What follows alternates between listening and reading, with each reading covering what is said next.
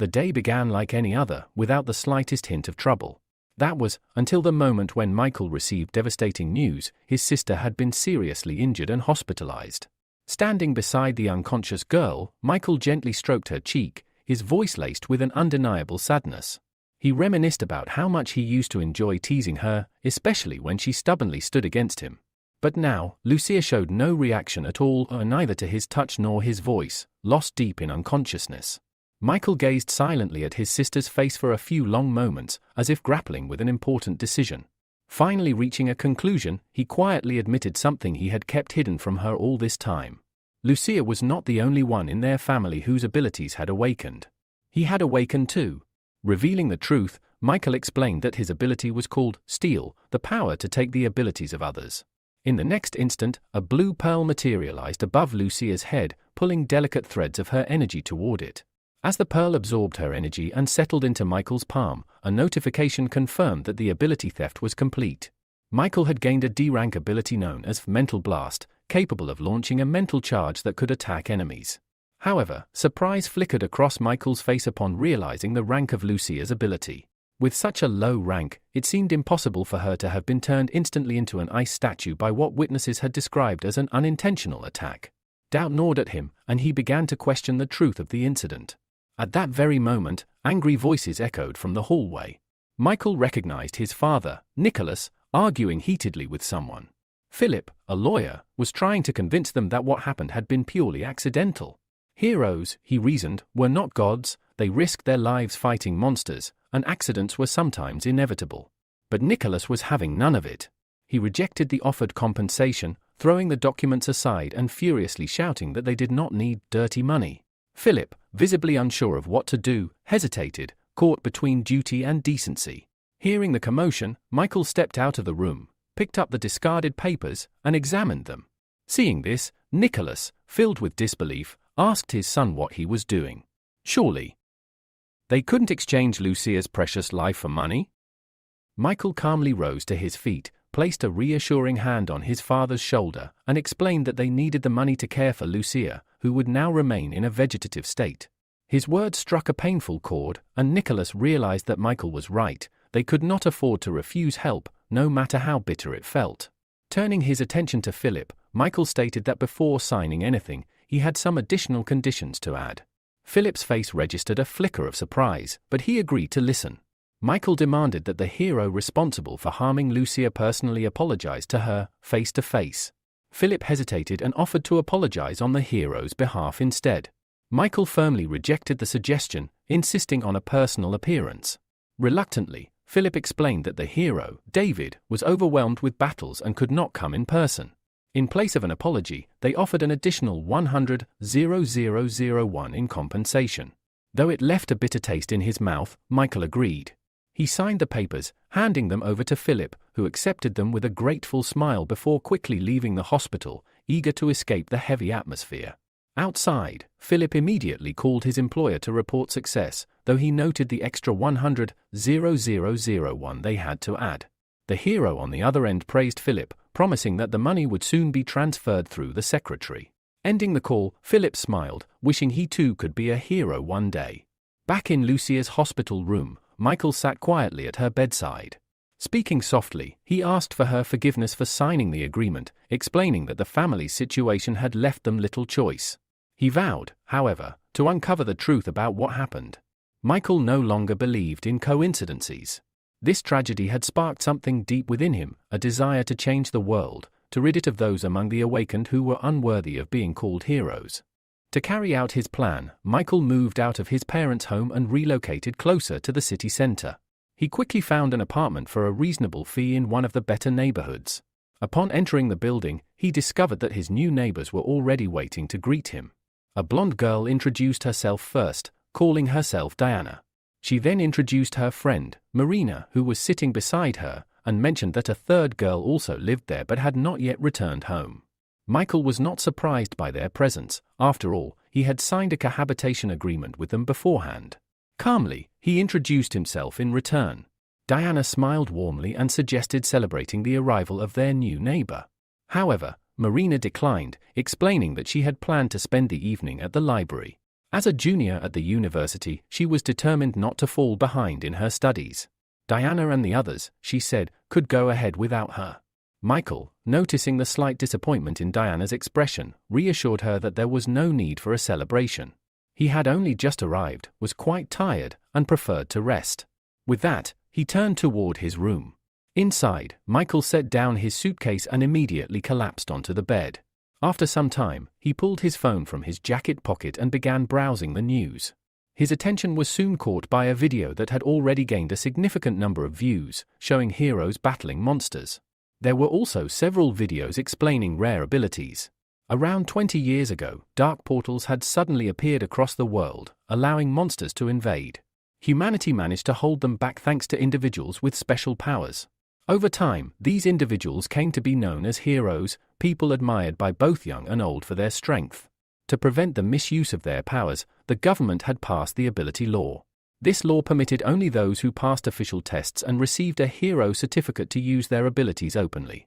Watching the footage of the heroes battling monsters, Michael recognized the event where Lucia had been injured. He replayed the video several times but found nothing suspicious. Sighing heavily, he set his phone aside, deciding that tomorrow he would review the footage once more with a clearer mind. When Michael checked his phone again to see the time, he was shocked to realize it was already 2:30 in the morning. Jolting upright, he hurried to wash up and get to bed, knowing he had work early the next day. Gathering his things, Michael stepped out of his room and headed for the bathroom, careful not to turn on the hallway light to avoid disturbing his neighbors. However, after taking only a few steps, he froze. Ahead of him, he spotted a girl barely able to stand, leaning heavily against the wall as she stumbled down the corridor. It was easy to guess that she was the third roommate he had yet to meet. Sensing someone's presence, the girl opened her eyes in a daze, trying to discern who stood before her. Without moving, Michael greeted her politely. Without replying, the girl pushed herself away from the wall and headed straight for the bathroom, mumbling an apology and saying she needed it first. Moments later, she collapsed onto the toilet and vomited, her stomach overwhelmed by alcohol. After a few minutes, the girl, whom he later learned was named Valeria, had fallen asleep right there, leaning against the toilet. Concerned, Michael cautiously entered the bathroom and gently touched her shoulder, asking if she was all right. When he received no response, he paused, contemplating what to do to avoid any misunderstandings later on. Deciding it was best to involve another female resident, he left the bathroom and knocked on Diana's door. After a few moments, he heard soft footsteps, and the door opened to reveal a yawning Diana, her voice thick with sleep as she asked why Michael was awake at such a late hour. Apologizing for disturbing her, Michael quickly explained that Valeria was drunk and needed help. He thought it would be more appropriate if another girl assisted her. Diana sighed, her expression tired. She said it was not the first time Valeria had gotten drunk like this, and told him simply to leave her as she was. She added that she had work early in the morning and immediately closed her door, leaving Michael standing alone in the hallway. Left with no other choice, Michael realized that he was the only one who could help Valeria. Michael returned to the bathroom and once again tried to wake Valeria, hoping to help her get back to her room. However, she did not stir. Her deep sleep seemed undisturbed by his efforts. Not wanting to interrupt her stay in the kingdom of Morpheus, Michael sighed and silently apologized for his next course of action. He carefully lifted the unconscious girl into his arms. As soon as he did, a message appeared before him, revealing a new ability called Brain Overload. This ability allowed a short-term overload of the brain, significantly increasing its computing capabilities. The message also noted that Valeria was unaware of this ability's existence. After reading the message, Michael carefully carried the girl into the living room, where he laid her down on the sofa and covered her with his jacket. With no regrets, he took away her ability, promising that he would repay her once everything was settled. A slight smile tugged at Michael's lips as he wondered what effect the new ability would have on him. The next moment, another message appeared, revealing that Brain Overload and Mental Explosion were both related to mental abilities and could be combined. Seizing the opportunity, Michael materialized a blue energy pearl in his free hand and whispered the command to unite them. Instantly, both pearls flew into the air and began to merge. After a few moments, an orange pearl settled in his palm, and with it came another message. Michael had gained the D+ rank Superb Brain ability. This ability automatically sent mental attacks and greatly enhanced his ability to calculate and deduce. Excited by the potential of this new power, Michael considered how it might help him uncover clues in the video of the incident in which his sister had been injured. Several hours later, the bright rays of the sun shone down on the sleeping city. Michael, still deep in the kingdom of Morpheus, continued to dream until persistent knocks on his door interrupted his rest. Sleepily, he climbed out of bed and opened the door, asking who was there. As soon as he saw the figure before him, surprise flashed across his face. Valeria stood in front of him, now awake and dressed simply. Michael noticed she was holding his jacket in her hands. Smiling, she introduced herself and thanked him for his help the previous night. The hero replied that it had been nothing, that he simply couldn't ignore her situation, and that she could call him Michael. Recalling that he had taken her ability the night before, Michael asked if she felt all right or if she was experiencing any discomfort. Valeria assured him that she was fine, having grown used to it, and that he need not worry. At that moment, Alex entered the room, his face lighting up with a joyful smile as he congratulated Michael on his move. When he saw Valeria standing next to him, Alex froze, his expression one of shock. He pointed at her and asked, bewildered, how Michael dared to date someone behind his best friend's back. Michael quickly cleared up the misunderstanding, explaining that Valeria was simply a neighbor. Alex's jaw dropped in surprise, and after a few moments, he straightened up, fixing his hair before clearing his throat. With a sheepish smile, Alex stepped closer to Valeria, extended his hand, and introduced himself as Michael's best friend and colleague. He told her she could call him Alex. Valeria, still a bit confused, shook his hand and introduced herself. Alex immediately began to excitedly explain that he was one of the few people with a special ability. His power allowed him to take pictures and videos with his bare hands. He cheerfully offered Valeria the chance to contact him anytime if she wanted to take some beautiful photos. Knowing how talkative his friend could be, Michael stepped forward and turned Alex toward the door, signaling that it was time to leave. He turned to Valeria and explained that Alex had come to give him a ride to the editorial office, and they were leaving now. The journey to the office was quick, as it was still early in the morning. Once inside the building, Michael settled into his work chair and immediately started playing the recording he had studied the previous evening. He had hoped it would provide some new insights, but unfortunately, he found nothing useful. In the video, the hero used his ice-controlling ability to quickly defeat the monster attacking their city. Michael then decided to activate his new superb brains ability and see how much it would help him in his investigation. As he played the video again, he began to notice smaller, previously overlooked details. One of these details caught his attention. During the battle, the hero made a strange movement with his hand, touching his lips. Before Michael could analyze this further, Alex nudged him with his elbow, pulling him from his thoughts. Rolling his chair closer, Alex asked with interest why Michael wasn't pursuing a relationship with girls, especially with someone as beautiful as Valeria. With a wide grin, Alex added that if Michael wasn't going to do anything, then he certainly would, and without hesitation, he continued talking, unaware of Michael's focus on the monitor. Michael replied in an even tone that they were just neighbors and nothing more. Not wanting to fall behind, Alex, still wearing his grin, said that it was very easy to go from roommates to bedmates.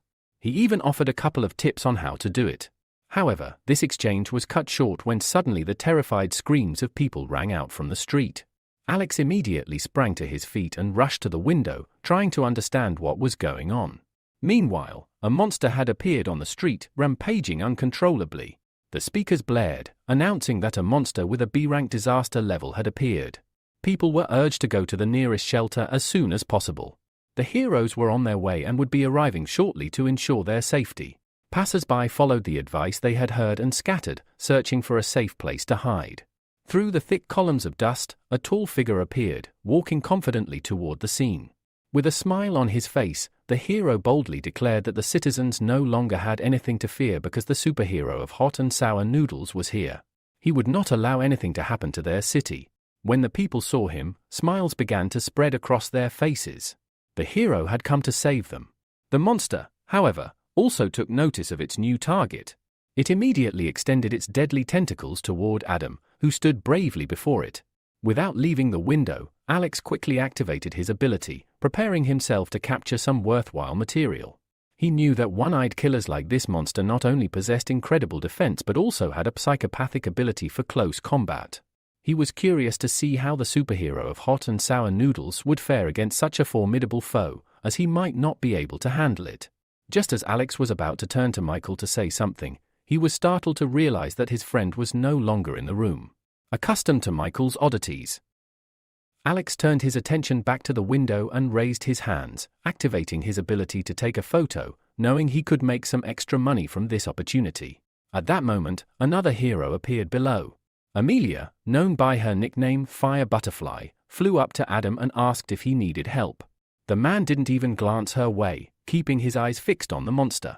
He shouted at her that she had arrived just in time and asked her to attack while he held off the creature. Amelia, lacking confidence, replied that the hero of hot and sour noodles could rely on her. Meanwhile, TV channels didn't waste time and began broadcasting the heroic battle live. On the large screen, the dark-haired man, Thomas, criticized the hot and sour noodles hero for being too selfish and narcissistic when he first arrived on the scene.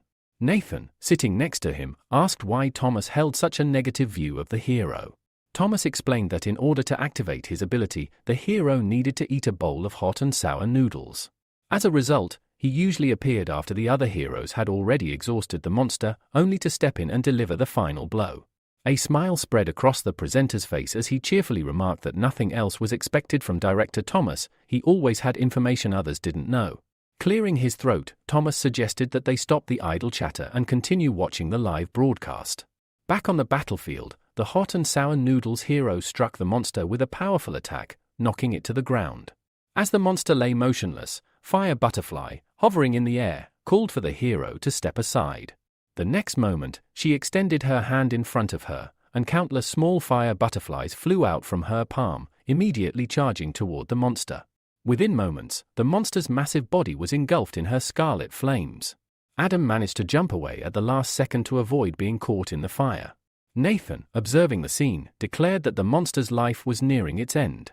However, Thomas disagreed. Without taking his eyes off the monitor, he explained that monsters were smarter than people thought. Throughout the entire battle, he had not seen any signs of anxiety from this particular monster. Suddenly, a powerful whirlwind of flames enveloped the monster's body, soaring upwards. The monster, who appeared unscathed, remained standing, its eyes burning with an eerie determination. Adam stood up, his face serious. Looking at the monster, he declared that their enemy had evolved and now possessed a fireproof shield. His words caused a look of horror to spread across Amelia's face, and she asked if the hero of hot and sour noodles could hold out just a little longer until the other heroes arrived. The man hesitated, a recent memory flashing through his mind. His management had told him that if he wanted to become one of the company's most famous stars, he couldn't afford to lose anymore. If he failed, Adam's fame would be significantly diminished, and the company would shift its resources to younger, more promising heroes. The hero realized that if he didn't overcome this challenge now, he might forever lose his place as the senior leader in the company. Meanwhile, Michael had been watching them from a safe distance, his palm raised to his lips. Adam popped a small pill into his mouth. Despite the distance between them, Michael noticed the pill, and a look of surprise crossed his face when he recognized it. He had seen such a pill before. Suddenly, one of the monster's tentacles grabbed Fire Butterfly's body, squeezing it with terrifying force. Amelia screamed in fear, calling out to Adam for help. The tentacle tightened its grip, and more of the monster's limbs rushed toward her at high speed. In a panic, Amelia shut her eyes and screamed that she didn't want to die. Then, one of the monster's tentacles detached from its body. The monster froze, looking at its severed limb, which had just moments ago been holding its captive. The hero of hot and sour noodles had arrived in time, saving Amelia from certain death. Nathan, watching the scene, joyfully slammed his fist on the table. He turned to the rest of the audience and explained that the hot and sour noodles superhero could only maintain his fighting form for 15 minutes. However, this time, he had not only lasted longer but had also become stronger than before. The inspired man jumped to his feet and, raising his clenched fist, shouted that their hero had not yet aged. Thomas, on the other hand, showed restraint, unlike the overly emotional presenter. Though he didn't voice it, it was clear he was pleasantly surprised by this turn of events. However, he was not allowed to finish speaking, as Nathan's expression instantly grew more serious. He sat back down, his eyes glued to the monitor. The one-eyed monster was attacking again. The monster's tentacles sharpened and rose into the air. The next moment, as they rushed toward Adam, a terrible roar echoed, and thick clouds of dust and small fragments of stone surged into the air. The hero, surrounded by blue lightning, managed to withstand the attack, his powers protecting him. Smirking, He declared that it was too weak. Then, with a furious cry, Adam launched himself from beneath the pile of stones. The monster didn't even have time to react before its limbs were severed and its body pierced through in an instant. Adam had put all his strength into this blow, successfully counterattacking his enemy. With a smile on his face, he watched as the monster's body, paralyzed by lightning, remained frozen in the air for a few more moments, while its tentacles rapidly fell to the ground.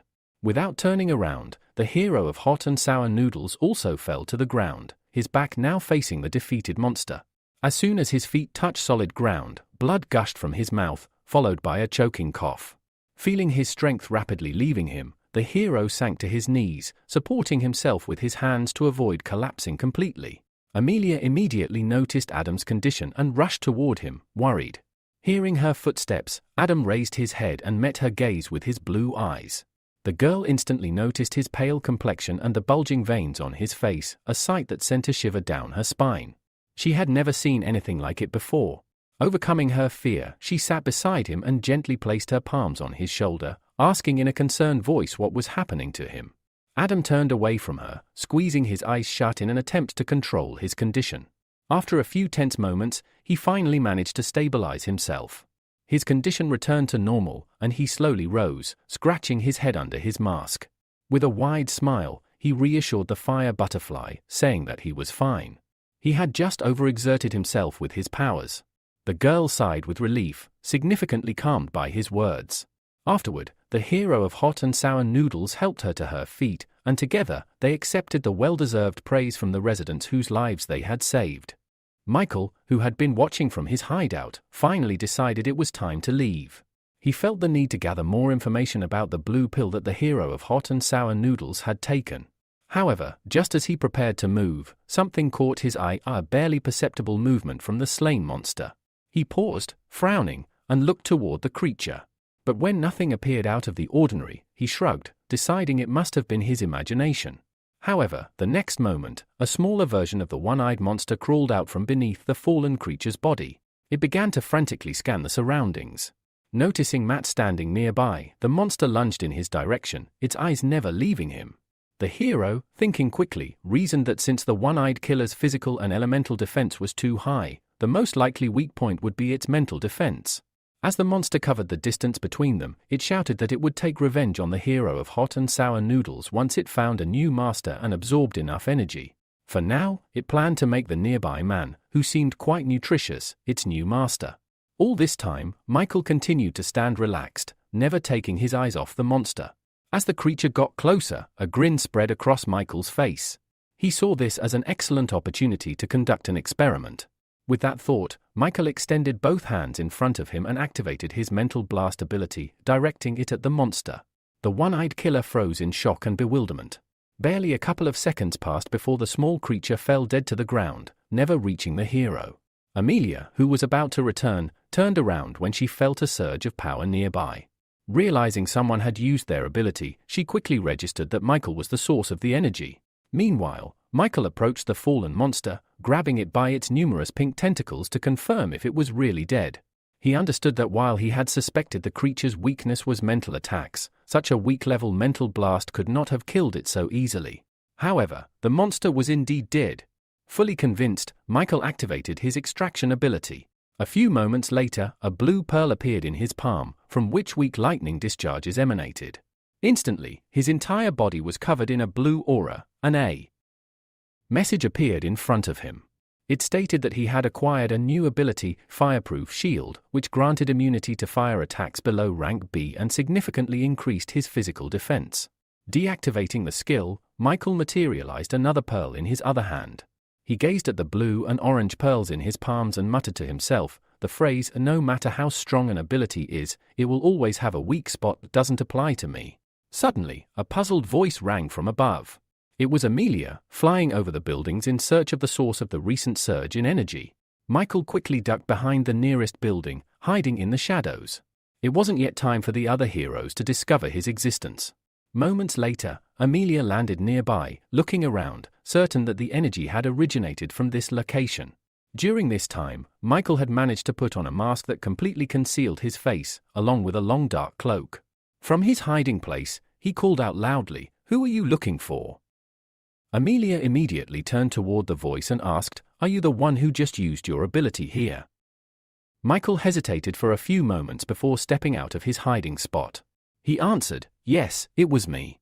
When Michael was only a few meters away from her, Amelia eyed him suspiciously and asked, "Are you a hero?"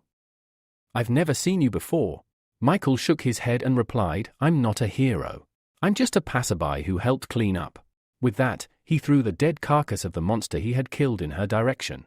Amelia's face displayed surprise when she saw a miniature clone of the one-eyed killer land before her.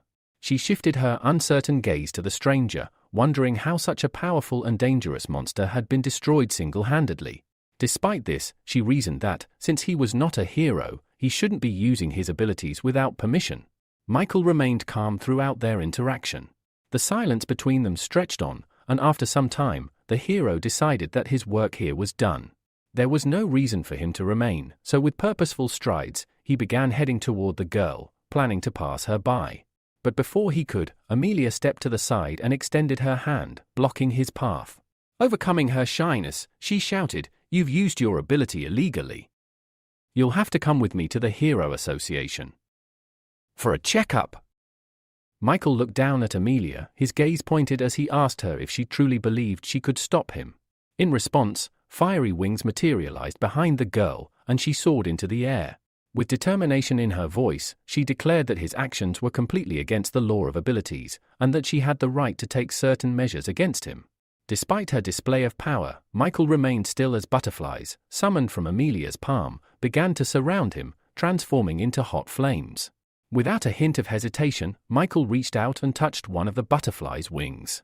He calmly asked, "Is this how heroic defenders treat ordinary people?" Amelia's eyes widened in shock and disbelief as Michael crushed one of her butterflies with a single movement of his hand. He then casually moved closer to her, raising his clenched palm to her face. "It's my turn to attack now," he said, his voice cold. Realizing she was no match for him, Amelia shot upward at incredible speed. Without even looking back, she shouted a pleading apology. But Michael, almost immediately, dismissed her from his mind. His thoughts shifted to the strange blue pill that the hero of hot and sour noodles had taken earlier. He was now certain that this same pill had been consumed by the hero responsible for what had happened to Lucia.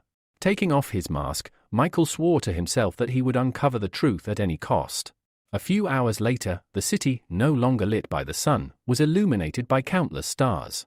Michael's workday had ended, and he caught the late-night metro, which arrived on time despite its infrequent schedule. Sitting on the bench, Michael reasoned that, in order to avoid drawing unwanted attention to himself, he should stop collecting others' abilities. He also decided that focusing on developing his brain overload ability and gathering more information about the blue pills was his best course of action. All this time, a man with dyed purple hair had been watching him intently from nearby. As Michael closed his eyes and leaned back, the man waited for a few moments before walking past him, quietly apologizing. Michael didn't immediately realize what had happened. Without opening his eyes, he reached out for his backpack, which was lying nearby, but his hand met only the hard surface of the bench. Confused, Michael opened his eyes and looked around, noticing the space next to him was empty. His backpack was gone. Realization struck him quickly. The man in the green jacket, who had been standing opposite him, must have stolen it. Michael scanned the other passengers in the carriage, but no matter how hard he looked, the thief was nowhere to be seen. The hero frowned, suspecting that the thief might have an invisibility ability. Since they had not yet reached the station, Michael could not get off the train, so he closed his eyes again, activating his brain overload ability to enhance his senses. A few moments later, Michael's plan proved successful. He picked up the scent of his backpack from a nearby man, though the man's clothes and aura were completely different from what they had been moments ago. Michael immediately dismissed the idea of an invisibility ability. It seemed more likely that the man had the ability to change his appearance, or even reincarnate. A smile played on Michael's lips. Such a useful ability. I can't let it slip away, he thought. 20 minutes later, the metro arrived at the final station, and all the passengers disembarked. Michael followed the thief unnoticed, who was strolling leisurely with the stolen backpack. The thief, named Fred, was pleased with his luck. He had managed to rob someone and leave without being detected.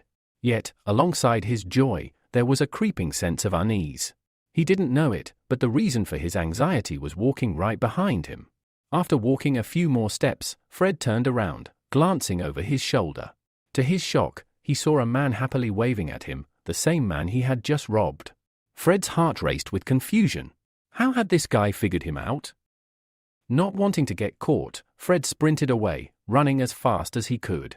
Fortunately for him, a public restroom appeared around the corner, and he dashed inside. Michael, however, had already guessed where the thief had gone. Michael approached the small building and, without hesitation, pushed open the door to the men's restroom. In a mocking tone, he called out, asking if Fred truly believed he could hide from him in a place like this. However, contrary to Michael's expectations, the restroom was completely empty. Frowning, Michael turned and stared at the sign for the women's restroom. It was the only other place Fred could be. Without wasting time, he entered. Inside, there was only one closed booth. Michael knocked on the door, ordering the person inside to come out. A high-pitched, panicked voice screamed back, claiming there was a pervert in the restroom. Sighing heavily, Michael declared that he had no other choice. With a swift kick, he broke down the door. Immediately, a barrage of objects, cosmetic items and a roll of toilet paper was flung at him in desperation. Brushing off the scraps of paper, Michael calmly remarked that Fred's ability was quite unusual. It was even capable of altering his voice. Before him stood Fred, cowering against the wall, dressed ridiculously in short women's shorts, a blouse, and stockings. Upon closer inspection, Michael realized that while Fred's ability could change his clothing and voice, it could not alter his physical body or facial features. Defeated, Fred lowered his head in shame and apologized, fully aware of the hopelessness of his situation. Transforming the purse he had stolen back into Michael's backpack, Fred handed it over with a trembling, apologetic smile. Michael immediately opened the bag to check its contents. Finding nothing missing, he slung it over his shoulder and, with a threatening tone, asked if Fred had dared to look inside. Terrified, Fred quickly shook his head, insisting he had not. Satisfied, Michael adjusted his glasses and advised Fred to find an honest job and live a better life. Fred, desperate, clasped his hands together and promised never to steal again, thanking Michael for sparing him. However, Michael suddenly stopped him, raising an eyebrow. He asked, bewildered, when exactly he had said anything about sparing Fred. What happened next left Fred so shocked that he fainted on the spot. Moments later, Michael, now in possession of a new ability, left the restroom with a satisfied smirk. Although he had previously sworn to stop stealing abilities, the temptation this time had been too great to resist. The ability, called changing clothes, allowed him to instantly change his outfit with a simple motion and even provided additional storage space. Eager to test it, Michael activated the ability before stepping outside. Instantly, his appearance transformed. The plain clothes he wore were replaced with a stylish black suit, jacket, shirt, tie, and trousers. His glasses were replaced by sleek contact lenses. Admiring his reflection briefly, Michael thought to himself how incredibly convenient this new skill was. Just then, two police officers approached. They explained they had received a report about someone shouting about a pervert in the women's restroom and asked if Michael had witnessed anything. Calmly, Michael nodded and pointed toward the restroom, claiming he had seen a suspiciously dressed pervert there. A few minutes later, the officers emerged, dragging the unconscious Fred between them. Michael watched the scene without a hint of guilt. In his mind, he reasoned that not everyone deserved the powers they possessed, and he would be the one to correct that injustice. 1 week later, Michael sat in the back of a taxi, heading to an address Alex had sent him. When the taxi arrived, he paid the driver and stepped out. There, waiting at the entrance, was Alex, who greeted him enthusiastically, waving and smiling as if he had been waiting for hours. Michael, however, was not in a joyful mood. He wearily asked what was so important that Alex had insisted he come all the way here. Throwing an arm over Michael's shoulders, Alex, still smiling mischievously, said that Michael would not believe who he had seen at the nightclub. Uninterested, Michael asked flatly who it was. Alex, clearly savoring the moment, finally revealed that it was Valeria, Michael's supposed girlfriend, working there as part of the service staff. Michael shot him a tired glance and corrected him. Veronica was not his girlfriend. He asked why Alex was telling him this. Laughing, Alex pushed him toward the club entrance, insisting that Michael could drop the act. Once inside, everything would be clear. Without another word, they crossed the threshold and entered the building. Our hero's eyes widened in shock the moment he spotted a familiar face. On the stage, within a caged platform, danced Valeria, his neighbor. Dressed in a daring bunny costume, she moved to the rhythm of the music, swaying her hips side to side, all while smiling brightly under the cheers of the crowd. However, her expression suddenly changed. Fear and panic flickered across her face as she noticed Michael entering the club alongside Alex, making their way toward the seating area. They quickly found an empty table. Alex ordered drinks for both himself and his sullen companion. As the drinks arrived, Alex nudged Michael, who sat hunched over the table, his chin resting heavily on clasped hands, lost in thought. Alex chuckled and encouraged him to lighten up, reminding him that there were still many beautiful women in the world besides Valeria. Tonight, he said, they were on Alex's turf, and Michael should try to enjoy the moment. Waving at a group of girls nearby, Alex beckoned them over. They approached the table with cheerful smiles. One by one, Alex introduced them to Michael, proudly pointing out that the man beside him was his best friend. The girls, not needing further invitation, sat down next to Michael, eager to entertain. Meanwhile, at the next table, a heated conversation was unfolding. Surrounded by two women, a young man loudly complained about his bad luck. He griped that if his brother hadn't taken his car, he would not have lost the race. Across from him, a composed man named Logan reached for the call button, advising him to simply accept the loss rather than blaming the car. Austin, the frustrated young man, shot back that Logan had no right to lecture him. After all, Logan had failed to earn his father's favor and had been demoted to the role of bodyguard. After a brief pause, Austin laughed mockingly, suggesting it was because Logan could never keep his mouth shut. Logan's lips curled into a dry smile. He replied coolly that an ordinary person, limited by a mere C-rank hero title, shouldn't concern himself so much. Clicking his tongue in irritation, Austin leapt up and, in a flash of anger, struck a waitress, Valeria, who had been serving their table. He insulted her, declaring her abilities worthless. Grabbing a bottle of alcohol she had brought, Austin sneered, asking how she could serve something so disgusting.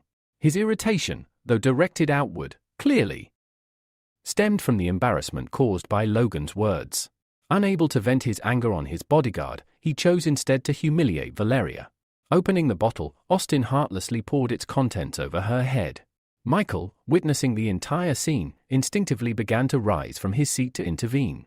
But Alex hastily grabbed his arm, urging him not to act recklessly. He warned Michael that Austin was no ordinary troublemaker. He was the second son of a powerful A-rank hero from the Olympus Company, known as the Mechanical Hero. Worse yet, Austin was accompanied by Logan, the C-rank hero known as the Flame Fist. Challenging them would be dangerous for any ordinary person. Michael reassured him that he had no intention of starting a fight. He simply said he needed to use the restroom. Reluctantly, Alex let him go with a heavy sigh. Meanwhile, Valeria sat frozen on the floor, drenched in alcohol, too humiliated to lift her head. Austin, losing all interest in her, returned to the girls on the sofa and coldly ordered the club's waiters to get rid of her. Without hesitation, two staff members approached. One of them grabbed a bottle and forcibly poured alcohol into Valeria's mouth, holding her head in place as she struggled weakly. Just as Valeria was about to give in to despair, someone shoved the waiter aside with force. Freed from their grip, she coughed violently, spitting out the alcohol she had been forced to swallow. Without even looking directly at her, Michael's voice cut through the tension. He said calmly that he had heard the son of the mechanical hero was present. Logan immediately stiffened, sensing the seriousness in Michael's tone. He asked sharply who Michael was. Seated casually in a chair opposite them, Michael replied with a cool demeanor that he was simply someone looking to make a deal with young Master Austin. Austin, pouring himself another drink, glanced lazily at Michael and asked what kind of deal he was proposing. Logan, growing increasingly uneasy, leaned in and suggested it was already late, they should leave immediately. Austin bristled at the suggestion. Furious, he hurled his bottle at one of the nearby security guards, shouting that no one should interfere with him. The moment Michael mentioned a deal, Austin's demeanor visibly darkened. His irritation flared, but Logan, bound by his role, could do little to rein him in. Losing all patience with his bodyguard's interference, Austin stepped forward and demanded to know what kind of deal Michael was proposing. Logan reached out, placing a firm hand on Austin's shoulder, urging him to step back. He muttered that Austin was far too drunk and should rest, casting a displeased glance at Michael and muttering that he would handle this clown himself. Meanwhile, Michael casually swirled the amber liquid in his glass. Hearing Logan's words, he smiled slightly and said that, although he was normally against violence, the man's interference had forced his hand. He placed the glass back on the table and rose slowly, his gaze locked onto Logan. As he stood, Michael deftly wrapped bandages around his fists, activating his ability with a calm declaration they would soon see who would be teaching whom a lesson. Flames erupted over Logan's bandaged fists as he took an aggressive stance. He warned Michael that he would show no mercy. Michael, however, remained perfectly still, quietly observing. By now, a crowd had gathered, drawn by the prospect of witnessing a live fight between heroes.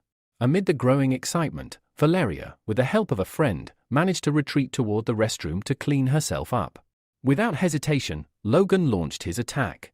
As he closed the distance between them, confusion flickered across his face. Michael wasn't moving, nor did he seem prepared to dodge. Just as Logan's flaming fist neared, Michael simply sidestepped effortlessly, asking mockingly if that was the best Logan could do. Logan sneered, declaring that no opponent had ever survived this technique. Waving his hand, he unleashed a massive torrent of flames toward Michael. The clubgoers gasped in terror and scattered, fearful of being caught in the blast. The flames were so intense it seemed the entire place might be reduced to ashes. Yet, from within the inferno, no screams were heard. A moment later, a hand calmly emerged from the swirling flames. The fire dissipated as if snuffed out by an invisible force, revealing Michael standing unharmed, his clothes, even his cloak, perfectly intact. Logan's expression twisted in disbelief. Deciding it was time to end things, Michael extended his palm and launched a mental assault. Logan barely had time to process what was happening before his face paled, his body freezing in place. Approaching swiftly, Michael struck him sharply on the side of the neck. Logan collapsed instantly, unconscious before he hit the ground. A stunned silence fell over the club. Austin, who had been watching from the sofas, suddenly sobered.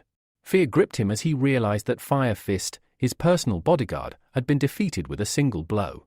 Ignoring the wide-eyed stares from the crowd, Michael crouched beside Logan and pressed his hand against his chest, extracting his ability without hesitation. It was over within moments. Now, Flame's strike was his to command. Rising calmly, Michael began walking toward Austin. Panic flashed across the young man's face. His remaining guards quietly slipped away, abandoning him to his fate.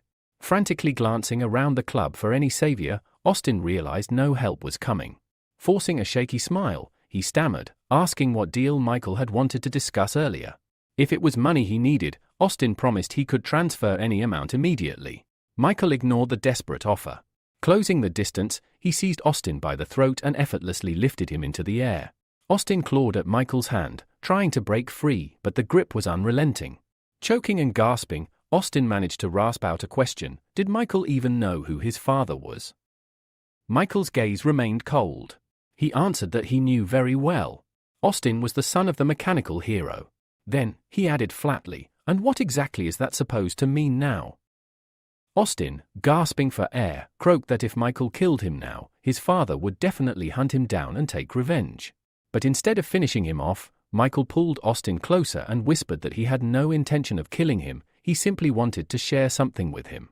Confused and wary, Austin asked what exactly he meant. Michael responded with a question of his own. Did Austin want to gain an ability? The suggestion stunned him. Still kneeling on the floor, Austin rubbed his sore neck and stared up in disbelief. An ability wasn't something anyone could just hand out, only special circumstances or rare talents allowed such a thing. Scoffing, he accused Michael of thinking himself a god. Michael only sighed heavily. Without arguing, he turned and tossed a small piece of paper toward Austin. Calmly, he told him that if he truly wanted an ability, he should come alone to the address written there in exactly 7 days. Without waiting for a reply, Michael left the stunned young man behind. Outside, he quickly changed back into his casual clothes. As he stepped into the fresh night air, his phone rang. It was Alex, his voice slightly frantic, asking where Michael had gone. Michael simply replied that it was too noisy inside and he had stepped out for some air. When he asked if something serious had happened, Alex relaxed and joked that Michael had missed quite a show. He told Michael to wait outside, he would join him shortly, and they could grab some food together while he filled him in. Ending the call, Michael gazed up at the night sky, a small smile playing on his lips. The first phase of the plan was complete. Now, all he had to do was wait for Austin to take the bait. His real target lay within Olympus, the fastest path toward achieving his greater goal. Hours later, an emergency meeting was called at the headquarters of Olympus. All eyes were fixed on a large screen displaying CCTV footage of the fight between Fire Fist Logan and the masked stranger, Michael. Gilbert, Austin's father, and a prominent figure in Olympus, sat silently, watching every second. When the video ended, he finally spoke, asking the room for their thoughts. The ice adventurer spoke first, pointing out that the masked individual had used his hand like a blade to defeat Logan in an instant. Judging by his ability, the attacker was almost certainly above B rank. Another man sitting nearby disagreed slightly, saying it wasn't simply a knife strike. He emphasized that Logan had fallen the moment the masked man made a mysterious motion with his hand. Another official pushed a folder across the table. It contained the Identification Department's injury report on Fire Fist Logan. He urged everyone to read it before making assumptions. As the group skimmed through the document, shock spread across their faces. The report confirmed it: Logan's ability had vanished without a trace. A heavy silence fell over the room. It was clear now they were facing a terrifying new problem. Someone out there could erase abilities entirely. Pavel broke the silence first, asking where such a monster could have come from. Edgar responded grimly, saying that, to his knowledge, only one person ever possessed such an ability, an S-rank hero. Gilbert turned to him sharply, asking if he meant the hero.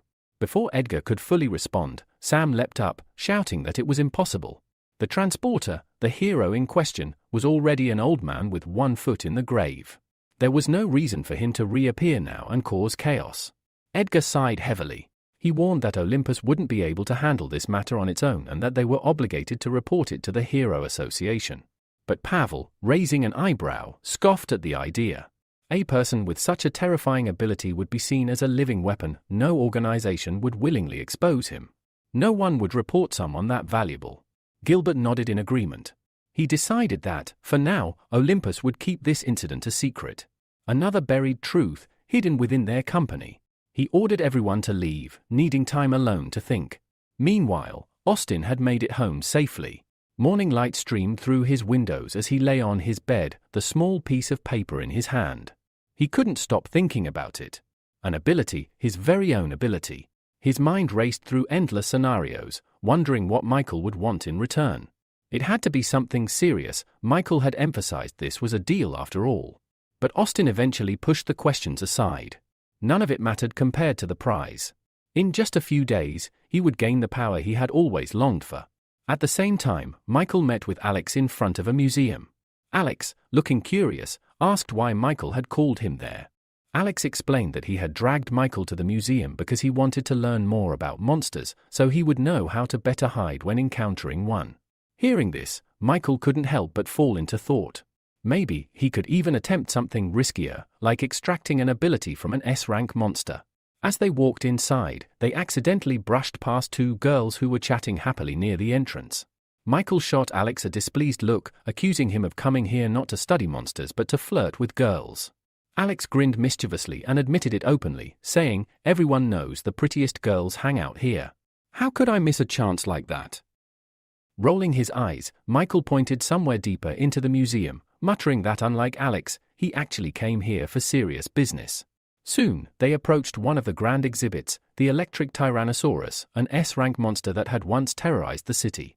Standing over 7 meters tall, it had unleashed devastating electric blasts, paralyzing the city and causing the deaths of 5 A-rank heroes and 20 B-rank heroes. Even now, the creature's preserved body seemed alive. Tiny discharges of lightning still crackled across its scales.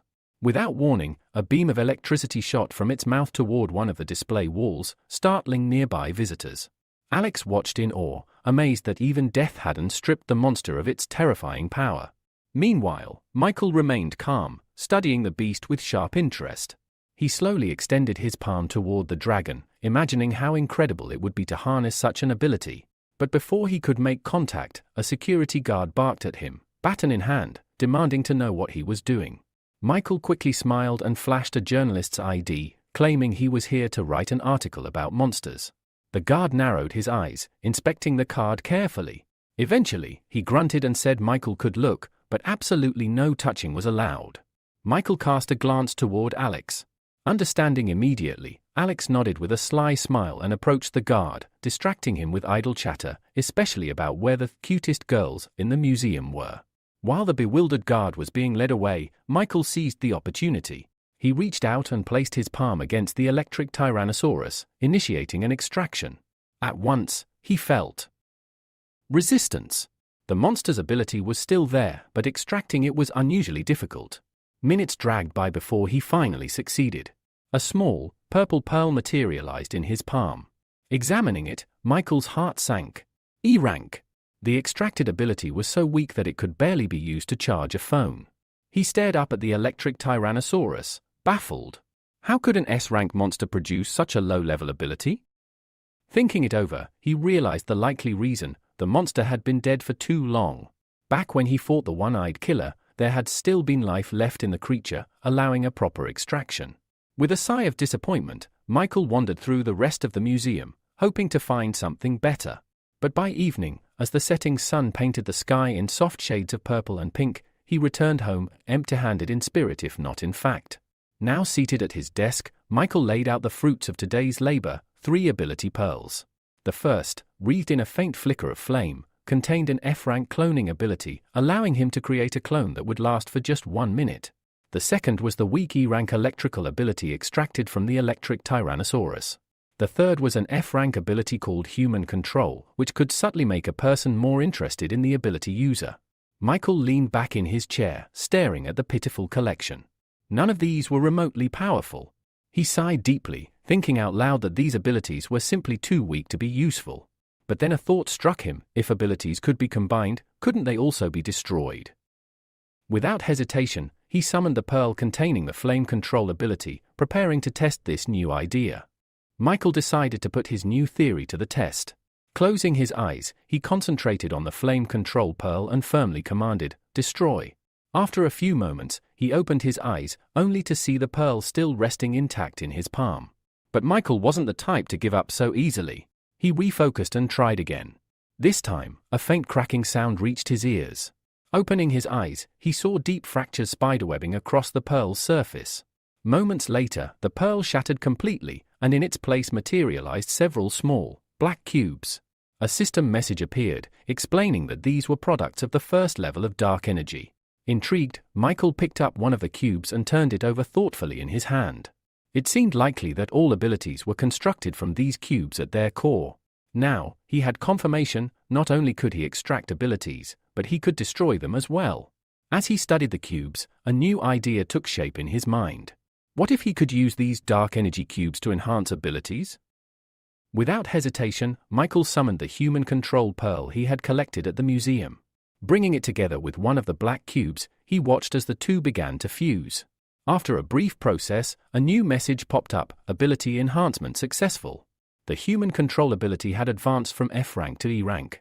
Now, instead of merely making someone interested in him, he could exert actual mental influence, subtly manipulating thoughts and emotions to carry out scams or sway decisions. Michael stared at the upgraded pearl in amazement. He hadn't truly expected it to work. Laying the enhanced pearl aside, he looked at the remaining black cubes with satisfaction. Possibilities danced through his mind. Maybe, just maybe, he could even create an S-rank ability of his own. Suddenly, loud voices echoed from the hallway outside his room. Among them, he distinctly recognized Valeria's voice, frantic and distressed. Michael frowned and slipped silently from his room, unnoticed, to see what was going on. In the living room, a heavy atmosphere hung over the scene. A man sat on the couch, a pipe clenched between his teeth, glaring at Valeria, who was in tears. The man exhaled smoke and said coldly that she was only good at crying and irritating everyone around her. He added, almost indifferently, that they hadn't meant to deceive her, at first. Listening carefully, Michael pieced together the situation. Robert, the man with the pipe, explained that if they hadn't lied to Valeria about her father's illness, she would never have sent them money so willingly. Their real goal had been to secure enough funds for her brother, to buy a house, a car, and find a good wife, costing more than $1 million. Another woman standing nearby, clearly Valeria's mother, spoke up in a softer tone, saying they simply had no other way to gather that much money. She insisted that they only wanted what was best for the family. Valeria, fists clenched in fury, snapped back. How could they justify lying to her? They had told her her father was deathly ill, desperate for expensive treatment. At that time, Valeria had worked herself to the bone, taking on 4 shifts a day, just to send them the money as fast as possible. The man exhaled more smoke and said calmly that their family line could not simply end, no matter the cost. His words only deepened Valeria's anger. She demanded to know if this was their new method, forcing her to return home and marry a man she had never even seen. Her mother approached, trying to soothe her. She explained that even if the man lacked education, he was kind and would treat her well. Valeria pulled away sharply. With bitter rage, she asked them if they even knew where the $50,000 she had sent last week had come from. Fighting back tears, she confessed that she had been working not only as a bartender but also had become an escort, all to raise the money they demanded. The revelation stunned her parents into silence. Robert was the first to recover, his face contorting with rage. He stood abruptly, shouting that she had tarnished the family's name and reputation. Furious, he raised his hand, intent on striking her. Valeria simply closed her eyes, resigned. Even if he hit her, it wouldn't compare to the beatings she had suffered from abusive clients. At that moment, Michael intervened. Appearing swiftly beside her, he caught Robert's raised arm and calmly said that no matter what, she was still their daughter, and violence was not the answer. Robert, taken aback by the sudden interference, wrenched his hand free and demanded to know who Michael thought he was to meddle in their family affairs. Michael ignored him. Instead, he turned his attention to Valeria's mother, noting the clear difference between her regretful expression and Robert's cold indifference. Making a quick decision, Michael activated the human control ability, targeting the mother. Immediately, the woman stepped forward. Without hesitation, she slapped Robert hard across the face. Stunned, Robert stared at her as she berated him fiercely, blaming him for forcing their daughter into such misery. Turning to Valeria, Maria embraced her tightly, apologizing again and again for everything they had put her through. Robert, his anger draining away, sighed heavily and muttered that her brother would find his own way without needing Valeria's sacrifice. Watching this unfold, Michael couldn't help but think of his own sister, still lying helpless in a hospital bed. He clenched his fist silently, a burning resolve taking root within him. He would stop at nothing to uncover the truth and to achieve justice. The next morning, Michael and Valeria stood together at the train station, waving goodbye to her parents as they boarded the first train back to their town. Smiling brightly, Valeria shouted after them that she would visit for the New Year celebrations. From inside the train, Maria leaned out of the window, waving enthusiastically and calling out for her daughter to take care of herself and not to do anything foolish. A few minutes later, the train vanished over the horizon. Valeria turned to Michael, a warm smile lighting up her face, and thanked him for accompanying her through everything. Michael handed her a glass of a refreshing drink and told her that it would be even better if her brother learned a lesson from all this, understanding the value of things, rather than depending on the money she sent. Cheerfully, Valeria winked at him and beckoned for him to come closer, saying she wanted to tell him something. Michael, slightly embarrassed, hesitated but eventually took a step forward. Before he could react, Valeria leaned in and pressed a soft kiss to his cheek. Michael's eyes widened in surprise. Pulling away with a laugh, Valeria thanked him again, this time more sincerely. Later that night, Michael set off on a new adventure. Changing into his suit, he stealthily approached the heavily guarded Monster Corp's processing center. Security looked tighter than usual, and he pondered the best way to get inside without alerting anyone. Just then, a truck appeared from around the corner, heading straight toward the facility. Sensing an opportunity, Michael acted quickly, ducking underneath the vehicle and grabbing onto the crossbar, pressing himself flat against the undercarriage to stay hidden. Breathing a cautious sigh of relief, he thought he was in the clear, until he realized he wasn't alone. Right beside him, a girl was clinging to the underside of the truck as well, her eyes wide with shock at seeing him. She immediately gestured for Michael to stay silent. Realizing she had the same idea he did, Michael nodded and kept still. However, when the truck hit a bump, they were jolted violently, and he accidentally pressed even closer against her, earning a glare of irritation. Trying to break the tension, Michael whispered an awkward greeting, calling their meeting an incredible coincidence. The girl, clearly unimpressed, snapped that it wasn't a coincidence at all, it was a disaster. She insisted that they should ignore each other completely and act independently, relying solely on their own abilities. Introducing herself formally, she said she was Anna Cott, a representative of the F Chamber of Commerce, and then demanded to know who he was. Michael introduced himself in turn. Anna, looking ahead, informed him that they were close to the unloading zone, but with the way they were tangled together, she wouldn't be able to dismount properly. Before she could finish, Michael cut her off, telling her to hold on tight. Without warning, he jumped off the moving truck, holding her protectively. Twisting midair, he absorbed the impact when they hit the ground. For a moment, they lay stunned. Clearing his throat, Michael tried to get up but found he couldn't. Anna was still pressed against him. Half joking, he asked how much longer she planned on hugging him. Blushing furiously, Anna scrambled to her feet, turning away to hide her embarrassment. She irritably shouted that if the situation hadn't demanded it, she would never have hugged him in the first place. Eventually, they made it inside the processing center. Wandering through the dimly lit halls, they found the monster processing room. Anna, noticing Michael's wide-eyed look at the grotesque surroundings, teased him and asked if he was a rookie. Michael admitted honestly that he was. He said he would gladly follow the guidance of someone more experienced.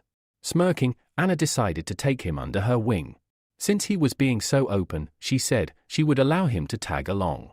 Leading the way, Anna stopped before a huge table where the corpse of a massive werewolf lay. Explaining her mission, she said that her boss needed white chest fur from this particular monster. Drawing a knife, she climbed onto the table and skillfully sliced off a small tuft of fur. Summoning a special bag, an ability called storage bag, Anna carefully tucked the valuable material away, smiling with pride. Looking at Michael, she boasted about her bag's impressive capacity, saying her task here was now complete. While she was distracted by her speech, Michael seized the chance to extract an ability from the werewolf's corpse. A system message appeared, acquired ability, metal transformation. It granted the power to alter the appearance and structure of any metal. Just then, alarms suddenly blared throughout the building. Both Michael and Anna stiffened in horror. Seconds later, a man in a white lab coat burst into the room, terror-stricken and sobbing. He screamed that the monster in the next room wasn't dead after all. Before anyone could react, a grotesque limb whipped out of the adjacent doorway, coiling around him like a serpent. The man cried for help as he was dragged away, disappearing into the shadows. Michael and Anna stood frozen as the lab doors slammed shut behind him. Anna let out a shaky sigh and reached toward her cloak. Anna, still trembling, leaned against Michael and asked him to support her. Her legs had gone weak from the shock and fear. Just as she spoke, she felt a faint touch on her shoulder. Before she could even react, a slimy tentacle wrapped tightly around her waist, yanking her violently toward the exit. Michael lunged after her, but the room was too dark to see anything clearly. Without hesitation, he summoned his ability, calling forth a sphere of flame that burst into existence above the ceiling, casting light across the chaotic scene. Illuminated by the fire, Michael spotted the monster dragging Anna away. Without wasting a second, he sprinted after them. However, the monster was astonishingly fast, slipping away into the darkness ahead. As Michael chased it, he noticed the rows of metal lockers lining the walls. An idea sparked. He immediately activated his newly acquired ability, metal transformation. In an instant, the metal lockers began to ripple and reshape under his will, transforming into long, bladed tentacles. With a mental command, Michael launched them toward the fleeing creature. In just a few strikes, the sharp iron limbs managed to slice through the monster's grasping tentacle, severing it and freeing Anna. Michael rushed to her side as she collapsed onto the floor, pale and shaken. Breathing heavily, he asked if she was all right. Anna pushed herself up and kicked away the severed limb with a grimace, noting with disgust that the hooks along its surface were brutally sharp. As she turned her head, Michael's floating fireball drifted deeper into the corridor, illuminating the nightmare that awaited them. There, standing before them, was the monster in full. Its grotesque body was composed entirely of countless writhing tentacles, coiling and slithering as if with a mind of their own. The creature wore a horrifying bone mask, and from behind it, the tentacles twitched and shivered. Scattered around the monster were other victims, captives entangled in its limbs, desperately crying out for help. Anna's face paled further, a look of pure confusion and terror overtaking her. She had never encountered anything like this. The monster, sensing their presence, let out a low, guttural noise. Then, with terrifying speed, its tentacles sharpened into deadly points and lunged straight toward them. Reacting instinctively, Michael swept his arms outward and again transformed the nearby metal lockers, pulling them together into a massive shield. The creature's tentacles struck relentlessly, pounding against the metal barrier. Michael gritted his teeth and held firm, using the makeshift shield to block each violent attack.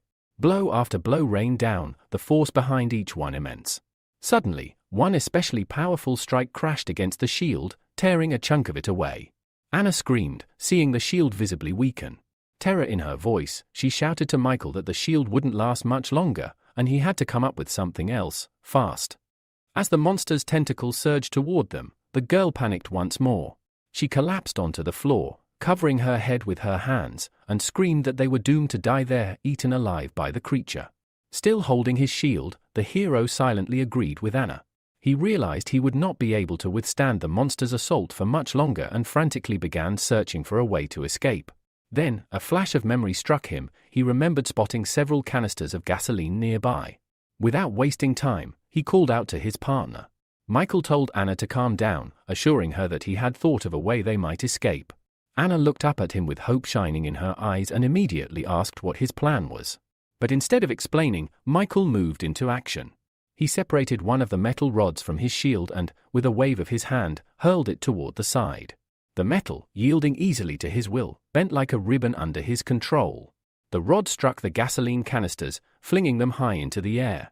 Then, still under Michael's guidance, the rod continued its movement, this time aimed directly at the monster's body. Simultaneously, Michael divided the floating fireball he had conjured into several smaller ones, maneuvering them dangerously close to the airborne canisters. Without hesitation, he grabbed Anna by the hand and sprinted away from the scene. Moments later, a tremendous explosion erupted behind them, a wave of intense heat lashing at their backs. The other prisoners, who had also been held captive by the monster, seized the moment and broke free. They, too, ran toward the exit with all the strength they could muster, leaving the monster trapped within a raging inferno. However, Michael's plan did not succeed as perfectly as he had hoped. The explosion had failed to kill the creature. One of the monster's massive tentacles shot out, pursuing them relentlessly. Anna was once again teetering on the brink of death, until, out of nowhere, a figure appeared. With a swift strike, the newcomer severed the tentacle and then positioned himself directly in Michael's path, blocking further escape. The man glared at them with a cold, commanding look and, in a voice filled with menace, demanded to know if they were the thieves responsible for reviving the monster and unleashing it upon the area. Anna, bristling with irritation, stepped defiantly out from behind Michael. She demanded to know who he was and why he was spouting such nonsense. The stranger, glaring at her from beneath heavy brows, replied sharply that she was far too disrespectful for someone of her age. Anna fired back with even greater irritation, accusing him of being the one disrespectful toward young people, despite being nothing more than an old man himself. Throughout their argument, Michael remained silent, scrutinizing the man closely. There was something familiar about him. Searching his memory, Michael suddenly recalled, this was Simon Kurd, the hero who had defeated King Kong Berserker 10 years ago. Stepping forward, Michael placed himself protectively in front of Anna and offered Simon a respectful apology for his partner's behavior. Simon let out a low chuckle and turned his gaze back to the monster, commenting that Michael was certainly more polite than the girl. Yet, he added, he had no time to waste, the monster needed to be dealt with first. Without another word, Simon leapt into action. He drew the sword slung across his back and shouted, Polar Star Attack, Style 1, Greedy Wolf Strike. A torrent of energy burst from his blade, manifesting as a massive wolf.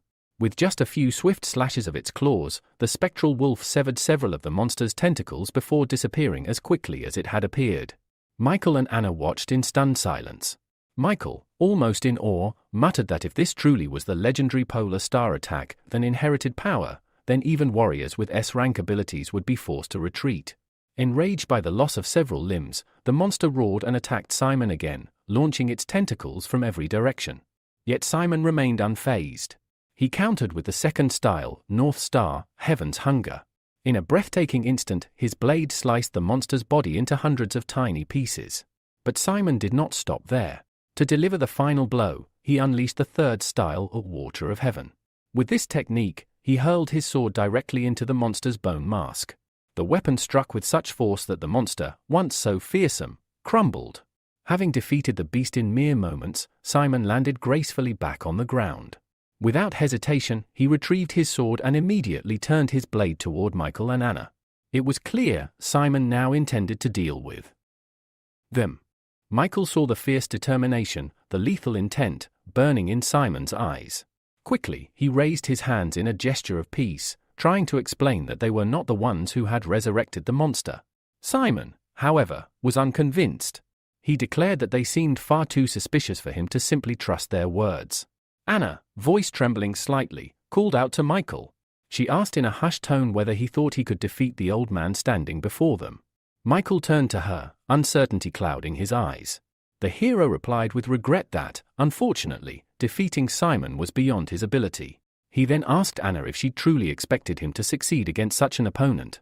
Anna shook her head and smiled, saying she simply wanted to lend him a weapon. Without warning, she handed him something, and before Michael could even react, armor swiftly wrapped itself around his entire body. Meanwhile, Anna turned and sprinted away, calling over her shoulder that the armor was crafted from the materials of a B-rank monster. It should offer him reliable protection, at least for a short time. At that very moment, Simon launched another sudden attack, a brutal reminder of his presence. The assault was so swift that Michael could only instinctively step back and shield himself with his right hand.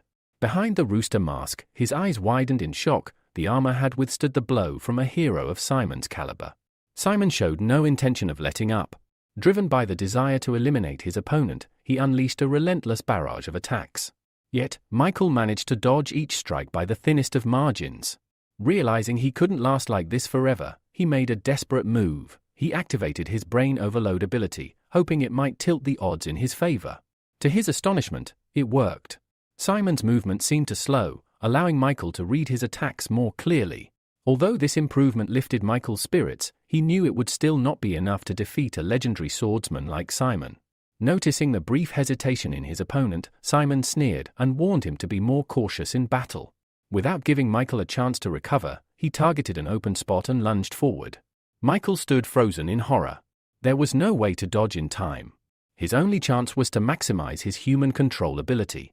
In an instant, Simon froze in midair, unable to move even a finger. His face twisted in shock as he looked at Michael, demanding to know how he had been paralyzed so easily. The effect, however, was fleeting. As soon as it wore off, Michael leapt aside, narrowly avoiding Simon's sword.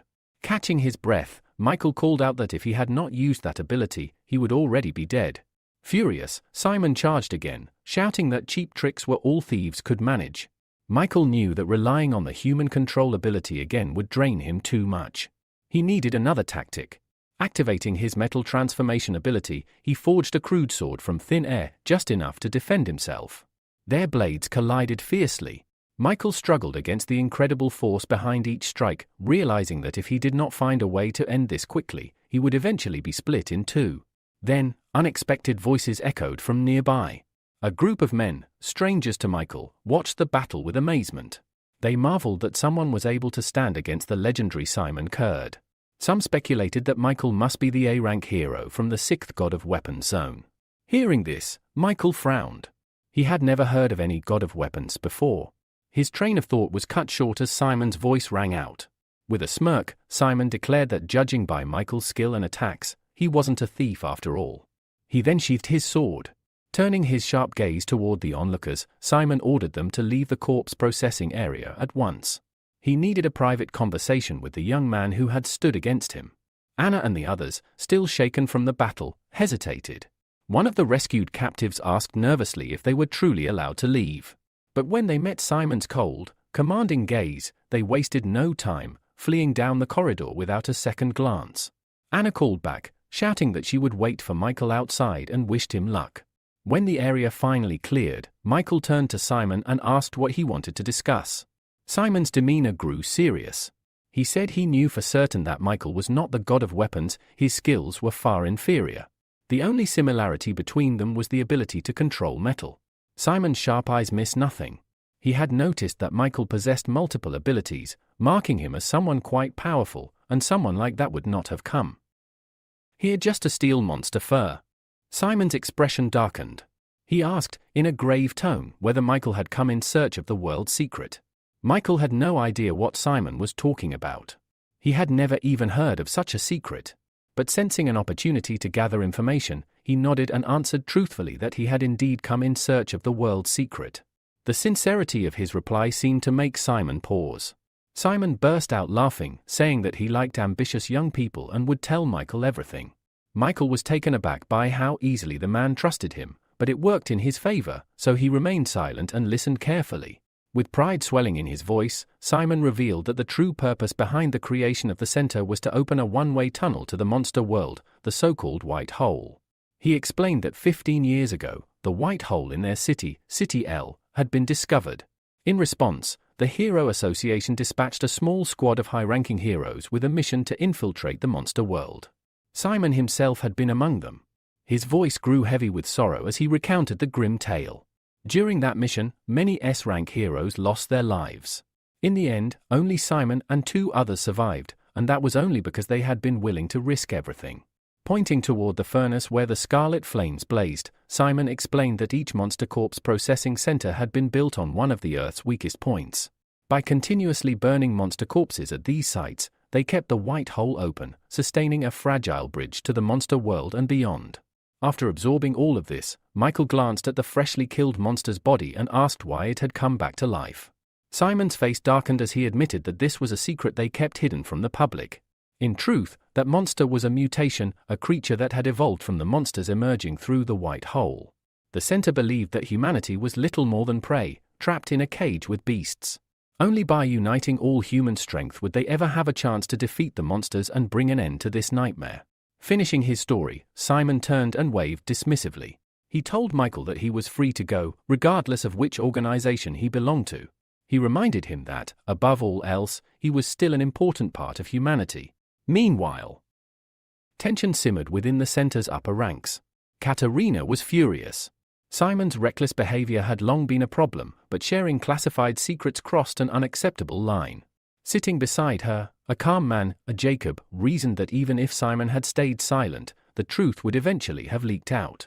It was impossible to keep such monumental secrets contained forever. Katerina sighed heavily and turned, asking if preparations for the video conference were complete. The next moment, dozens of windows lit up, showing the faces of participants from various places. A female voice announced that over 25 people were attending, and all conditions for discussing an S-rank matter had been met. Katerina and Jacob listened attentively. Once the report concluded, Jacob nodded and stated that it was time to begin. They would finally reveal the truth to the associations representing the highest-level heroes, those exceeding even A rank. At his words, a flash of fear crossed Katerina's face. She wasn't sure if humanity was ready to hear what was coming. Meanwhile, Michael visited his sister in the hospital. Sitting beside her bed, he quietly shared that he had learned a terrible secret that day.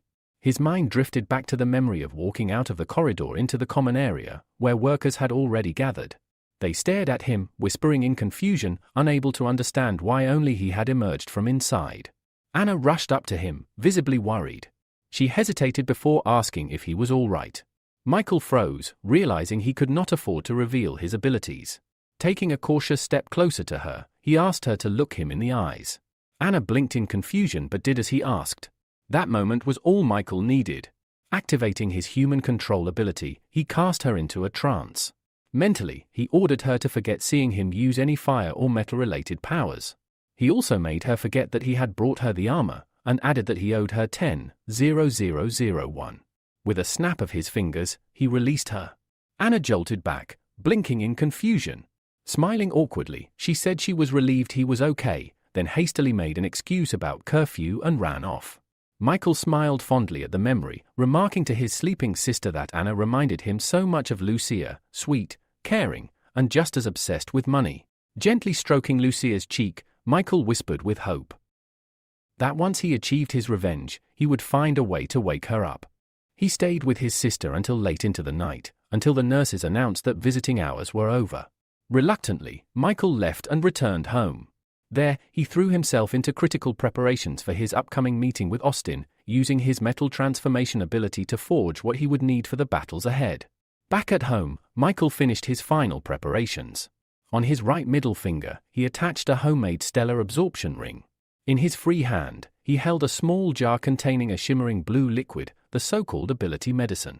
Michael needed a way to hide his true powers, and these two items would serve as perfect tools to deceive Austin. He also had a special mask prepared for this operation, a snake-themed mask.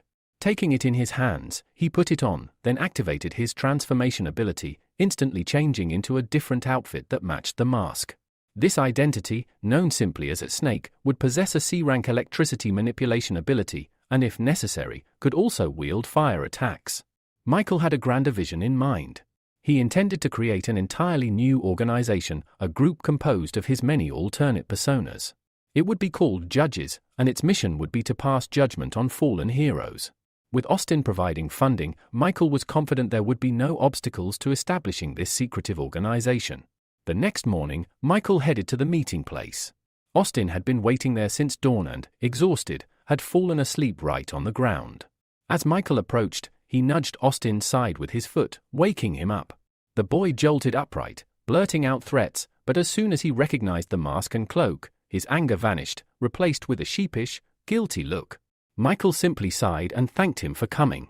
In response, Austin threw himself at Michael's legs, clinging to them desperately. With pleading eyes, he promised that if Michael could grant him an ability, he would repay him with anything he desired: money, women, status, whatever he wanted. Michael frowned in disgust and shook him off, stating coldly that he had no interest in any of those things. He then told Austin that obtaining an ability was simple, all he had to do was look him in the eyes. As their gazes met, Michael immediately activated his human control ability, expecting Austin to fall under his influence. He quickly ordered Austin to reveal everything he knew about the blue pill. But to Michael's surprise, Austin remained silent. Frowning, Michael tested it again, commanding Austin to slap himself. Yet again, there was no reaction.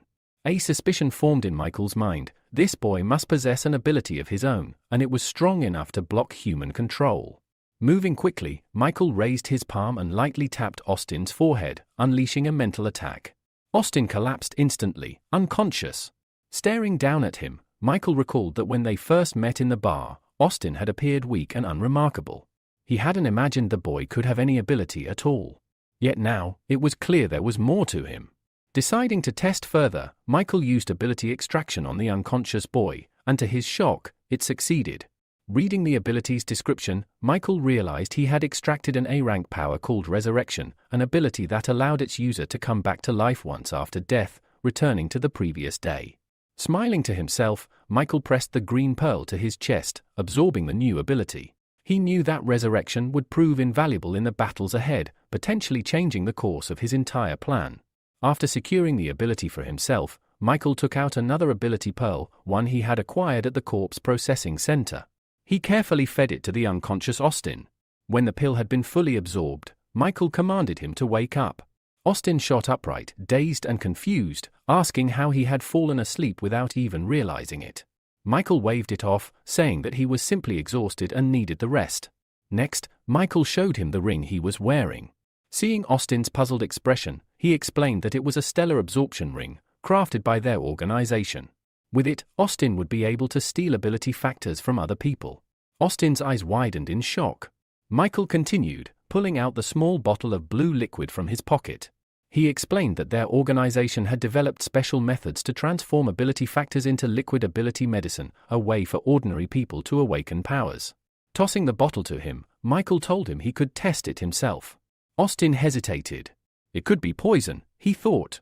But logically, if they had wanted him dead, they wouldn't have waited until today. Steeling himself, Austin chose to take the risk.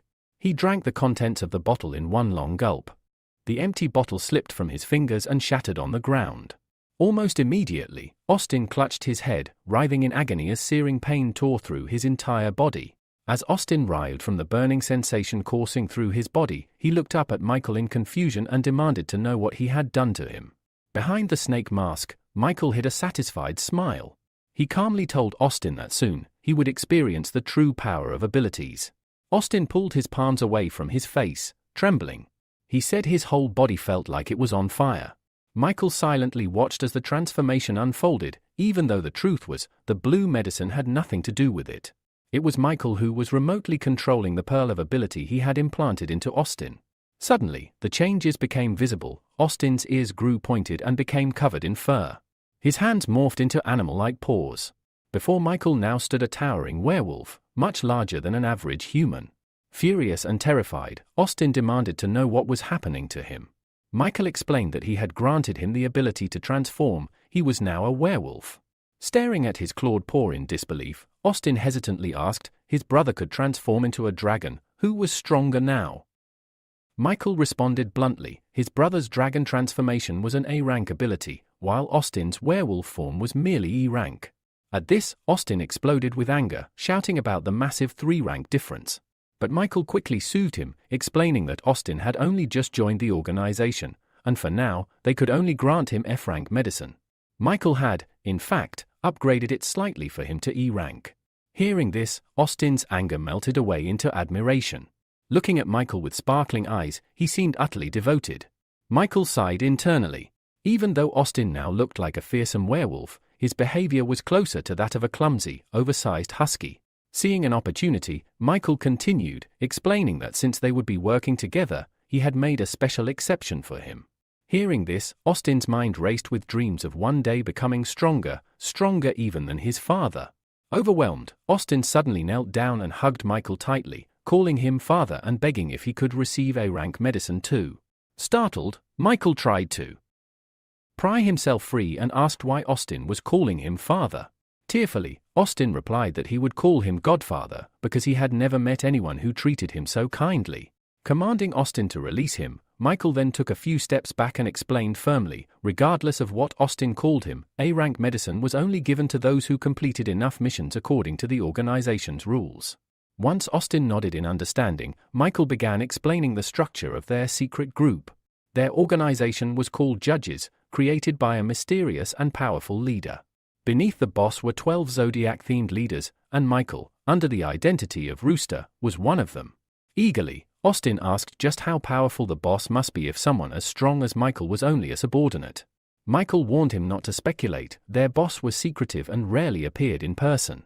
Still buzzing with excitement, Austin asked how he could quickly rise through the ranks. Michael assured him that he had already prepared Austin's first mission. Pointing directly at the transformed werewolf, Michael explained, using his identity as the young master of the Olympus Company, Austin would need to investigate the mysterious blue pill. Austin, puzzled, asked what was so special about this pill.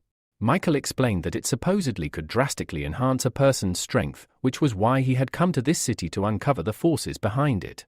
Hearing this, Austin's eyes lit up with wonder. A pill that could increase strength sounded like a miracle. However, seeing Austin's excitement, Michael sternly slapped him on the head and warned him not to get any dangerous ideas. He then told him about a real incident, a hero who had used the blue pill had ended up accidentally harming an innocent person. As he finished, Austin's werewolf form receded, and he returned to his human appearance. Rubbing his sore head, he asked who this careless hero was. Michael calmly answered, it was the A-rank hero known as the Ice Adventurer from none other than the Olympus Company. Austin's jaw dropped in shock.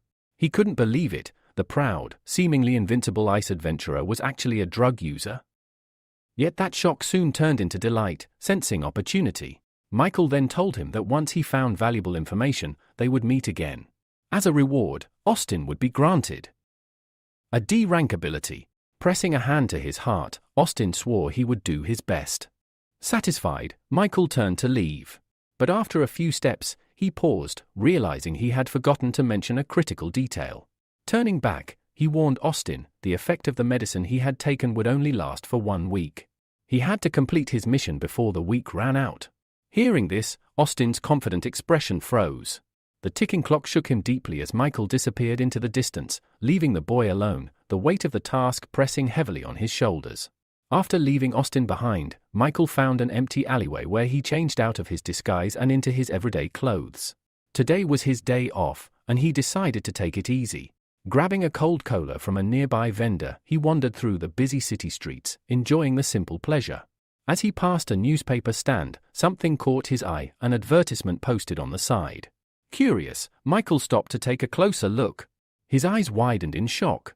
The poster announced that Anacott was searching for a young man dressed in a black cloak and wearing a white rooster mask. A phone number was listed below for anyone with information. Michael was so stunned that he choked on his drink, spraying cola onto the newspaper stand's wall. The angry shouts of the seller jolted him back to reality. Quickly apologizing, Michael tore down the wanted poster and hurried away. As he walked, studying the poster, he couldn't believe it. He had never expected that girl to go so far. Suddenly, he stopped. Up ahead, he spotted a group of men roughly dragging a familiar-looking girl into a side alley. Narrowing his eyes, he realized it was Anna. Quietly, Michael followed, staying out of sight. Whatever trouble she had gotten herself into again, it couldn't be good. In the dead end of the alley, Anna pulled away from the men and a stern-looking woman accompanying them. With clear irritation, Anna demanded to know who they were and what they wanted. One of the men, Edward, snapped at her to cut the act and return their young master's blade while they were still asking nicely. Anna blinked innocently and claimed she had no idea what they were talking about. She insisted she didn't even know how to wield a weapon, let alone steal one. But Edward's patience was wearing thin. He accused her of playing their naive young master all along, tricking him and stealing the precious Muramasa blade. Michael's eyes darkened. The Muramasa blade was rumored to be an S-rank legendary weapon. If Anna really had it, she would be in far more danger than she realized, and it would be almost impossible for her to get rid of it. Anna, realizing from Edward's words that the blade she stole was more valuable than she thought, tried to play dumb. She claimed she didn't even know the young master they were talking about and suggested they had the wrong person. Michael almost groaned aloud at how poor her acting was. Any bystander could tell immediately that she was guilty. The stern woman with the group, Vieta, spoke coldly, saying there was no point wasting time. It was time for more decisive measures. Following her cue, Edward drew his sword and advanced on Anna, while Vieta rapidly formed several hand seals, creating a clone of herself with impressive speed. Michael's expression turned serious. He realized immediately that these two were wielders of hereditary abilities above C rank, far stronger than ordinary fighters. Seeing no way to talk her way out, Anna summoned her storage bag and pulled out a B-rank fan. Brandishing it defiantly, she shouted that she wouldn't go down without a fight. With a powerful swing, she unleashed a gust of wind so strong it knocked Edward and the clone off their feet. Laughing triumphantly, Anna leaped into the air, riding the wind. Vieta narrowed her eyes. She wasn't about to let a thief escape so easily. She activated her own ability, and in an instant, her appearance transformed. The Mistress of Snow had awakened. The change was immediate and overwhelming. Dark clouds gathered overhead, and snow began falling in thick, heavy flakes. Michael, recognizing the escalation, frowned. This was getting dangerous. Just in case, he quickly changed back into his rooster costume. Anna, still floating, glanced down and realized with growing horror that the snowflakes weren't natural, they were moving with terrifying speed straight toward her. Concentrating her power, Vieta summoned a full snow typhoon. A swirling storm of sharp, icy flakes tore through the sky toward Anna. Michael felt a rare flicker of fear for the reckless girl. The power Vieta was using wasn't something an ordinary person could withstand. Below, the growing spectacle had caught the attention of passers-by. Many craned their necks to watch the dramatic aerial battle. A reporter on the scene quickly launched a live broadcast, urgently calling out for any nearby heroes to intervene. Meanwhile, Vieta's blizzard caught up to Anna. A powerful blast knocked her from the sky, and she plummeted, hitting the asphalt with a painful crash. Groaning, Anna raised her head slightly, dazed and vulnerable, as the snow continued to fall around her. Lying bruised on the cold asphalt, Anna looked up to see Vieta towering over her, a threatening glint in her eyes. In a cold, commanding voice, Vieta demanded that Anna return the stolen item at once. Gritting her teeth, Anna pushed herself upright. A sly smirk played on her lips as she pulled two small knives from her storage bag. Mockingly, she asked whether they had lost the gold blade or the silver one, promising, with false sweetness, to return whichever they had misplaced. Vieta had no patience left for games. With a flick of her fingers, she froze Anna's feet in solid blocks of ice, rooting her in place. Her tone dropped even lower, warning that if Anna didn't start answering honestly, she might find her frozen legs shattering into tiny pieces. But Anna's defiance didn't waver. With confidence flashing in her eyes, she declared that she would never fall for such cheap tricks. Reaching back into her bag, she pulled out a long blade, claiming she had won it fair and square and wouldn't give it up so easily. Then, in one swift motion, Anna hurled the blade over Vieta's shoulder toward the watching figure behind her. Laughing, Anna shouted that she was gifting the weapon to Michael, completely free of charge. Michael, still disguised as the rooster, casually caught the blade midair. He chuckled and praised Anna's clever thinking. But when he examined the weapon, his smile quickly turned into a scowl. With a sharp bark of irritation, he said that nobody would want such a worn-out, flimsy piece of junk, even if Anna paid them to take it. Anna pouted and protested that was exactly why she had stolen it. She never imagined a worthless blade would cause this much trouble. Realizing that Anna's partner, Michael, had been hiding among the crowd this whole time, Vieta's eyes flared with fury. She ordered her men to attack. In an instant, the air filled with shurikens as numerous clones lunged at Michael from all sides. One of the men, Paul, shouted confidently that no one had ever survived their assault. Michael, however, remained completely still. All the while, he could feel the blade Anna had thrown absorbing his energy. And though this unsettled him, he was curious to see just how valuable this so-called legendary blade really was. Then, something strange happened. Without warning, Michael's body began to move on its own. His hands gripped the blade tighter, and in two clean, instinctive swings, he effortlessly cut through every single clone around him. The original attackers didn't fare any better. They collapsed in stunned disbelief, the shock plain on their faces. Michael himself stood in the middle of the chaos, genuinely confused. He hadn't consciously moved. Something inside the blade was guiding his actions, and he had no idea what was happening. Edward crept up behind Michael, blade raised high, fully intending to end his life in a single strike. But at the last moment, Michael managed to leap aside, narrowly avoiding death. As he gripped his sword tighter, a strange phenomenon began. Purple aura started leaking from the blade. Within seconds, the aura became visible to the naked eye, trailing behind him like purple flames. Violetta's eyes widened in shock at the sight. In an instant, Michael vanished from her view, only to reappear right beside Edward, delivering a fatal blow. During this attack, he made contact with Edward without being noticed and successfully extracted an ability from him. It was the 3 Styles, Sun Moon Blade, a C-rank ability that allowed him to activate his sword's true power and fight with enhanced strength. Suddenly, a tremor ran through Michael's body. He realized the sword had absorbed too much of his strength. It would be difficult to hold out much longer. Before he could recover, a barrage of Violetta's ice needles hurtled toward him. Turning around, he saw no path of escape. If he couldn't dodge in time, he'd be forced to rely on the revival ability he'd received earlier. Then, a powerful beam of green light flashed across the sky, stunning everyone. In the blink of an eye, all the ice needles disintegrated before they could strike. Michael recognized the beam's aura. It was the light of despair. Anna was equally stunned when she saw the figure stepping through the fading light. The lazy swordsman, Edgar, had arrived. He stepped forward, facing Violetta directly, and declared coldly that while they might have ignored the lawlessness of her group in the 6th area, they would not tolerate open rebellion in the 1st. Violetta frowned, responding that they had come only to reclaim what originally belonged to them. At this point, Anna interjected angrily, shouting that her master was the one to blame. He had willingly given away his old blade.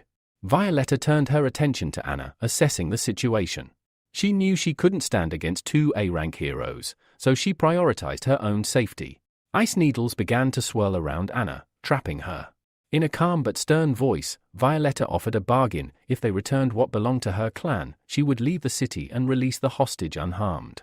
Edgar laughed at her words, a smirk on his face. He said no one had promised her safe passage. This was the 1st region, a place one did not enter or exit so freely. Turning to his partner, Edgar asked him to handle Violetta while he checked the abilities of their masked intruder, Michael. The lazy swordsman moved forward, cautioning Edgar not to go too far, reminding him that the company had plans for the boy. Edgar brushed off the warning, claiming he understood perfectly. Then, with his fist raised, he charged at Michael. All Michael could do was raise his sword in defense. Edgar's punch was devastating, sending Michael flying several meters back. Anna screamed his name in panic. Violetta, seizing the opportunity, launched a sneak attack at Edgar, sending a storm of ice needles at his back. But his partner reacted instantly, summoning a blade of wind that neutralized all the needles in one sweeping strike. Violetta looked on in disbelief as a retaliatory beam surged toward her. She couldn't react in time. The blast hit her, and her body shattered into countless shards of ice. The swordsman clicked his tongue in mild irritation, muttering that he had missed. Anna, shocked, asked what he meant. Violetta had just been destroyed before their eyes. Pavel explained calmly, it had been an illusion. Violetta had escaped, but she couldn't have gone far. Looking around, Anna suddenly realized something else. Michael was gone. While everyone was distracted, he had slipped away, vanishing around the nearest corner. Now out of danger, Michael dropped the blade from his hand. It had drained all his strength, and he was left wondering how to deal with the current situation. Then, a sudden idea struck him. If this blade had come from a monster, maybe, just maybe, he could extract an ability from it. Determined, Michael placed his hand on the sword once more and activated his ability, Extraction. Moments after activating his ability, black cubes began pouring out of Michael's blade. A message appeared before him, you have received 250 units of dark matter. Setting the sword aside, Michael stared at the cubes of dark energy, realizing that while he had failed to extract a new ability, he had instead acquired a significant amount of rare material. He examined the dark cubes thoughtfully. Based on their presence, he surmised that the blade's material must have been no lower than S rank. Holding one of the cubes in his hand, Michael pondered which of his abilities he could enhance in order to stand a chance against the dragon. After weighing several options, he chose the one that felt most strategic. Summoning a pearl containing the D-rank ability Metal Transformation, he brought it closer to the dark matter. The ability, in his estimation, offered the best potential in the current situation. In just a few seconds, the dark energy was fully absorbed into the pearl. Its color shifted from blue to emerald. A new notification flashed before him: Metal Transformation upgraded to A rank. Grants control over all metals within a 1,000 meter radius. Maximum controllable mass, 1,000 tons. Wasting no time, Michael pressed the pearl to his chest and absorbed the enhanced ability.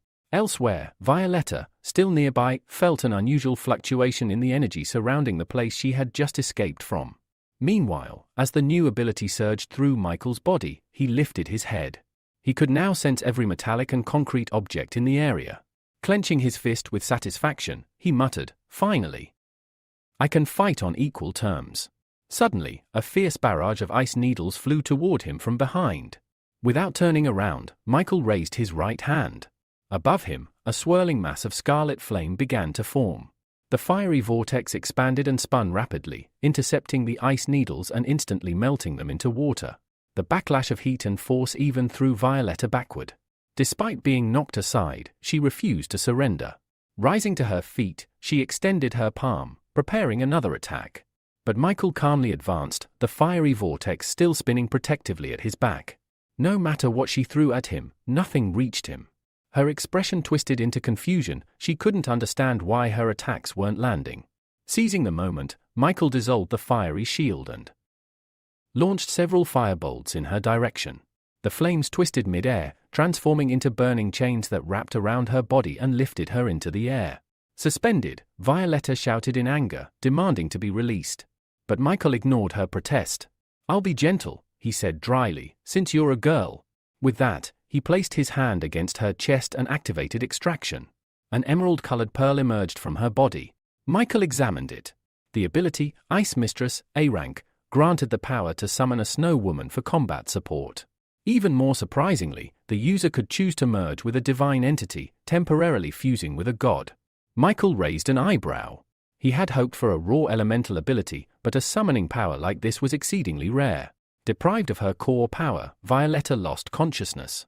The fire chains evaporated, and her body began to fall, but Michael caught her by the shoulder before she hit the ground. At that moment, Pavel and Edgar arrived. A strange grin crossed Pavel's face.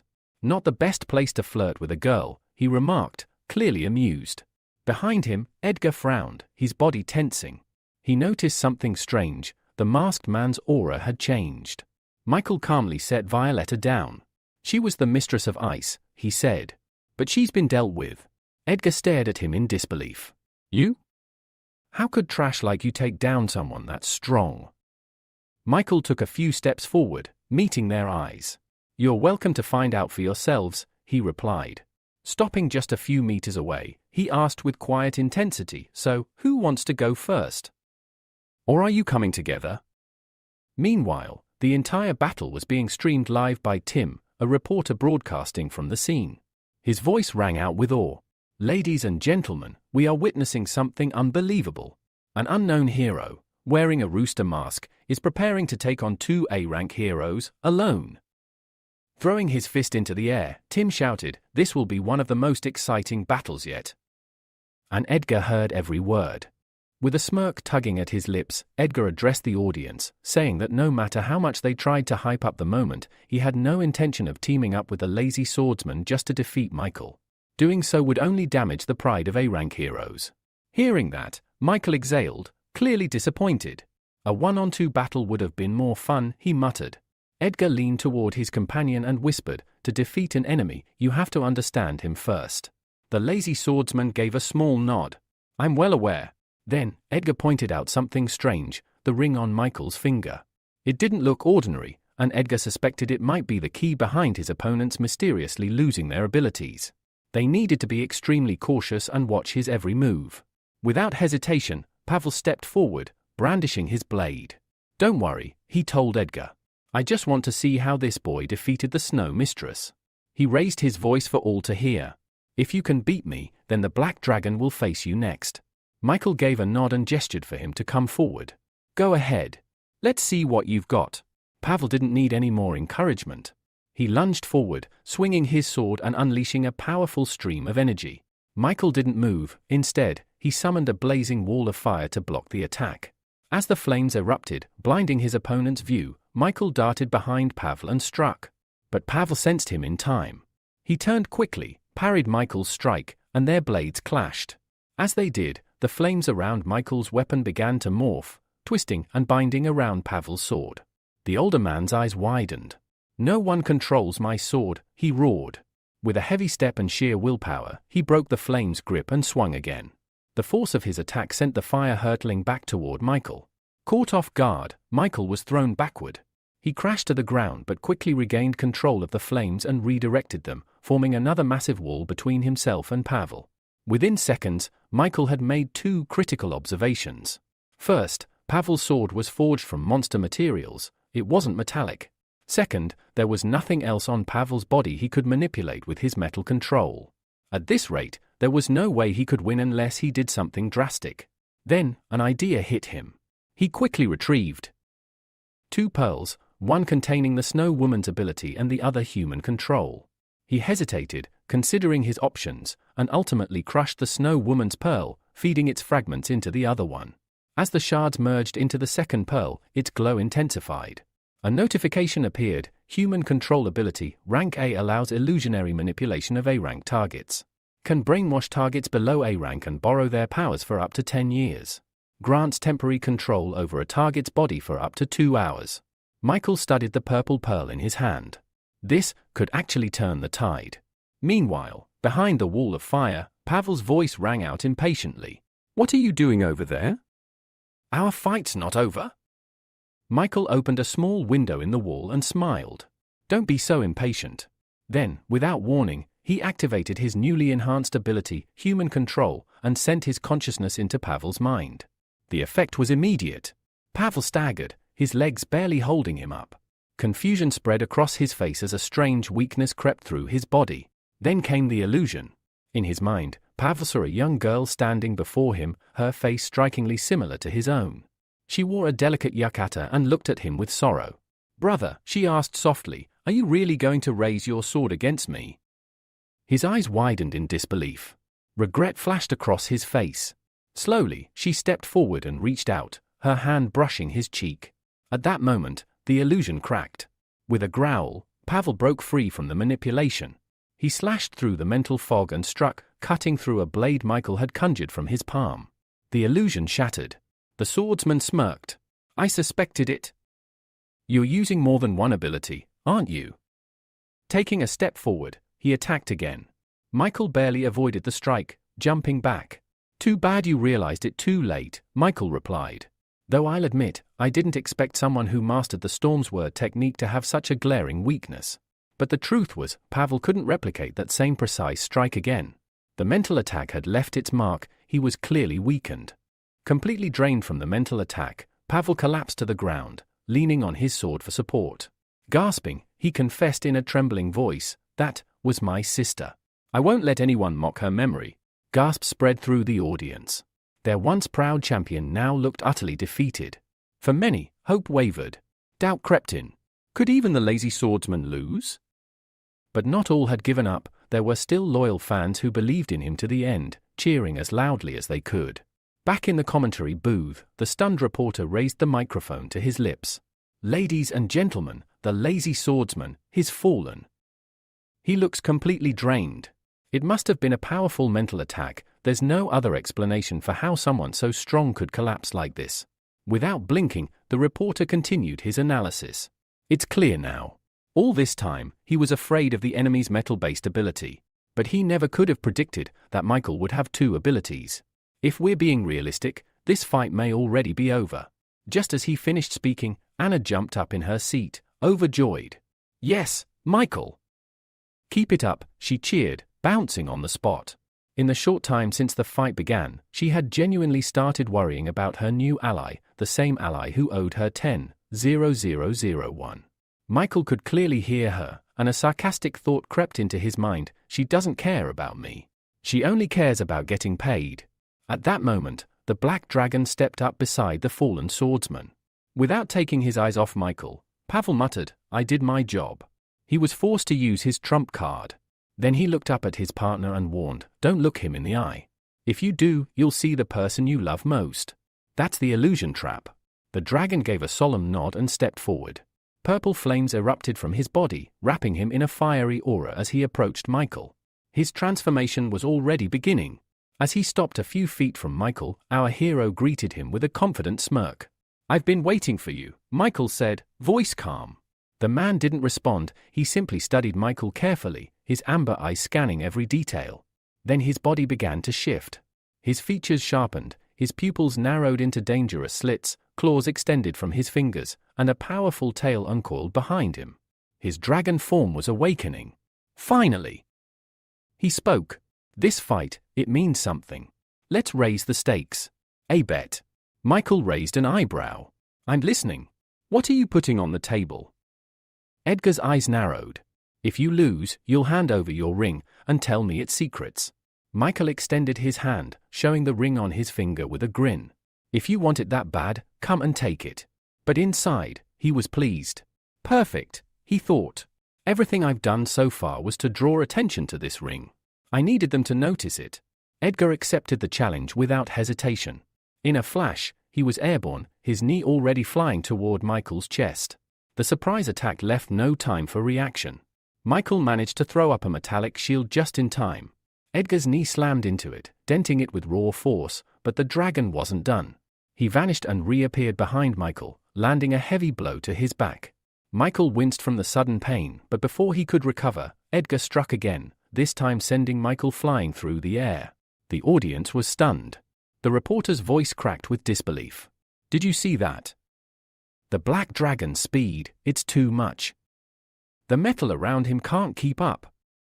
Michael crashed into the ground with a thud. Edgar stood tall, a triumphant grin spreading across his face. "Is that it? I expected more from someone with two abilities." Michael groaned, rising to his feet slowly, one hand pressed to his stomach. His mask was cracked, deeply. His breathing was heavy. "He's too fast," Michael thought grimly. "And his scales are absurdly tough. On top of that, he's got flame powers." Across from him, Edgar wasn't letting his guard down. He analyzed Michael carefully, eyes locked onto his every move. "You've got grit, I'll give you that," he said. Still standing after that kind of hit.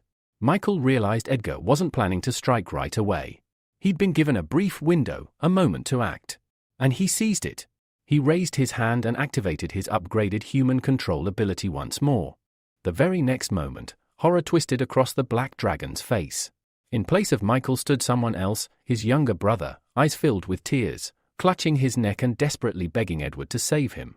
The image was so vivid, so raw, that for a moment, Edward froze. Then Pavel's warning echoed in his mind, "Don't look him in the eye. He'll show you the person you cherish most." Rage surged within Edward. Clutching his head, he shouted, "How dare you take his form?" A furious roar erupted from his throat as he shattered the illusion in one devastating surge of power. In the blink of an eye, Edward transformed into his true form, a black flame earth dragon. Michael's eyes widened in surprise. His illusion had been broken almost instantly, and worse, it had only made his opponent angrier. The audience gasped, unable to believe what they were seeing. The reporter's voice cracked with excitement. "Incredible! We're witnessing something very rare, the second phase of the Black Dragon transformation. This only proves how strong the masked stranger must be to force his opponent to go this far." Consumed by rage, Edward launched himself at Michael. "You better be ready to die." Thinking fast, Michael used his metal control to create a massive, spiked shield in front of him. But Edward was not an ordinary opponent. His entire body pulsed with dark energy, and mid-air, he transformed again, becoming a whirling cyclone of black fire and power. With a mocking tone, he scoffed, "You really think some spikes are going to stop me?" Michael, while surprised by the transformation, didn't falter. "If you want to kill me so badly, you'll have to catch me first." And with that, he launched himself into the air atop his metal shield, narrowly avoiding Edward's strike. But Edward wasn't letting him escape. "You won't get away," the dragon roared, soaring after him at full speed. Michael waited patiently. He knew the dragon would come closer. When the moment was right, Michael thrust his hand forward, and the metal around them responded. In an instant, chains of solid metal wrapped around Edward's limbs and torso, locking him in place mid-air. Edward looked stunned, only for a smirk to crawl across his face. "Did you forget about this?" Suddenly, his entire body ignited in black flames. The fire grew larger, fiercer, threatening to melt everything in its path. The reporter cried out. "It's the black flame. It's melted metal before, he could break free at any moment." Anna, furious, slapped the man beside her on the back of the head. "Don't doubt my brother. He's not just strong, his tactics are brilliant. He doesn't waste moves." Several minutes passed. The black flames finally began to die out. When the smoke cleared, the metal bindings were still intact. The audience stared in disbelief. Michael smiled to himself. So the B-rank fireproof shield was worth it after all. Even the mighty black flame dragon hadn't been able to burn through it. But Michael wasn't done yet. It was time to move to the final phase of his plan. Suddenly, all around the battlefield, anything metal, cars, trash bins, lampposts, began to rise into the air. High above them all, a massive block of metal took shape. Edgar looked up, eyes wide with dread as he realized what was coming. Michael slowly lowered his hand. "Let's end this." The enormous metal boulder echoed his gesture and began its descent, falling faster and faster toward the frozen dragon. All across the arena, people leapt to their feet and ran for cover. The sheer size of the falling metal sent shockwaves of panic through the crowd. The black dragon stared death in the face, unmoving, knowing he could not escape. So this is how it ends. With a deafening crash, the metal cube slammed into the earth, sending giant clouds of dust billowing into the air. Even Anna and the reporter had to retreat to a safe distance as chaos erupted. When the dust began to settle, the reporter finally dared to raise his microphone. "And now that the dust has cleared, let's find out whether the black dragon has survived that blow, or not." Everyone stared at the colossal block of metal. The silence was thick. "There's no way anyone could have survived that," whispered a thought shared by many. Suddenly, a small flame flitted into the arena. It was the fire butterfly, trembling as it searched desperately for the black dragon. Her eyes glistened with tears. Then, another figure appeared behind her. A voice rang out. "Fly away! Now!" Startled, she immediately obeyed, fluttering off into the sky, leaving the battlefield behind. The mechanical hero narrowed his eyes and focused on the enormous metal cube. A moment later, twin blue laser beams shot out from his eyes, striking the surface of the cube with incredible precision. Deep cracks spread across the structure like spiderwebs. The crowd watching from a distance gasped, then broke into relieved smiles. If he was here, the legendary mechanical hero, then there was nothing left to fear. A few tense minutes passed.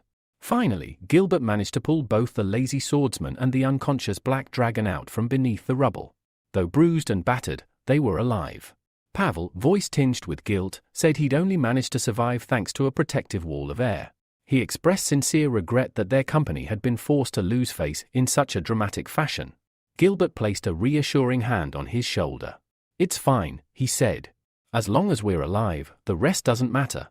From behind him, Amelia peeked out and asked hesitantly, "Do you guys need help?" The lazy swordsman, still catching his breath, gave her a tired smile. "I'm fine." Then he glanced down at the unconscious dragon beside him. "But he's going to need it." Meanwhile, Michael had already returned home. On the way, he stopped by a pharmacy and picked up supplies. Now he sat alone, treating his cuts, bruises, and aching muscles. The pain was sharp and unrelenting. After about half an hour, he exhaled deeply and leaned back. Meeting the Snow Mistress and the Black Dragon, that was definitely not how I expected today to go. Shaking his head, he forced himself to focus on his main objective, the mysterious blue pill. He already had 2 solid leads. The first was the ice adventurer, whose case he'd passed along to Austin. The second was the B-rank hero known as Hot and Sour Noodles, who was set to hold a fan meeting soon. "I'll have to attend that," he thought. Looking down at the dozens of painkiller bottles on the table, Michael came to a hard conclusion. This kind of danger, it's not something I can share with others anymore. If he kept living with roommates, they'd eventually get dragged into his mess. Suddenly, a familiar voice cut through the silence. "Why does it smell like medicine in here?" Michael flinched and barely stopped himself from yelling in surprise. Valeria stood nearby, frowning. Her eyes scanned the room and locked onto the medical supplies. He forced a nervous smile. I bumped my foot on the corner of the table. Had to rub some ointment on it. She raised an eyebrow, clearly not buying it. Michael quickly looked away, and just then, Diana and Marina entered the room. Seeing them all together, he decided it was time. "Since you're all here, I wanted to let you know that I'm moving out." The word stunned the girls. Valeria blinked in disbelief. "What?" Resting his elbows on his knees, Michael explained, "When I first moved in, I didn't have the money for anything else. But now that I've been promoted and my salary's gone up, I figured it was time. I just don't feel comfortable living with a bunch of girls." Marina's expression changed. Pointing at Valeria, she asked, "Then what about her? What's going to happen to her?" Michael scratched the back of his head. "We don't really have anything in common. Why would you ask that?" Valeria's lips tightened. Without saying a word, she turned and walked silently to her room, closing the door behind her. The silence she left behind was heavy. Marina sighed. "Well, if that's your choice, we can't stop you. We all have each other's contact numbers, so call us when you're free." Michael nodded. "Of course. I'll treat you all to a good meal before I go. Think of it as a farewell dinner." Suddenly, slam! Valeria's bedroom door echoed through the apartment, causing everyone to jump. Michael frowned. He hadn't expected such a strong reaction. "What did I say wrong?" For a few seconds, no one said anything. Then, breaking the silence, Michael suggested, "If we're going to eat, we might as well go together." That's when Marina finally snapped. Stepping forward, she asked angrily, "Why, Michael? Why does a beautiful, kind girl like Valeria not deserve to be with you? Why are you treating her like this?" After voicing her frustration, she exhaled slowly, trying to calm down. Then she turned away. "Handle things with Valeria. We'll eat after that." And with that, Michael was left alone in the living room, staring at the floor. He knew what he was doing. He wanted to distance himself from Valeria, for her sake. If she stayed close, she'd only get hurt. But the guilt still gnawed at him. After a few minutes of silence, he got up and walked quietly to her room. He knocked. From inside, her voice came, soft but tense. "Come in." She was lying on the bed, facing the wall, not even bothering to look at him. Michael stepped inside and stopped near the doorway. He wanted to apologize, but the moment he said "I'm sorry," Valeria cut him off. "Why are you apologizing?" she asked sharply. "You didn't say anything wrong, right? After all, we have nothing in common." When Michael said those words, he hadn't meant them the way they sounded. But Valeria's eyes widened, and then, with tears forming, she abruptly sat up in bed. "Just be honest," she snapped. "You don't like me, do you?" Michael took a careful step forward, trying to explain. "You've misunderstood. That's not what I meant," but his words only seemed to make things worse. Her brows furrowed, her voice trembled. "Then what is it?" she asked, hurt and bewildered. "Is it because I'm ugly?" Michael let out a heavy sigh and gently rested his hands on her trembling shoulders. "Please, calm down." There was no anger in his voice. Only concern. He paused, then asked quietly, "Can't we just stay good friends?" But instead of answering, Valeria repeated her question, her voice soft and trembling. "So, you really don't like me at all?" Michael hesitated. He looked into her tear-filled eyes and remembered everything he'd come to understand about her. Valeria's warmth toward him wasn't just affection, it was an escape. A way to fill the painful void left behind by her broken relationship with her family. To her, he had become a reason to believe she could be loved again. And yet, he had never properly responded to those feelings. "She must think that I see her past as something shameful," he thought. The image before him of Valeria sitting there, eyes downcast and vulnerable, reminded him of a porcelain doll. Beautiful, but so fragile that the smallest mistake could shatter her completely. He couldn't do that to her. Not now.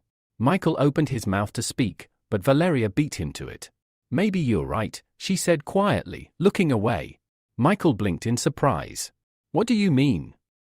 Turning back to him, she explained, maybe I was rushing things. I thought, after the kiss, that we had already found each other in our hearts. She stood up and slowly approached him, her voice trembling with hope. I know maybe now's not the right time. But I don't want us to become strangers, Michael. So, can you be my first real boyfriend? Her words weren't confident, they were pleading. There was desperation in her eyes, like this was her last chance to hold on to something real. And seeing that, Michael couldn't say no. While Michael was confronting emotional turmoil, Austin was already deep in the field, executing his mission. His brilliant plan? Lure David, the ice adventurer, into a nightclub and get him drunk. Simple, but effective. He watched the hero like a hawk all night, internally grumbling that if it weren't for his new godfather backing the investigation, he wouldn't have to blow so much cash just to get intel. Hours passed.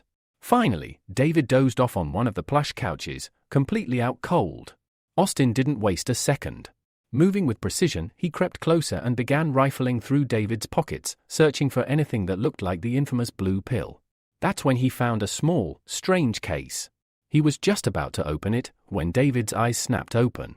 What the hell are you doing? He asked sharply. Austin's heart practically stopped. But his instincts kicked in. Keeping a straight face, he quickly pulled out a cigarette. Looking for a light. Lost mine, he lied with a strained smile. David stared at him for a beat, then wordlessly handed over a lighter. Where'd the girls go? He asked. Austin, now lighting the cigarette with shaky hands, forced a casual grin. They're in the next room. I can even ask the one you like to join you in the bath. That seemed to please the adventurer. He smirked and got up, heading toward the bathroom. An hour later, with muffled voices and laughter echoing from behind the closed door, Austin slipped back into the room. He got straight to work, tearing through their belongings until he found the strange case again. Opening it, he carefully pulled out a small blue cube. It was smooth and faintly aromatic. Is it candy? He wondered. Gum? But the scent, though pleasant, wasn't sweet. It was something unnatural. Something dangerous. For a split second, he felt a strong urge to eat it. Just a tiny bite. But he stopped himself. Focus, Austin. This is the pill. As he examined the cube more closely, he noticed something, a broken edge. His eyes widened. This is it. The actual blue pill. Suddenly, a scream echoed from the bathroom. A girl's voice. Sharp, frightened, then abruptly cut off. Austin froze. For several long seconds, he didn't dare move. Finally, he slammed the case shut, shoved the cube into his pocket, and quietly put everything back in place. Then, with measured steps, he approached the bathroom door. David, he called out, knocking softly. Everything okay in there? The door opened. David stood in the doorway, face pale, lips tight. The tension in the air was unmistakable. Austin's eyes flicked past him, toward the bathroom. Something felt off. Peering over David's shoulder, his blood ran cold at the sight beyond the door. Tell me this isn't what I think it is, Austin whispered, a sliver of hope in his voice. David stepped into the room, began grabbing his clothes in a rush, and muttered, You're not wrong. She's dead. Austin stared at him in shock. Then you need to leave. Now, he said. I'll handle things from here. I'll get someone from the company. David gave a brief nod, finished dressing, and without another word, stormed out of the room, completely ignoring Austin. Now alone, Austin collapsed onto the sofa, exhaling sharply. Relief washed over him, not because of what had happened, but because David hadn't realized what else he'd done. If he had? Austin was certain his own corpse would be lying next to that girl's. Meanwhile, David had already made it down to the parking lot and gotten into his car. But the moment he closed the door behind him, the fury he had been holding in finally erupted. With a guttural growl, he yanked the strange pill case from his pocket and hurled it at the windshield. The latch burst open on impact, and the contents scattered wildly across the car interior, blue cubes, glinting under the dashboard lights. David gripped the steering wheel tightly, chest heaving. This wasn't the first time. Every time I take these pills, I lose more control. His strength, the very thing that made him powerful, was slipping further and further from his command. He shut his eyes tightly and tried to slow his breathing. He needed to calm down. If he didn't, something else, something worse, could happen. Then, his eyes flicked to the scattered cubes. He started counting them. 1, 2, 3. His heart skipped. One's missing. Frowning, he frantically patted down his jacket, searched his pockets, checked the seat crevices. Nothing. After a minute, he leaned back in the seat, exhaled hard, and shook his head. Forget it. There were only a couple of days left before the next game. It's not worth spiraling over. The next day, Michael reached out to Alex and asked for help moving. Now, the two of them were riding in a car together, Michael driving, while Alex chattered non-stop in the passenger seat. But why the sudden move? Alex asked, clearly fishing. You had such great neighbors. Michael sighed, clearly annoyed. I was delusional, that's all. Living next to girls isn't as amazing as people think, it's just inconvenient. Alex chuckled. That inconvenience is exactly what makes it interesting. Michael gave him a deadpan glare. You seriously need to stop filling your head with pervy nonsense. But Alex just grinned wider, entirely unbothered. A few minutes later, they pulled up to an enormous mansion. Alex's jaw dropped. Dude, where did you get the cash to rent a place like this? Michael, carrying one of the boxes, answered casually. My adopted son gave it to me. Alex raised an eyebrow. Right. And I'm the king of the underworld. Just say you won the lottery, man. It didn't take long for them to unload everything. Once the last box was set down, Alex gave a lazy wave and left, leaving Michael alone to settle in. The very first thing he did? Collapse onto the massive bed in his new bedroom. But then a thought hit him. He had never activated the summoning ability from the Snow Woman's golden pearl after the battle with the Black Dragon. He sat up and summoned the pearl into his palm. Though he had already spent some of its dark energy to improve the human control ability, the power still remained at a C-rank level. Holding his hand out, Michael activated the summoning skill. Within seconds, a chilling breeze swept through the room, and a figure began to materialize. The moment he saw the spirit's form, he froze. Instead of a fearsome entity or elegant warrior, a small, delicate lowly-looking girl stood before him.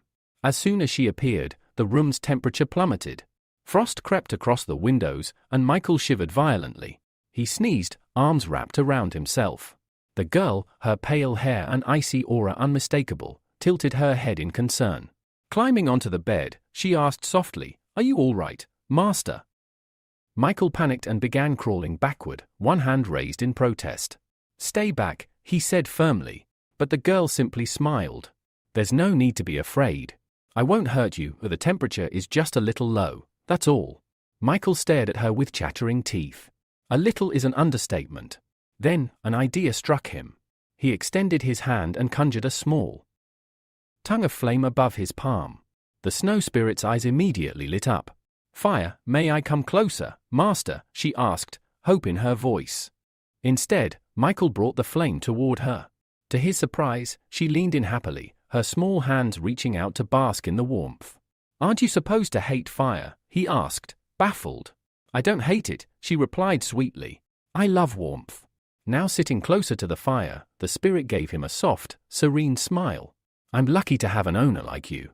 Michael stared at her in silence, processing her words and her presence. He realized then, the icy atmosphere she created was simply passive. Her presence might have chilled the room, but it wasn't actively harmful. If it had been, his flame wouldn't have lasted a second. Then, her eyes began to droop. Her body leaned toward him, her expression turning sleepy. "Master is very warm too," she murmured, resting against him. Michael tensed up immediately, unsure what to do. He wanted to move away. But as he glanced down at her peaceful face, her content smile, he hesitated. In the end, he sighed, grabbed the blanket, and gently wrapped it around the both of them. "This is the first and last time," he muttered. "Don't get used to it." But even as he said that, her quiet, happy breathing was already beginning to lull him into a strange calm. A few days later, the long-awaited day finally arrived. From early morning, a massive crowd had gathered around a giant stage, fans buzzing with excitement, waving signs, and chanting with energy. They were all here for one reason, the hero of hot and sour noodles. Everyone was fired up, shouting their love for him in unison. And among them, dressed head to toe like a true superfan, was none other than Michael. He had wormed his way into the front rows, fully equipped in the standard get-up of any devoted supporter. But in truth, he wasn't enjoying it at all. Being shoved around, getting elbowed, and even yanked by the hair, it was hardly a pleasant experience. Still, he endured it. After all, he needed to get close. Suddenly, a girl appeared on stage. Flashing a bright smile, she greeted the crowd. "Are you ready?" she shouted. "Because the hero of spicy and sour noodles is." The crowd roared in response. Yes, they were ready. The presenter cupped a hand to her ear. "What? I can't hear you." That only made the fans scream even louder. Then, with a blast of colorful confetti, the stage exploded into action, and he appeared. The legendary hero stepped out, cape fluttering, voice booming, "Have no fear. You are safe now. The enemies will be crushed by my iron fist." The fans went wild. Michael was barely able to stay on his feet. One overly enthusiastic fan shoved him hard, knocking him off balance. He teetered, arms flailing, about to fall onto the stage itself. His eyes widened in horror. But then he felt a strong pair of arms catch him mid-fall. Looking up, Michael found himself face to face with the very man he had come to see, Adam, the hero of hot and sour noodles. With a charming grin, the hero said, "You should be more careful, buddy." Michael's eyes sparkled. It was a mix of awe, gratitude, and disbelief. Scrambling to his feet, he bowed slightly. "Thank you. I'm Michael." Adam shook his hand. "Pleasure's mine." But as their hands clasped, Michael subtly channeled energy. He had transferred something. A smile tugged at his lips. "I'm your biggest fan." The event went on for another 2 hours, with fans cheering, taking pictures, and waving goodbye as the show wrapped up. Later, in the dressing room, Adam had changed back into casual clothes and was walking to his car with Olga beside him. "That was a success," she said with satisfaction. Adam nodded. "Sure was. But shaking hands with so many people, exhausting. I just want a hot shower now." He opened the car door and climbed inside. "You go grab lunch," he told Olga. "I'll nap a bit before the evening show." She paused before shutting the door. "Are you sure you can handle this kind of schedule? You've been pushing too hard." Adam sighed but forced a smile. "I don't have a choice. I have to keep going. Just don't forget, clear my schedule next weekend. I want to be there for my daughter's birthday." The door shut. Alone in the silence of the car, Adam leaned his head back and exhaled heavily. The debt was like a black hole, bottomless. No matter how much he earned, it kept swallowing everything. For a moment, he even thought about going to the casino to try and win it all back. No. He shook the thought from his head. But then, a voice. "Isn't it tiring to live like this?" Adam's eyes flew open. There shouldn't have been anyone else in the car. Slowly, he turned and saw a familiar figure. A boy with a mask. The same one who had faced off against the Black Dragon and the Lazy Swordsman. "How did you get in here?"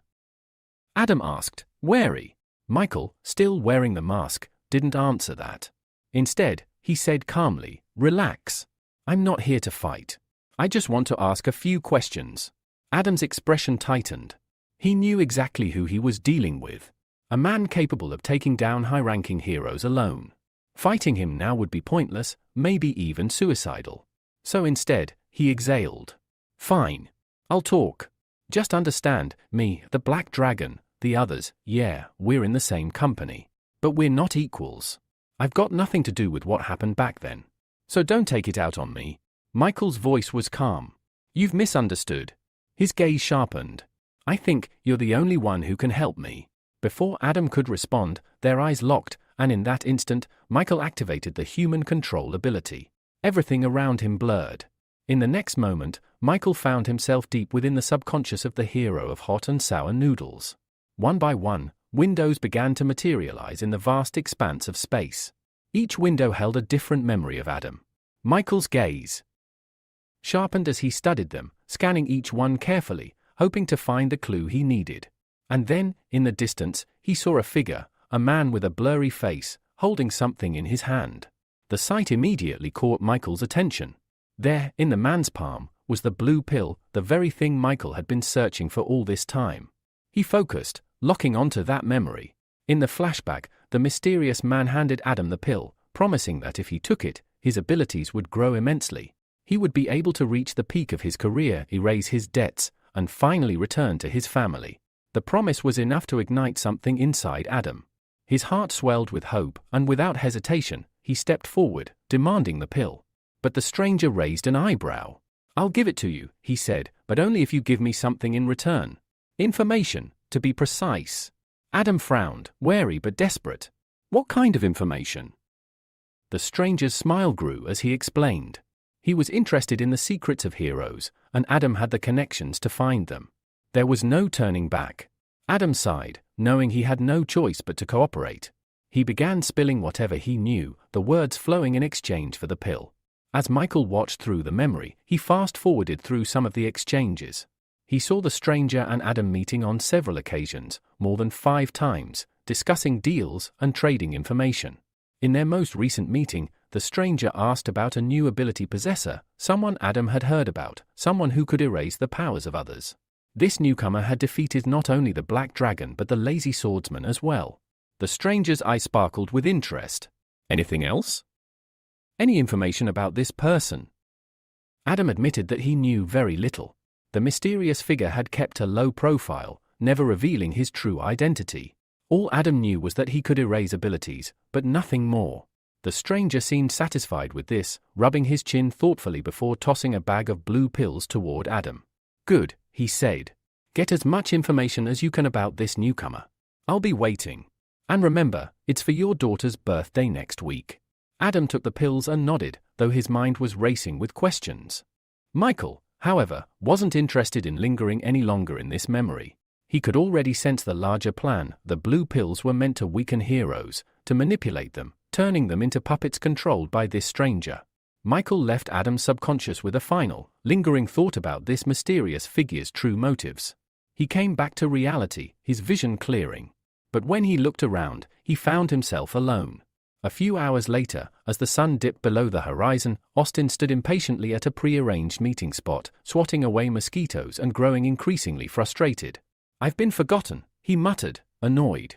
Just as he was about to give up, a voice cut through the air. "Say that again." Austin whipped around, his eyes lighting up when he saw Michael approaching. With a grin, he ran to his so-called godfather and shouted, "I've been waiting for you forever." Without wasting time, Austin pulled a small box from his pocket and opened it, revealing the blue pill inside. He held it up, his face beaming with pride. "I worked hard for this," Austin said. "Got it from the ice adventurer himself." Michael took the pill from him, inspecting it closely. It looked identical to the one he'd seen in Adam's memories. Austin went on, explaining that the reason David had killed a man was because of the effects of the pill. "It's that dangerous," Austin said, his voice cautious. "But what are the side effects like, really?" Michael didn't hesitate with his answer. In their pursuit of power and glory, heroes will do anything. Side effects won't stop them. The temptation is too strong. Austin nodded in agreement. These people don't deserve to be called heroes. Michael chuckled darkly at his words, before throwing his own question back at him. "What do you think real heroes should be like?" Austin stiffened, wariness crossing his features. The question felt like it carried the weight of something much bigger, expectations, and his heart skipped a beat. Placing a fist over his chest, Austin spoke with conviction. "A true hero is someone who understands the weight of responsibility. The greater the influence, the more they owe to the world. Heroes don't betray their faith for power. They live to save humanity, no matter the cost." Michael studied him for a moment, then gave a soft chuckle. That's one way to look at it. But deep down, Michael knew Austin's version of a hero was far from the truth. Michael couldn't help but shake his head in frustration. He had been foolish to trust a guy who was merely parroting a quote from some bizarre movie. Pushing the thoughts aside, he reached into his pocket and pulled out a flask containing a red liquid. Without hesitation, he tossed it to Austin, remarking that, despite his earlier actions, he had really made an effort to reward him. "This potion," Michael said, "will raise your ability to D-rank." Austin's face twisted in displeasure. "D-rank? Is that all? I deserve more for my efforts than this." Michael, ever calm, extended his hand to the boy and said, "You need to gradually raise your rank. Don't rush for instant success. But if you are dissatisfied, you can return the potion." Austin's expression tightened, but he forced a smile. "It's fine," he said. "Thanks for the generosity." He uncorked the flask and gulped down the contents. His face scrunched in disgust as the potion left a sickening aftertaste. "Why does this taste like ketchup?" Austin complained. Michael shrugged nonchalantly. Just imagine it's something better. He then approached the boy, placing a hand on his back as he prepared to try something. From his palm, he summoned 2 E-rank ability pearls, merging them. The result was the ability Werewolf Power, D-rank, a transformation that allowed the user to freely shift into a werewolf form, regardless of the moon. Austin, confused and expecting some kind of dramatic change, was disappointed to see no immediate effects. Michael chuckled lightly. You have to activate it, Austin, or else nothing happens. The boy raised an eyebrow in confusion, and before he could react, Michael clenched his fist and delivered a powerful punch to his face. Austin collapsed to the ground, the impact leaving a bruised black eye. Stop! Austin cried, tears in his eyes, but Michael didn't stop. This is necessary. You need to be stronger. For the next half hour, the park echoed with the boys' agonized cries as Michael continued the brutal training. Finally, Michael activated the ability pearl within Austin's body. The boy's transformation was immediate, his body rippling with newfound power as he shifted into the werewolf form. He marveled at the change, his strength surging. Michael allowed him a few moments to revel in the transformation before calling him back to his senses. You need to cancel the transformation now, Michael said, observing Austin's growing exhaustion. That form is exhausting to maintain for long periods. Austin, though displeased, followed the instructions and reverted back to his original form. Michael then offered some advice. Keep a close watch on the blue pills. Be careful, those who use them are often emotionally unstable. Austin smiled, satisfied with the new power he had gained. Thanks for the advice. Ignoring the gratitude, Michael continued, for your next task, I need you to gather dirt on heroes who secretly engage in dirty deeds. Austin hesitated, asking if this meant the organization wanted to recruit new followers. Michael grinned, his voice dripping with intrigue. Not everyone can join. Some are just raw material. Austin's eyes widened in surprise. You mean? The organization plans to absorb their power. Michael laughed darkly. Where do you think the potion came from, Austin? With a sudden movement, he activated his metal shield, flying into the air. Gather the necessary materials for your C-rank ability. Work hard, Austin. The boy watched him, disheartened, but knowing he had no choice. With a sigh, he pressed his hand to his forehead and shouted, I'll do it. I'll complete the mission, no matter what. Later, Michael flew across the sky, making his way to the rocky coast to train in isolation. He had no intention of attracting attention. Landing on an empty beach under the night sky, he removed his mask and smiled in contentment. This secluded spot was perfect for training his snowwoman abilities. He extended his hand, summoning a golden portal. Moments later, a joyful Sophia emerged, rushing to him with a bright smile. I've missed you so much, she exclaimed, eager for their reunion. But Michael halted her, his tone serious. Now's not the time for that. We need to train. Sophia, frowning, hesitated. I don't want to hurt you. Michael reassured her, you're a C-rank summon. You can't harm me. Her hesitation faded as confidence filled her, and she jumped back, landing on an icy ledge. Then I'll attack first. A satisfied smile played across Michael's face as he nodded approvingly. Exactly what I expected from you, Sophia, he observed as she concentrated deeply. In response, Sophia unleashed all of her power, and the surrounding sea was quickly covered in a thick layer of ice, extending for kilometers. Snowflakes began to fall from the sky, adding an eerie chill to the air.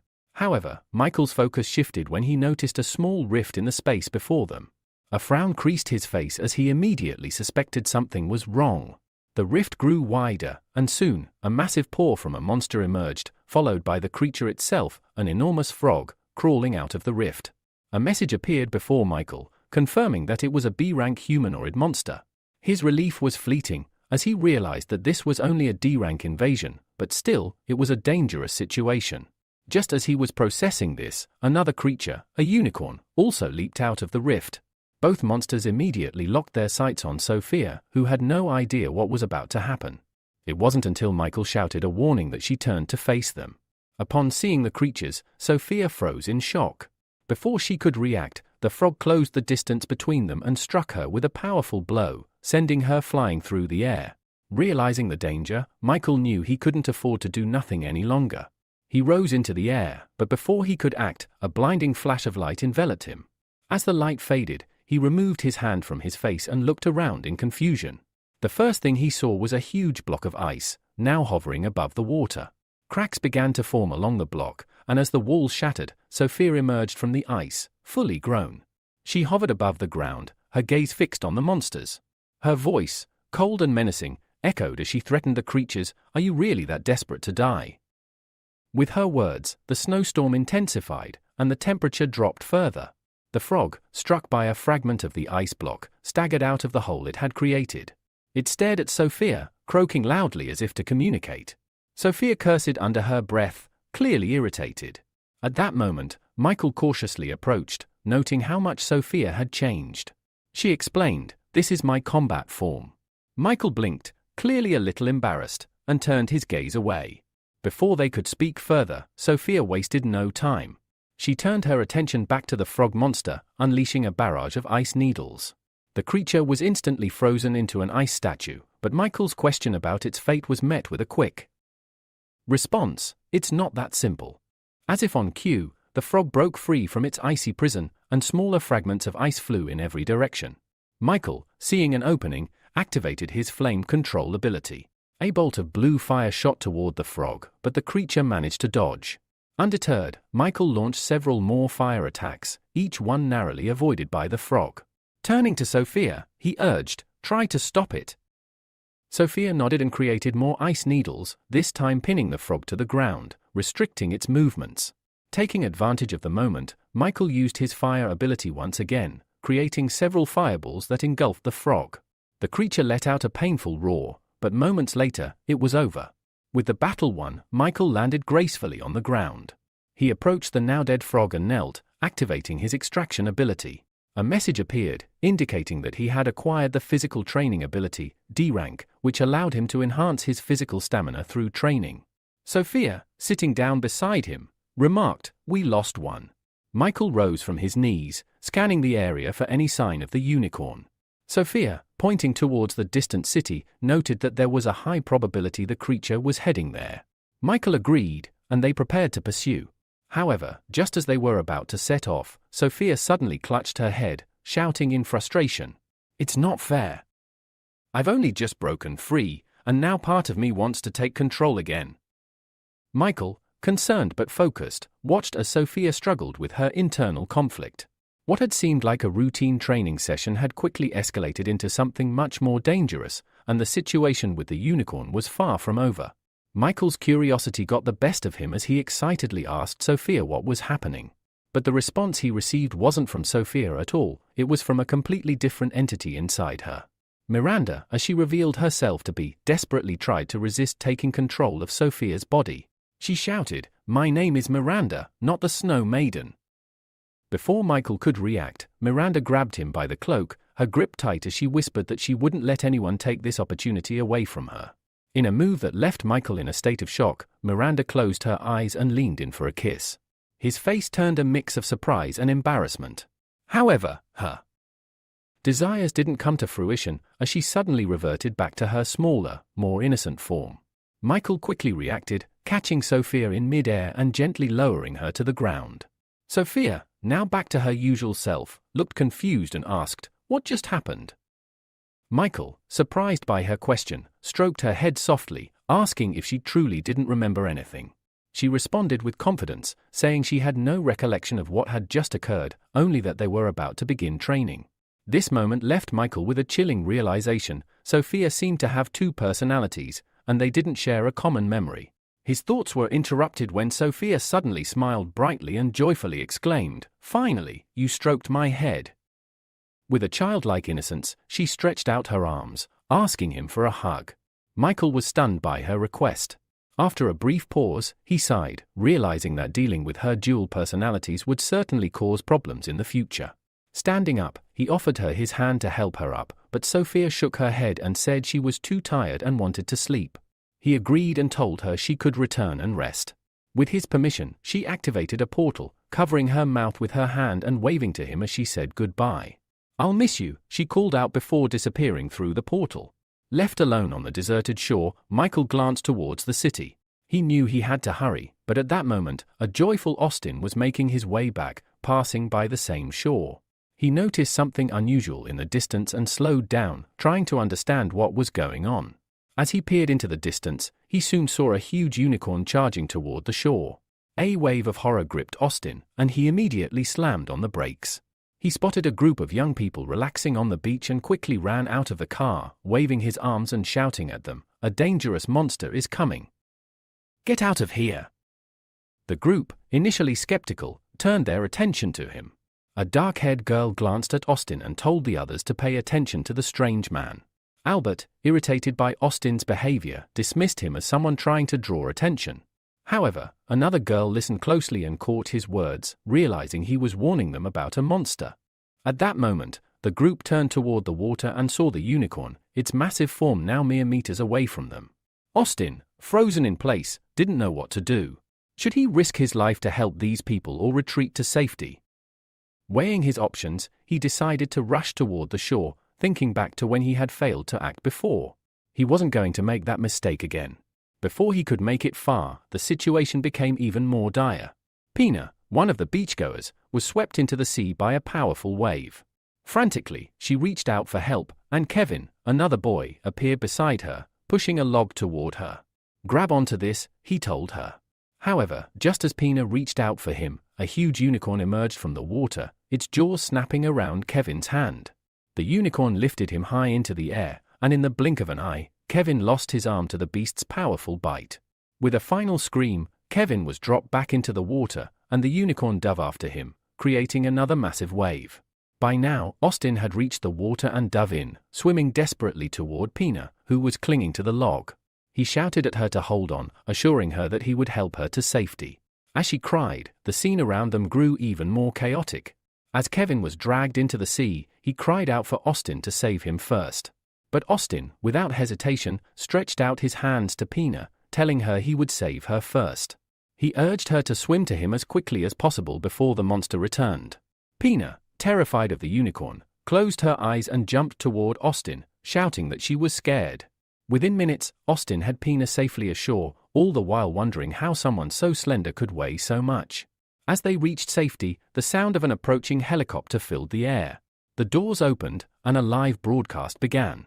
The reporter announced that the station had received numerous reports of a monster and huge waves near shore number 8. Turning the camera to Austin, who was holding Pina in his arms, the reporter stated with relief that they had miraculously escaped danger. The reporter, Alexandra, recognized Austin as one of the most famous internet personalities, young Mr. Austin. Meanwhile, back in the gym, Edgar was working out and venting his frustration over his father's decisions. As he did a set of abdominal exercises, he complained about the ice adventurer and the mechanical hero, saying it was better to work out than follow such people around. His friend, Pavel, chuckled and told Edgar to stop being jealous. But suddenly, Pavel's face twisted in horror as he shouted, "You need to see the live broadcast. There's a monster on the shore, and your brother is there." Edgar immediately froze, disbelieving the news. He couldn't believe his ears. He refused to believe it at first, thinking that his little brother Austin would be too scared to face a monster. But when the image was zoomed in, Edgar's heart sank. Austin was indeed there, and the unicorn was closing in on him fast. Alexandra said with urgency that if the heroes didn't arrive soon, the monster would catch up with Austin and Pina. Edgar, panic rising, screamed at the TV, begging Austin to run. But his voice could not reach his brother. At that moment, Austin looked over his shoulder and saw the monster fast approaching, its terrifying presence looming. Pina clung to him as they raced against time, but Austin, determined to save her, made a shocking move. Much to Edgar and Pavel's surprise, Austin transformed into a werewolf. His powerful body increased his speed significantly, and he surged ahead, defying the monster's pursuit. Edgar watched in disbelief, stepping back as the realization dawned on him, his brother wasn't just a regular human, he had the power to transform into a monster. Austin's transformation gave him the upper hand. In an instant, he was at a safe distance with Pina in his arms. He set her down gently and told her with a reassuring smile that she no longer had to worry about her safety. Before Pina could fully process this, Austin turned and rushed toward the unicorn. He moved with speed and confidence, fully aware of his new powers. Meanwhile, Michael had also arrived at the shore, pulling a drowning man from the sea. He turned his attention to the battle between Austin and the unicorn. With a smile, he created metal spikes, eager to see how his godson would fare. Austin, now fully in his element, chased after the unicorn with a smirk. He grabbed the unicorn's leg and, with a flash of determination in his eyes, said, "Today's a great opportunity to test my new technique." The unicorn attempted to dive under the water to shake him off, but Austin held on tightly, refusing to let go. In a move that stunned everyone watching, Austin began to spin at high speed, dragging the unicorn along with him. He released the unicorn at the right moment, sending it flying high into the air. Austin watched with a confident grin as the unicorn soared away, and he proudly declared, "I've long stopped being the kind of person who runs away or hides until the rescuers arrive." Moments after Austin launched the unicorn into the air, the beast crashed lifelessly into the water just meters from where he stood. Believing he had claimed victory, Austin threw his hands up triumphantly and shouted that he was now just one step away from surpassing his father and older brother to become an S-rank hero. Michael, who had been quietly watching from the sidelines with his metal spikes ready, smiled and acknowledged that Austin had done well. He noted that the young hero had truly changed public opinion for the better. Meanwhile, Pina's terrified friends ran up to her, frantically asking about Kevin. Still shaken, Pina explained that Kevin had been dragged into the sea by the monster while trying to save her. Albert and Vicky looked at her in disbelief. But Pina pointed at Austin, saying this brave hero had promised to help her save Kevin. Suddenly, the calm was shattered. The water below began to swirl unnaturally. Austin froze in confusion. Hadn't the monster already been defeated? Without warning, the water surged up and wrapped around his legs, lifting him high into the air in a vortex. From behind came the chilling neigh of the unicorn. The monster, still alive, drove its sharp horn into Austin's back.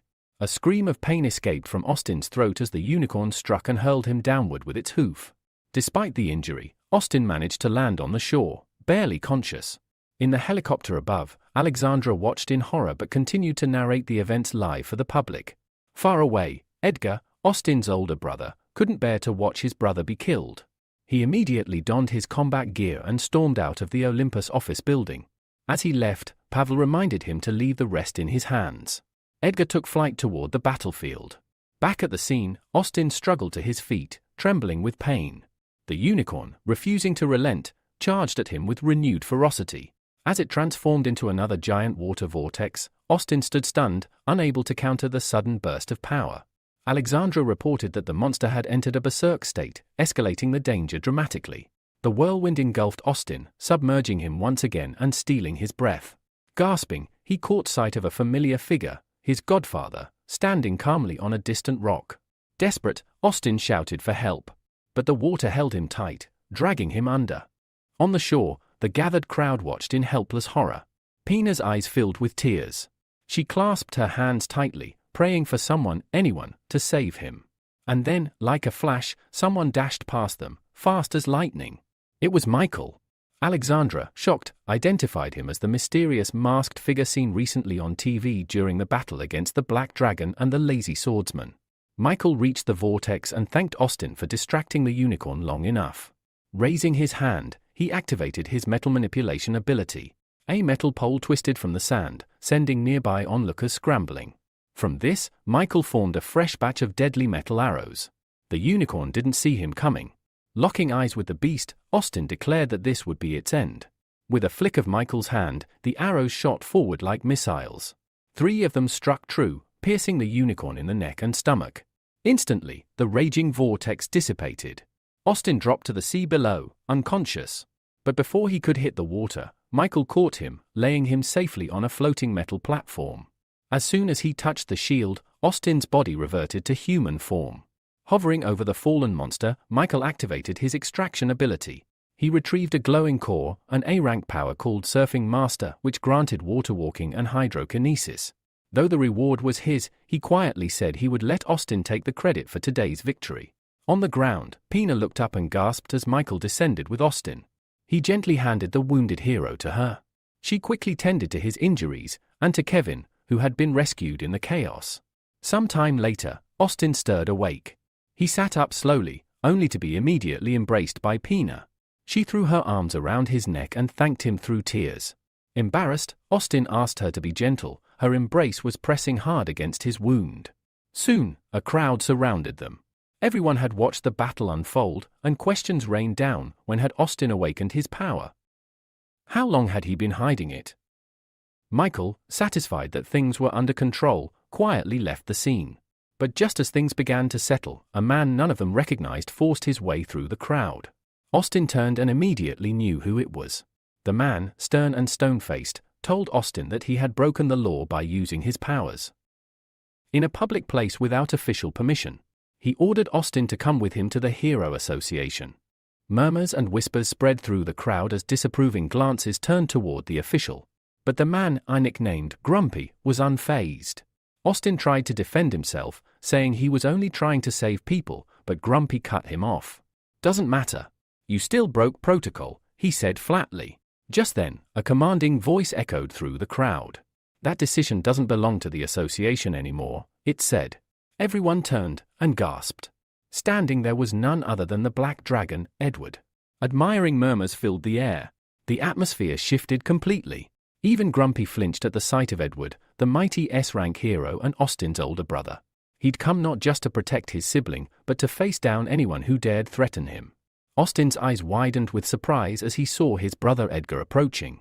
He stepped forward, asking what Edgar was doing there. But Edgar ignored the question.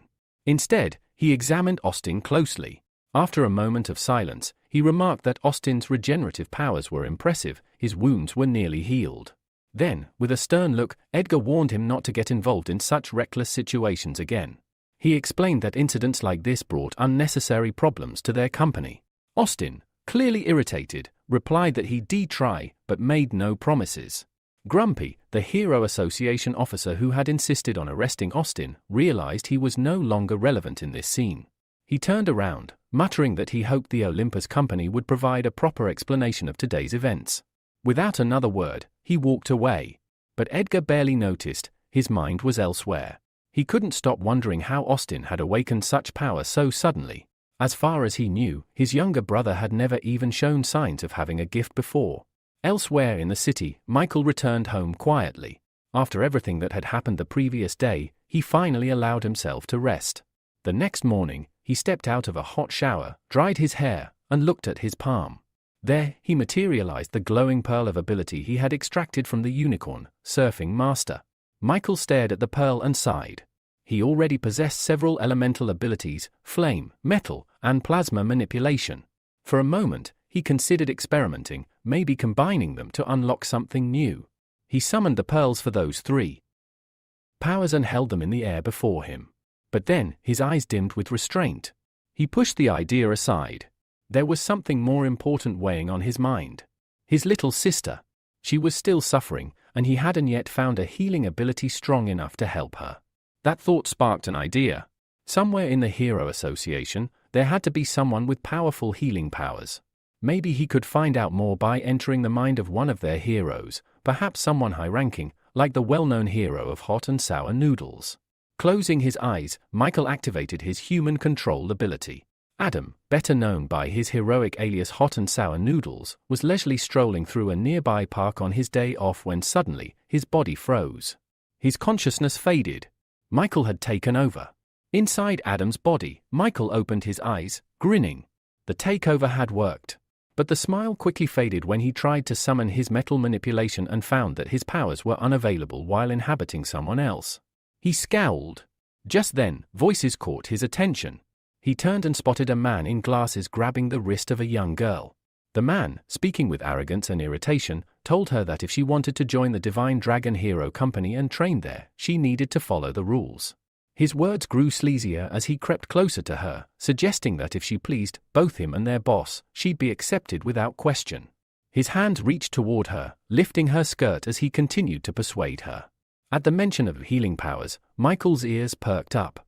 The man boasted that his boss had incredible healing abilities. It was exactly what Michael had been searching for. But the scene unfolding was intolerable. As the man tore at the girl's jacket, she fell to the ground sobbing, begging Jacob, the man, to stop. Her plea was answered. In an instant, Jacob flew into the air and slammed into a nearby bush. He stumbled out, shouting in rage, only to find himself facing Michael, in Adam's body, standing with clenched fists and an ominous smile. "I am the embodiment of karma," Michael declared. "And your retribution begins now." Jacob blinked in disbelief. Why is the hero of hot and sour noodles getting involved in this? It's none of your business. Michael ignored the question and helped the girl, whose name was Via, to her feet. If someone tried to blackmail your sister or daughter like this, he said coldly, you'd do the same. Jacob's expression twisted. That wasn't harassment. She's been interning with us for months. She's been waiting for this. Via couldn't take it anymore. She turned and shouted, I never wanted this, you liar. Michael gently told her that if she truly wanted to be a hero, she needed to stay focused and never let people like Jacob break her spirit. A tearful smile crossed her face.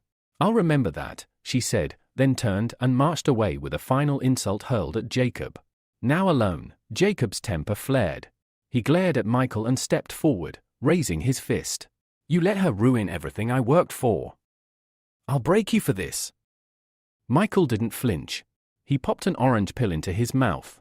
In the blink of an eye, his appearance changed. He'd triggered Adam's transformation into the actual hot and sour noodles. Power surged through him. Jacob charged. Michael didn't hesitate. He threw a devastating punch directly into Jacob's stomach. The force of the blow folded the man in half. The impact of Michael's punch had launched Jacob several meters through the air, sending him crashing back into the bushes.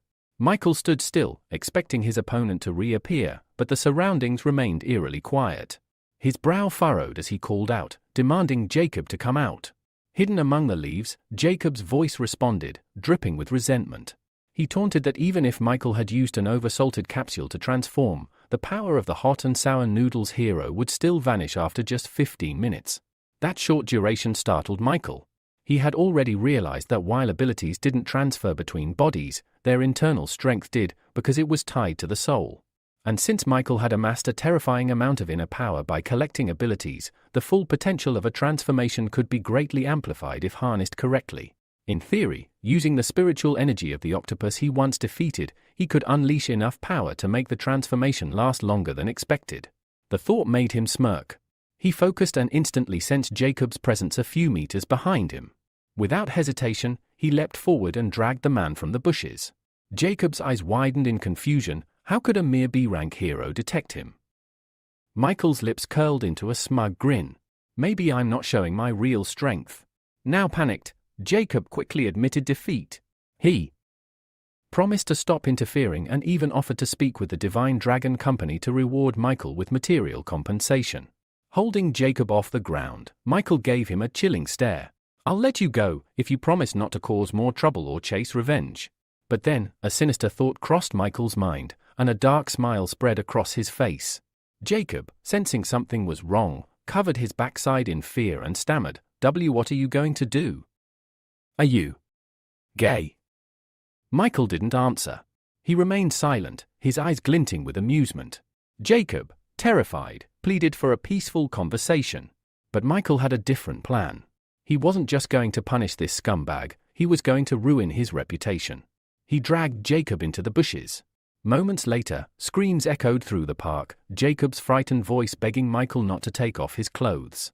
Minutes passed before Michael emerged, calmly transforming back to his original form.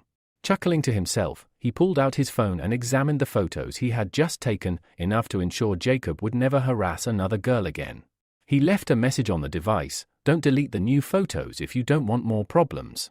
Then he closed his eyes and deactivated the human control ability. Instantly, Adam, now back in control of his own body, blinked in confusion. Still standing in the park, he assumed he had dozed off while walking. But the phone in his hand buzzed with a strange message. Opening the gallery, his eyes locked onto a photo of a half-naked stranger. Adam screamed in horror, completely bewildered. Elsewhere, in the L-City Hero Association branch, a meeting of top heroes was underway. William, the head of the L-City branch, scanned the room. Tension crackled in the air. The co-head beside him looked just as tense as they addressed the gathered heroes. William began, planning the first defense phase will require the help of the Olympus Company. The scale of the depressions is enormous, everyone needs to be on alert. Yang elaborated, once the plan was in place, the heroes would simulate driving monsters back to their world, with Olympus members leading the charge. The rest of the heroes cheered in agreement. But the mechanical hero remained silent. He was thinking about the hidden motive behind this operation. The association planned to allow one A-rank hero from each company into the core deviation zone to monitor and suppress the depression phenomenon. But there was another reason. Rumors that the monster world could enhance weapons and equipment. That opportunity was the real bait.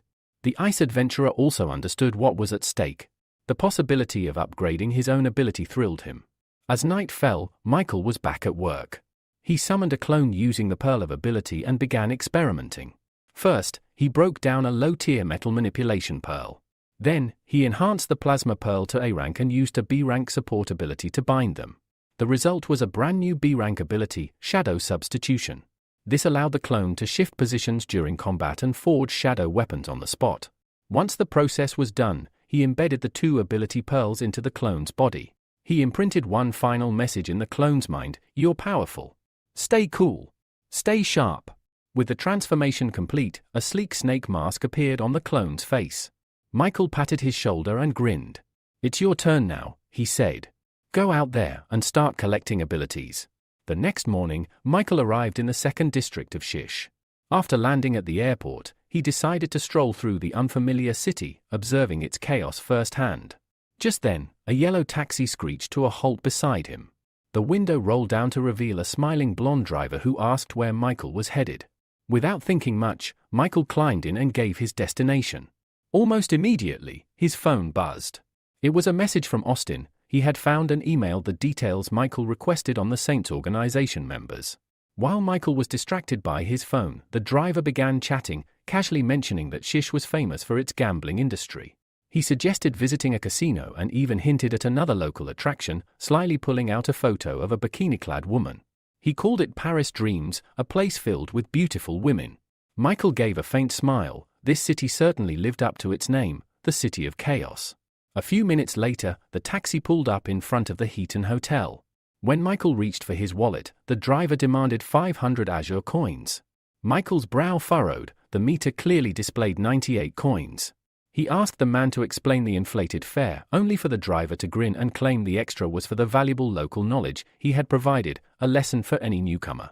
Then, he pulled out a gun and aimed it directly at Michael, threatening that if he couldn't pay with money, he'd have to pay with his life. Unfazed, Michael stared back coldly and said, "You chose the wrong victim." In an instant, he activated his human control ability. Moments later, the two of them were inside the hotel.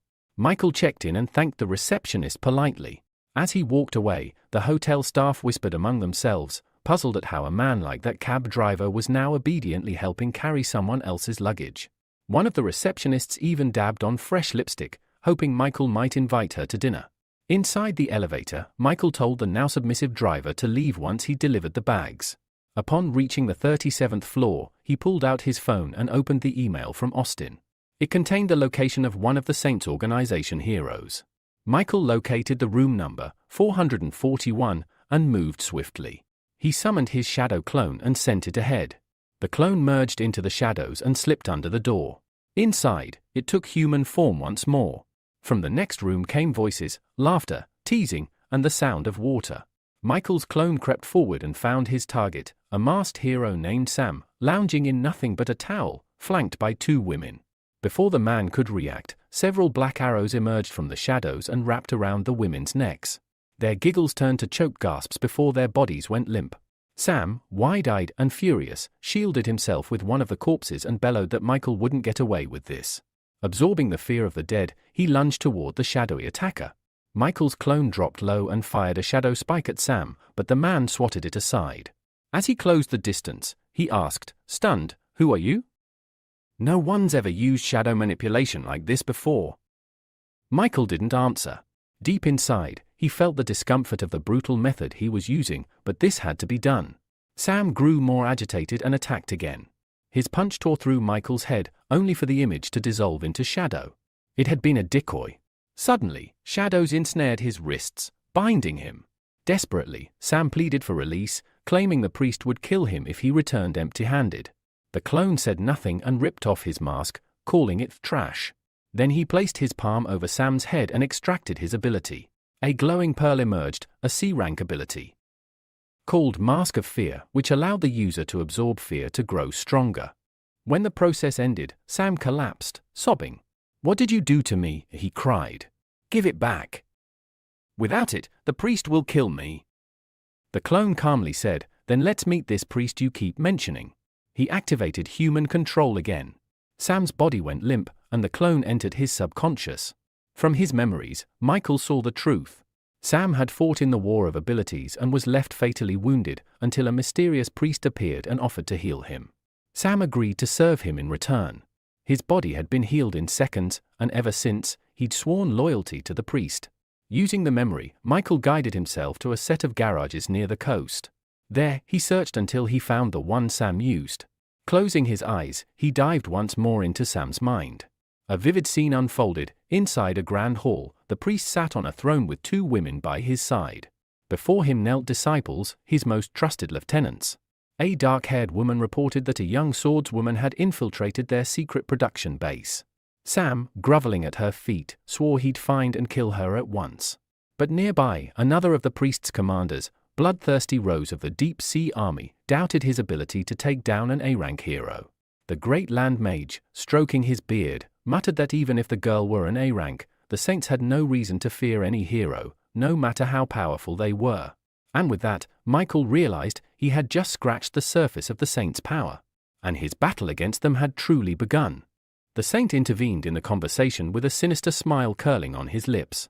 He ordered his subordinates to capture the girl who had infiltrated the base, declaring that before her punishment, he wanted to enjoy her for himself.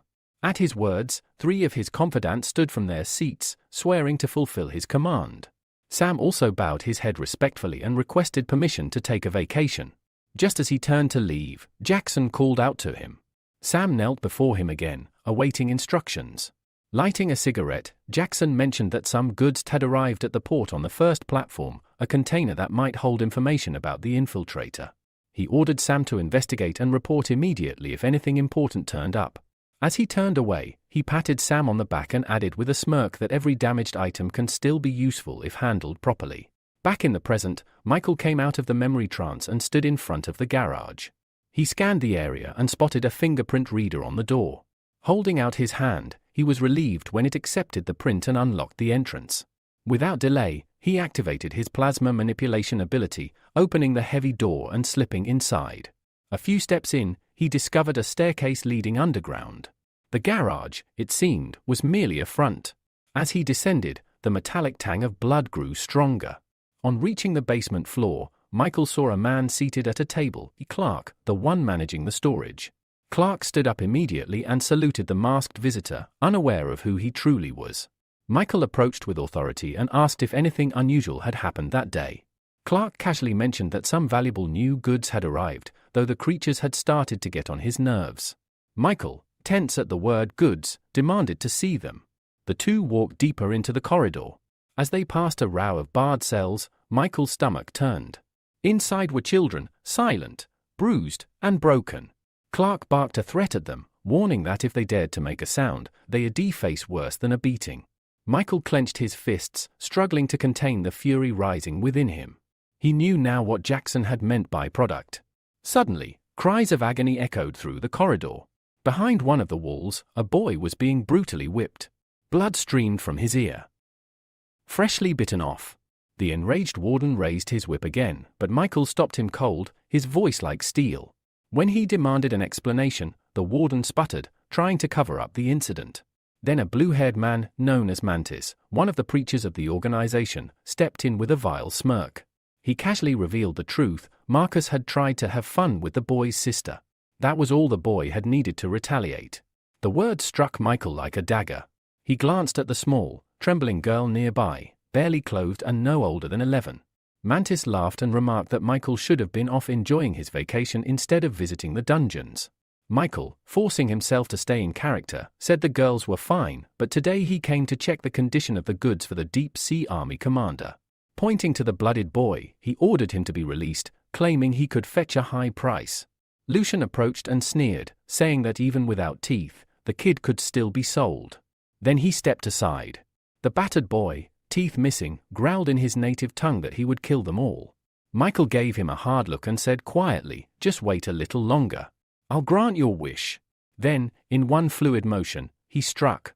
A beam of energy pierced Lucian's chest, his face twisting in shock. "Why?" the man gasped as he fell. Michael stood tall and said with cold fury, "Because we're the same. You just don't realize it yet." And with one final movement, he severed Lucian's head. Panic spread. The other guards froze in disbelief. Michael summoned strands of shadow infused with blue flames. "All of you will die here," he declared. One of the blonde guards lunged at him, but Michael's shadows engulfed his body mid-air, flames consuming him. An electric pulse shot through the shadows, paralyzing the man with pain. Clark tried to flee, trembling, but a shadow strand shot after him and dragged him back. A wide trail of blood followed in its wake. From his corner, Lucas watched it all unfold with wide eyes. Suddenly, he saw two glowing pearls appear in Michael's hand. The boy looked up with determination and asked, "Who are you?" Michael turned to him and replied, "I'm the one who came to save you." Lucas didn't buy it. "I heard how you laughed at us," he said grimly. Michael sighed. A blue flame flared in his palm as he stepped back and sliced through the boy's chains. "Sit here a little longer. I've still got work to do," he said. Lucas stood, silent, and walked toward his little sister, kneeling beside her protectively. He pulled his sister closer, her small frame trembling as she buried her face into his chest. Lucas hugged her tightly, as if trying to shield her from everything they had just witnessed. Watching this silent moment of reunion, Michael couldn't help but think of his own sister, still unconscious, still unreachable. His heart clenched with sorrow. But that moment was short-lived. Suddenly, guards swarmed in from both ends of the corridor, weapons drawn and eyes wide with panic. Without hesitation, Michael raised his hand, shouting, "Shadow bonds!" And with a ripple of dark energy, the shadowy tendrils burst forth, dancing like serpents wreathed in blue flame. In a matter of seconds, the corridor was cleared, each enemy falling to pieces, cut down by a single swing. Just as the dust settled, a new figure emerged. A long-haired man stepped around the corner, his pale face calm and almost bored, holding a strange disc in the air. "Impressive," he murmured, then looked behind Michael. "You're surrounded now. You won't escape." Another man appeared, his expression cruel and pleased. "I'll go first," he said with a nod, and the long-haired one, known as the Lord of Music, grinned wickedly. "Then let the music begin." He raised the disc and twisted it. A horrific sound tore through the air like broken glass scraping metal. Instantly, the children screamed in agony, clutching their heads. Michael staggered, the frequency burning his mind, but he quickly realized the music wasn't physical. It was attacking their consciousness. If he didn't act fast, they could go mad. So he acted. Michael dropped his hands and slouched forward, laughing to himself like a man possessed. His strange behavior made the Lord of Music grin triumphantly. Thinking the hero had fallen to the sound, he tossed the spinning disc straight at Michael, but it passed through empty air. He had disappeared. A breath later, Michael reappeared behind him, and with a brutal kick to the back, he sent the man sprawling. The Lord of Music choked on blood, reaching out in desperation to his partner. "Help me!" The spearman didn't hesitate. With a roar, he hurled his flaming spear at Michael. The weapon found its mark, piercing clean through the hero's shoulder. Michael didn't even cry out. He just looked down at the wound for a moment, clenched his fist, and then smashed it into the Lord of Music's skull with everything he had. The man's eyes went lifeless instantly. The spearman froze. "Why?" he whispered. "Why betray the organization?" Michael stood slowly, blood trailing from his arm. "You really don't know?" he asked bitterly, then swept his hand toward the cages. "For them. For justice." The word confused the spearman. He scoffed, masking his fear with a sneer. "You call this justice?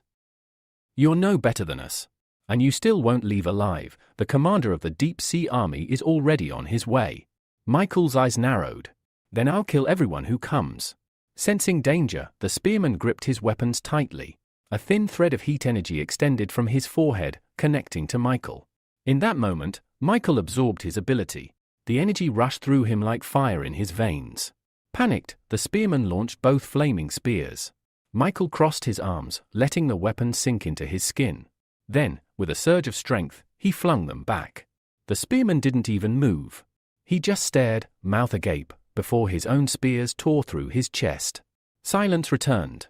Michael sighed, feeling the ache spread across his body. "That hurt more than I expected," he muttered. From behind one of the cages, a boy peeked out. "Are you okay?" he asked timidly. Michael turned, managing a small smile. It's nothing. He then unlocked all the cages, setting the children free. One by one, they stepped out, scared, cautious, but alive. Lucas came last, his sister asleep on his back. Standing before Michael, he looked him straight in the eye. "I don't want to be weak anymore," he said firmly. "Make me strong. Like you." Michael nodded. "Then swear loyalty to me. Eternal loyalty." Without hesitation, Lucas responded, "I'm ready. I'll be your most devoted student." Satisfied, Michael handed him a glowing pearl, the same one he had taken from Mantis. "This is an ability pearl," he explained. "It will let you turn your hands into blades. With this, you can protect yourself and her." Lucas accepted it with a glowing smile and a nod of gratitude. Then, carrying his sister, he followed the other children toward the exit, glancing back once at the masked man who had saved them. Michael turned back to the corpses. There was one last task. He stretched out his hand, activating his extraction ability. One by one, he pulled the pearls from the dead bodies, harvesting their powers. A pleased smile crept across his face. "Last time, it took me forever to get 2 pearls from the frog and unicorn," he muttered. "This time, I hit the jackpot." He first upgraded his shadow exchange to A rank. Now, he could summon 5 clones, and during battle, switch places with any shadow, including an enemy's. Task complete, Michael stepped out of the garage. But then, he stopped. He felt danger. Behind him stood a girl with sharp eyes and a sword aimed at his back. "Who are you?" she demanded. "And where did these children come from?" Michael slowly turned his head. "And who are you?" Before she could answer, the children ran to her joyfully, calling out her name. "Alex! He saved us!" She blinked in shock. Realizing her mistake, the swordswoman sheathed her blade and bowed slightly. "Forgive me." Michael smiled. "It's fine. You're the A-rank swordswoman, Alexa." She nodded. "I heard rumors of human trafficking in this area. I came to save them, but I didn't think anyone would beat me to it." She walked over to Lucas and gently touched his cheek. "I'm sorry. I came too late." Suddenly, the ground beneath the children's feet began to tremble. Panic spread across their faces, and Michael felt the unnatural vibrations as well. He glanced at Alexia in confusion, asking what was happening, but there was no time for an answer. From beneath the port, thick, thorny vines burst upward, coiling around the children's legs and yanking them into the air. In mere seconds, the entire port was overtaken, garages, crates, and every inch of space consumed by the creeping tendrils. Tears welled in the children's eyes as they cried out for help. Michael shielded Lucas with his body and whispered that they had to run. He'd saved the others himself. Ahead, 3 men and a woman stood among the vines. At their center sat a man atop a giant blooming rose, the source of the vines. Amanda, the woman among them, scoffed at Michael's confidence and questioned how he planned to save anyone. A smug smile appeared on Wilhelm's face. Raising his staff, he gestured toward his subordinates and ordered them to demonstrate the true power of the saints. He then activated his healing ability, a divine energy surging from him and into Amanda's back, instantly revitalizing her. She straightened up, strength flooding her limbs. The priest had restored her entirely. With a mocking tone, Wilhelm warned Alexia not to interfere with the saints. Goods. If she valued her life, she should surrender now. Then, his gaze turned cold as it landed on Michael. Without hesitation, he commanded the traitor to be eliminated on the spot. Michael and Alexia stood ready. She gripped her sword with both hands, determined. She was confident she could handle the 3 subordinates, but the priest would be another matter entirely. Fixing her eyes on Wilhelm, she warned him that the Hero Association was already on its way. If they didn't surrender now, they'd be executed for defiance. But Wilhelm only sneered. He repeated his order. His subordinates charged. Alexia stepped forward, activating her seal power. Her sword gleamed with dangerous energy, shocking even Michael. This was no ordinary A-rank technique. She dashed forward, determined to stop them. The Earth Mage, Jackson, conjured a sand-based magic circle, and a massive wall of earth erupted in her path. But Alexia didn't falter. With one mighty swing, she shattered the barrier and pressed on. Jackson didn't stop. He began casting again. Nearby, 3 spheres of water materialized. Alexia moved first, unleashing a searing wave of fire from her sword. But as she looked down at her attack's path, her eyes widened in horror. Amanda stood ahead, holding a captured child in front of her like a shield. With a twisted smile, Amanda declared that this child would be her first victim. The flames engulfed the boy before Alexia could react, leaving no trace behind. Trembling, Alexia screamed, asking how she could stoop so low. Amanda's smile only deepened. Kindness, she said, was weakness. And she still had more hostages. Behind them, Jackson smirked. His body dissolved into water, and in an instant, he reappeared behind Alexia, blade raised. She never saw it coming. But before the sword could fall, Michael intervened. He threw himself between them, the blade slashing through his mask and tearing it away. Beneath it, another snake-shaped mask lay hidden. With irritation, Michael muttered that had been too close. One more second and the second mask would have been damaged too. Then, with swift vengeance, he spun and struck Jackson, driving his sword into the man's neck. Blood spurted as Jackson staggered back, clutching the wound. Alexa moved to finish him off, but Michael stopped her. Behind them, Wilhelm rose from his rose throne, raising his staff high. He used his healing ability once more. Jackson's wound instantly vanished. The man let out a relieved laugh. With the high priest nearby, they were practically immortal. Wilhelm then activated his enhancement skill. A glowing blue light engulfed his subordinates, amplifying their powers even further. Michael frowned. At this rate, their combat strength could rival A rank or more.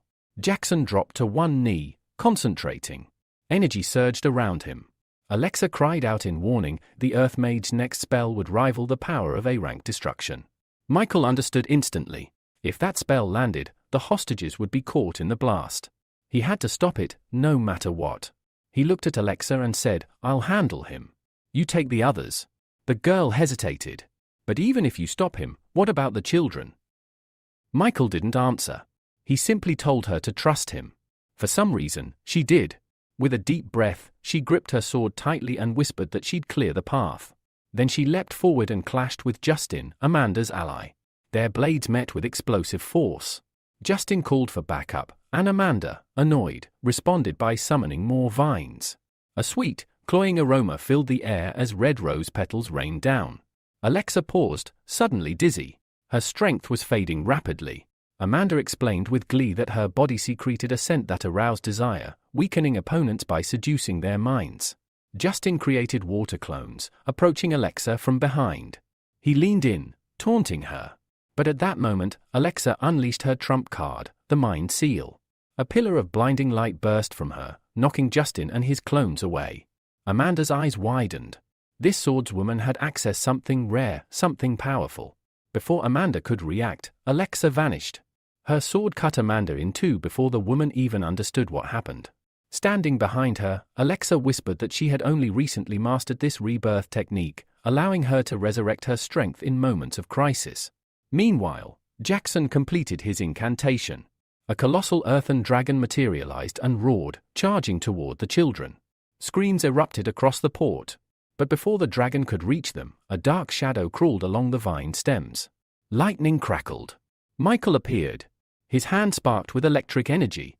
With precision, he launched a bolt straight into the dragon's open mouth, paralyzing it. He clenched his fists, and a massive explosion rocked the port. From above, a rescue helicopter neared. The explosion below sent dust and smoke billowing into the sky. The dragon fell. Jackson, barely alive, reverted to his human form and fell to one knee.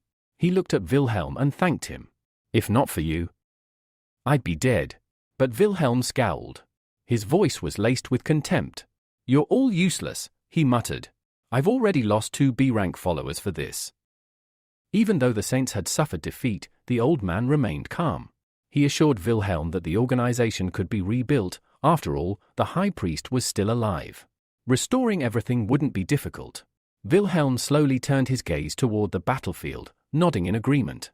Amid the thick dust still swirling through the air, his eyes locked onto a single figure, Michael, carrying an unconscious Alexa on his shoulder. The priest narrowed his eyes. If this man could neutralize an A-rank attack with a single strike, then he was far more powerful than anyone here. They had to retreat before it was too late. Just then, a new pillar of blinding light burst from the ground, not from Michael, but from Wilhelm himself. It was a reverse summoning. Watching the glow rise, Michael narrowed his eyes and muttered coldly, "It doesn't matter where you run.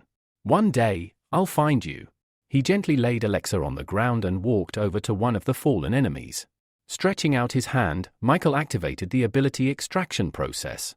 In a matter of seconds, a glowing pearl appeared in his palm. This was the B-rank ability Deep Sea Ghost. It granted the user control over the water in a human body, allowed them to create water clones, and summon massive waves, so long as there was moisture nearby. Without wasting time, Michael approached the rose-controlling girl. Repeating the same process, he extracted her power too, another B-rank ability known as Bloodthirsty Rose. It gave the user the power to summon thorny rose vines using their own blood. These vines emitted a scent that could boost attributes but came with a dark side. The user risked losing control over them entirely.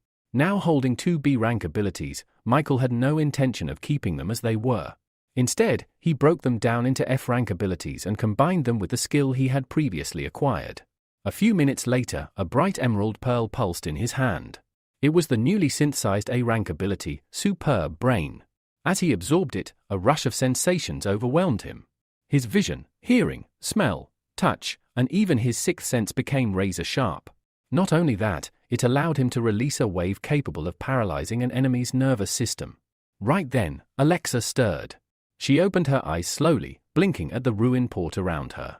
Michael noticed and approached. The girl stood, took a few hesitant steps, and then turned to him.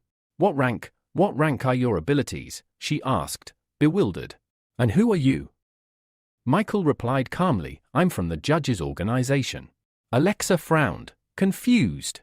"I've never heard of that. Not once in all my time in the Hero Association," but then her eyes caught something that froze her blood. The vines, the ones that had imprisoned the children, were now empty. With dread in her voice, she asked, "Where are the kids?" Michael didn't answer immediately. He simply nodded behind her and said, "Turn around." When she did, Alexa's eyes filled with tears. All the children were safe and running toward her. The protective dome had fallen, and they were free. They clung to her, excitedly telling her how Michael's shadow had cut the vines and taken them to safety. One child explained how, even after the explosion, his shadow formed a dome that shielded them from harm. She was stunned.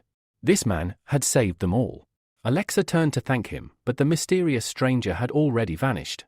As the dust began to settle, a helicopter hovered above the scene, loudspeakers echoing across the ruined port. From this moment on, the Hero Association has taken control of this area. Please refrain from any further action. The chopper landed near the garages, and several association members poured out. Among them was a young reporter named Valeria. Nervously adjusting her microphone, she turned to her assistant and asked where to begin. He pointed to Alexa. "Start with the Seal Swordswoman." Valeria approached the still-shaken girl, introduced herself, and politely asked for an interview. Alexa nodded in approval. According to the Hero Association's report, Valeria began, "You sent the emergency signal. The entire port is now destroyed. Can you tell us what happened here?" Without hesitation, Alexa told her everything. She had come to rescue the kidnapped children from the Saints organization, which had been planning to sell them illegally. The story immediately stirred a powerful reaction from the broadcast's viewers. Valeria frowned. "We've heard rumors about this criminal group before. From what we know, they operated out of Shu City, involved in all sorts of illegal activities. Do you think the government will investigate now?" Alexa shook her head grimly. "They've been doing this for a long time. I had to infiltrate their ranks just to get this far. And even then, I could only save these kids." The crowd that had gathered nearby listened closely. Some wept. Others shouted in anger that the criminals must be punished. Then, Alexa continued. "I wouldn't have made it out alive if I had fought the high priest alone, but someone came to help me." Valeria's eyes widened. "A masked man?" "Yes," Alexa replied. "His skills were far beyond mine. He broke through the priest's enhancement spell, a power normally only usable by A-rank heroes." She pointed to a scorched crater still smoldering with smoke. "He did that. All I know is, he wore a mask with a snake emblem. And he said he was from the judges' organization." Valeria glanced around, trying to find the mysterious savior, but saw nothing. "He ran off toward the garages," Alexa added. "He was chasing the high priest." By that time, Wilhelm and the Earth Mage had already escaped to a hidden location. By this time, Wilhelm and the Earth Mage had already taken cover in a safe location. Casting a deeply displeased glance at the old man beside him, the priest asked if the mage sand magic was capable of eliminating the brat who was interfering with their plans. The earth mage nodded confidently, replying that he had saturated the area with his magic. Even if their enemy tried to launch an attack, it wouldn't make a difference. Unbeknownst to them, Michael was hiding just around the corner, hearing every word they spoke. He listened carefully as Wilhelm, now moving toward the far end of the parking lot, instructed the old man to find a suitable car so they could escape and lay low. Michael frowned. He had no intention of letting them get away. In fact, his plan was to make this place their grave. Everything was going according to his carefully laid out strategy until disaster struck.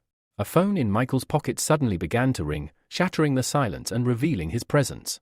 The moment the ringtone echoed through the air, both men froze and turned sharply toward the direction of the sound. Michael cursed silently, wondering who could be calling at such a critical moment. As the melody rang out again, the two enemies began cautiously approaching the nearby partition, his only cover. Quickly taking out his phone, Michael saw the caller ID. It was Valeria. Footsteps crept closer, stopping just a few meters away from the wall. Thinking quickly, Michael realized his best option was to disguise himself as an ordinary passerby. He used his ability to change into his everyday clothes, then answered the call in a casual, cheerful voice as he stepped out from behind the corner. His sudden appearance startled the two men. Doubt clouded their eyes. They weren't convinced this guy was just a civilian. Still, they chose to remain on high alert, unwilling to let their guard down.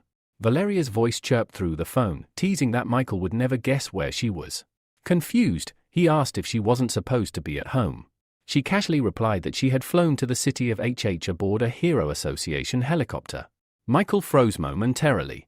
The news threw him off balance. Why was Valeria here, and how did she manage to fly with the association?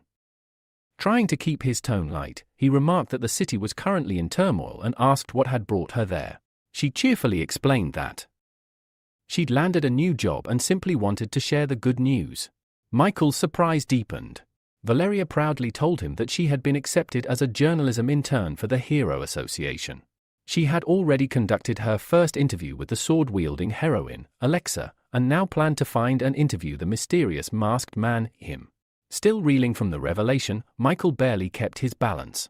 This news was anything but welcome. With the association's resources, Valeria could very well track him down. Regaining his composure, he congratulated her and promised they'd celebrate her new position soon. All the while, the two men continued watching him, and once he disappeared into a dark corridor, they convinced themselves he had indeed been just a passerby.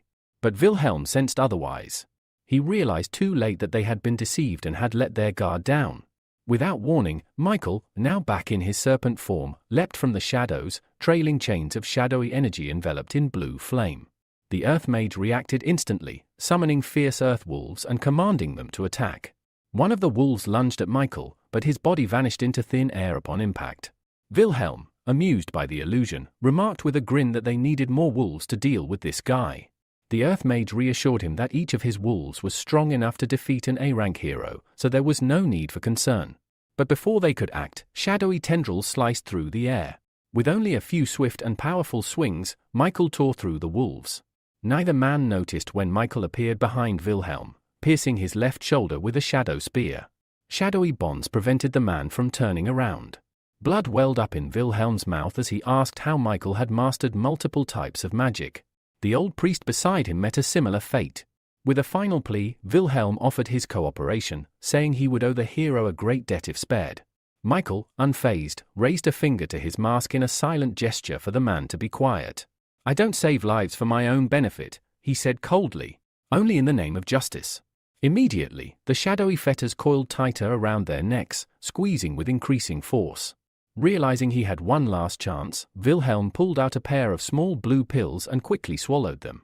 Sensing danger, Michael immediately leapt back, unsure what effect those mysterious pills would have. Suddenly, Wilhelm's body was engulfed in a golden glow. He bent over, clutching his head in his hands, groaning as his body trembled under the strange power. Moments later, the glow faded. When he lifted his head, he turned to Michael with a maniacal smile stretching across his face. "You force me to do this," Wilhelm hissed. "I'm not only a healer. I know much more." Then, without hesitation, the man shoved his hand into his own mouth. Screaming in agony, he began to pull out a massive object. Michael's eyes narrowed. The energy radiating from Wilhelm had suddenly changed. It was familiar, uncannily similar to what he had once sensed from Alexa's sword. A few long seconds passed. At last, Wilhelm drew out an enormous golden spear. It was immediately surrounded by a divine radiance. His wild laughter echoed through the air as he declared, "Behold! My trump card, the legendary Spear of Justice." Raising the weapon high into the air, he activated a skill called Sacred Thorn. The moment the skill triggered, numerous golden portals appeared in midair. From each one emerged identical replicas of Wilhelm's spear. With fury in his voice, Wilhelm roared, "Justice will be done!" Obeying his command, the glowing spears all launched toward Michael at once. Michael narrowly dodged the first wave, leaping aside just before they could pierce him. But the attack didn't stop. More and more spears poured from the portals, chasing him relentlessly. No matter where he turned, they followed. Suddenly, one of the spears grazed his left leg. A sharp, deep wound was left in its wake. Wilhelm, watching from a distance, burst into gleeful laughter. "You can dodge all you want," he taunted. "But your end has already been decided." Michael dropped to one knee, pain shooting through his leg. He gritted his teeth, frustrated that such a seemingly light strike had wounded him so severely. As he looked up at the ceiling, he realized something troubling. The golden glow from the spears had lit up the entire area, making it impossible for him to remain hidden. Once again, the spears descended. But this time, Michael was ready. Determined, he whispered, "Let's see which of us is faster." Wilhelm only laughed harder. "Faster than light? Don't make me laugh." Yet at that very moment, Michael's eyes glinted sharply. He had activated his superbrain ability. Time seemed to slow.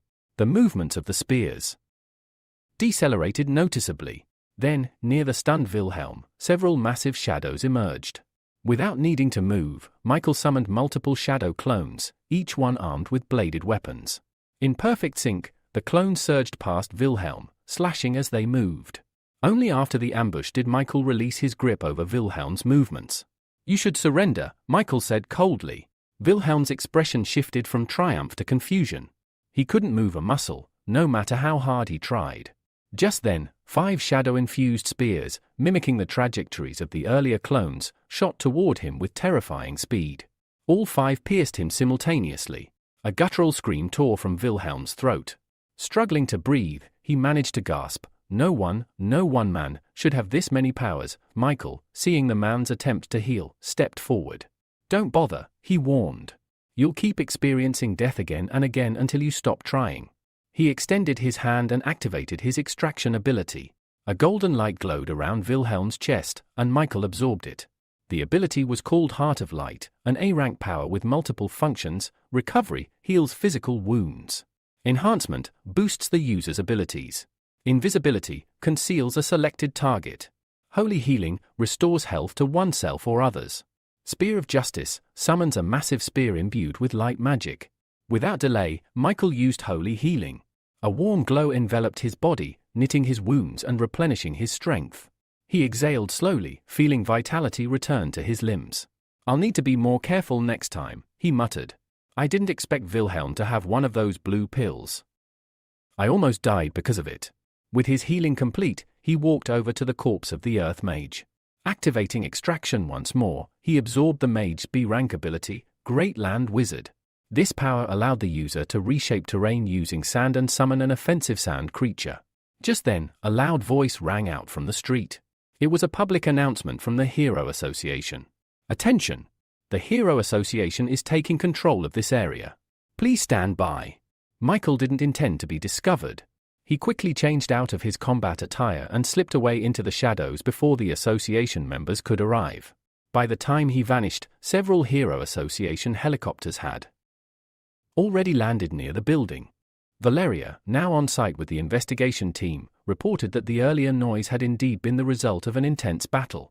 As they descended into the parking lot, her eyes landed on a familiar figure. There lay Wilhelm's body, pierced by his own legendary spears. Valeria stood frozen in place, staring in disbelief at the lifeless body lying before her. This was the High Priest," she whispered. "The leader of the Organization of Saints." A cameraman moved in closer, capturing detailed footage of the fallen villain. The broadcast spread rapidly, and viewers across the region reacted with shock and satisfaction. The long-feared criminal had finally been brought to justice. Suddenly, one of the investigators shouted, "There's another body here." Valeria's face turned pale. The sight of more death overwhelmed her. She clutched her mouth with one hand, stumbling backward. A wave of nausea surged through her. Unable to hold it in, she turned and rushed to a nearby wall. "Valeria! Are you all right?" someone called out, concerned. But she couldn't hear them. Reaching the corner, she leaned against the wall, and then everything she'd eaten came back up. Her body trembled as the moment's horror overcame her. Then, just as she wiped her mouth, a hand extended a bottle of water toward her. She froze. That voice, calm and familiar, spoke gently. "Here, drink." Valeria looked up. "Michael." "What are you doing here?" she asked, her voice still shaky. "I was nearby when you called me," he answered, crouching beside her. With all the noise the association made, it wasn't hard to find you. A faint blush rose to her cheeks. Looking away, she murmured, "You're never around during my best interviews, but somehow, you always catch me like this." Michael chuckled softly. He pulled her into a comforting embrace and pressed a gentle kiss to the top of her head. "You're beautiful no matter what," he whispered, though part of him mentally scolded himself for not cleaning up the place before anyone arrived. Just then, Paul approached. Seeing Valeria in someone's arms, he hesitated, his question catching in his throat. He had wanted to ask if she was feeling better, but now stood awkwardly, unsure of what to say. Michael noticed him first. Stepping back slightly, he gave Paul a nod, helping break the silence. "There's been a development," Paul announced. "The rescue team found a girl. She was kidnapped by the Organization of Saints. They're prepping her for an interview." Valeria's eyes widened. She turned toward the direction Paul pointed, and there, near a hole in the floor, a rescue worker was helping several children out from underground. Without hesitation, Valeria slipped out of Michael's embrace. "Wait here," she said quickly before running off to do her job. Michael nodded, watching her go with a warm smile on his face. Unseen by the others, a glowing pearl shimmered into existence in his palm, the pearl of the heart of light. Gazing into its radiance, Michael spoke softly to himself, "Soon I'll be able to return and save my sister." With this, he had collected the powers of all 5 main elements. And now, it was time for a new figure from the judges' organization to enter the stage, someone called Dragon. Meanwhile, the injured children were being rushed to the nearest hospital. Among them was Lucas and his younger sister. The boy sat in a daze, searching the crowd for a familiar figure. "Where's my teacher?" he whispered. Then, at the edge of the lot, a quiet sound drew his attention. Turning, he spotted a man in a snake mask standing by the car entrance, signaling silently for him to keep quiet. It was his teacher.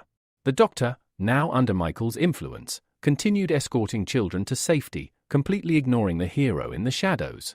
Michael sat beside Lucas and asked gently, "How's your sister?" Lucas lowered his head, his voice heavy with grief. "She's dead, but I want to take her home. I can't leave her in that horrible place." In response, Michael opened his palm, revealing the radiant pearl. "I can save her." Lucas's eyes widened with hope. You can?" Michael nodded. Placing his palm over the girl's body, he activated holy healing. A divine glow spread through her body, and after several tense seconds, Juliana's eyelids fluttered open. She blinked and instinctively pulled closer to her brother. Tears welled in Lucas's eyes. "She's alive," he whispered, his voice breaking with joy. "She's alive." Smiling, Michael moved to heal Lucas's own injuries. "I'll take you both away from here soon," he promised. "But no one must know how quickly Juliana was healed." "Understood." Lucas wiped his eyes and nodded solemnly. Then, Michael placed a hand on the boy's shoulder. "From now on, you can call me teacher," he said, handing the boy a small pouch of money. "Your sister is still too young, she deserves to live a normal life.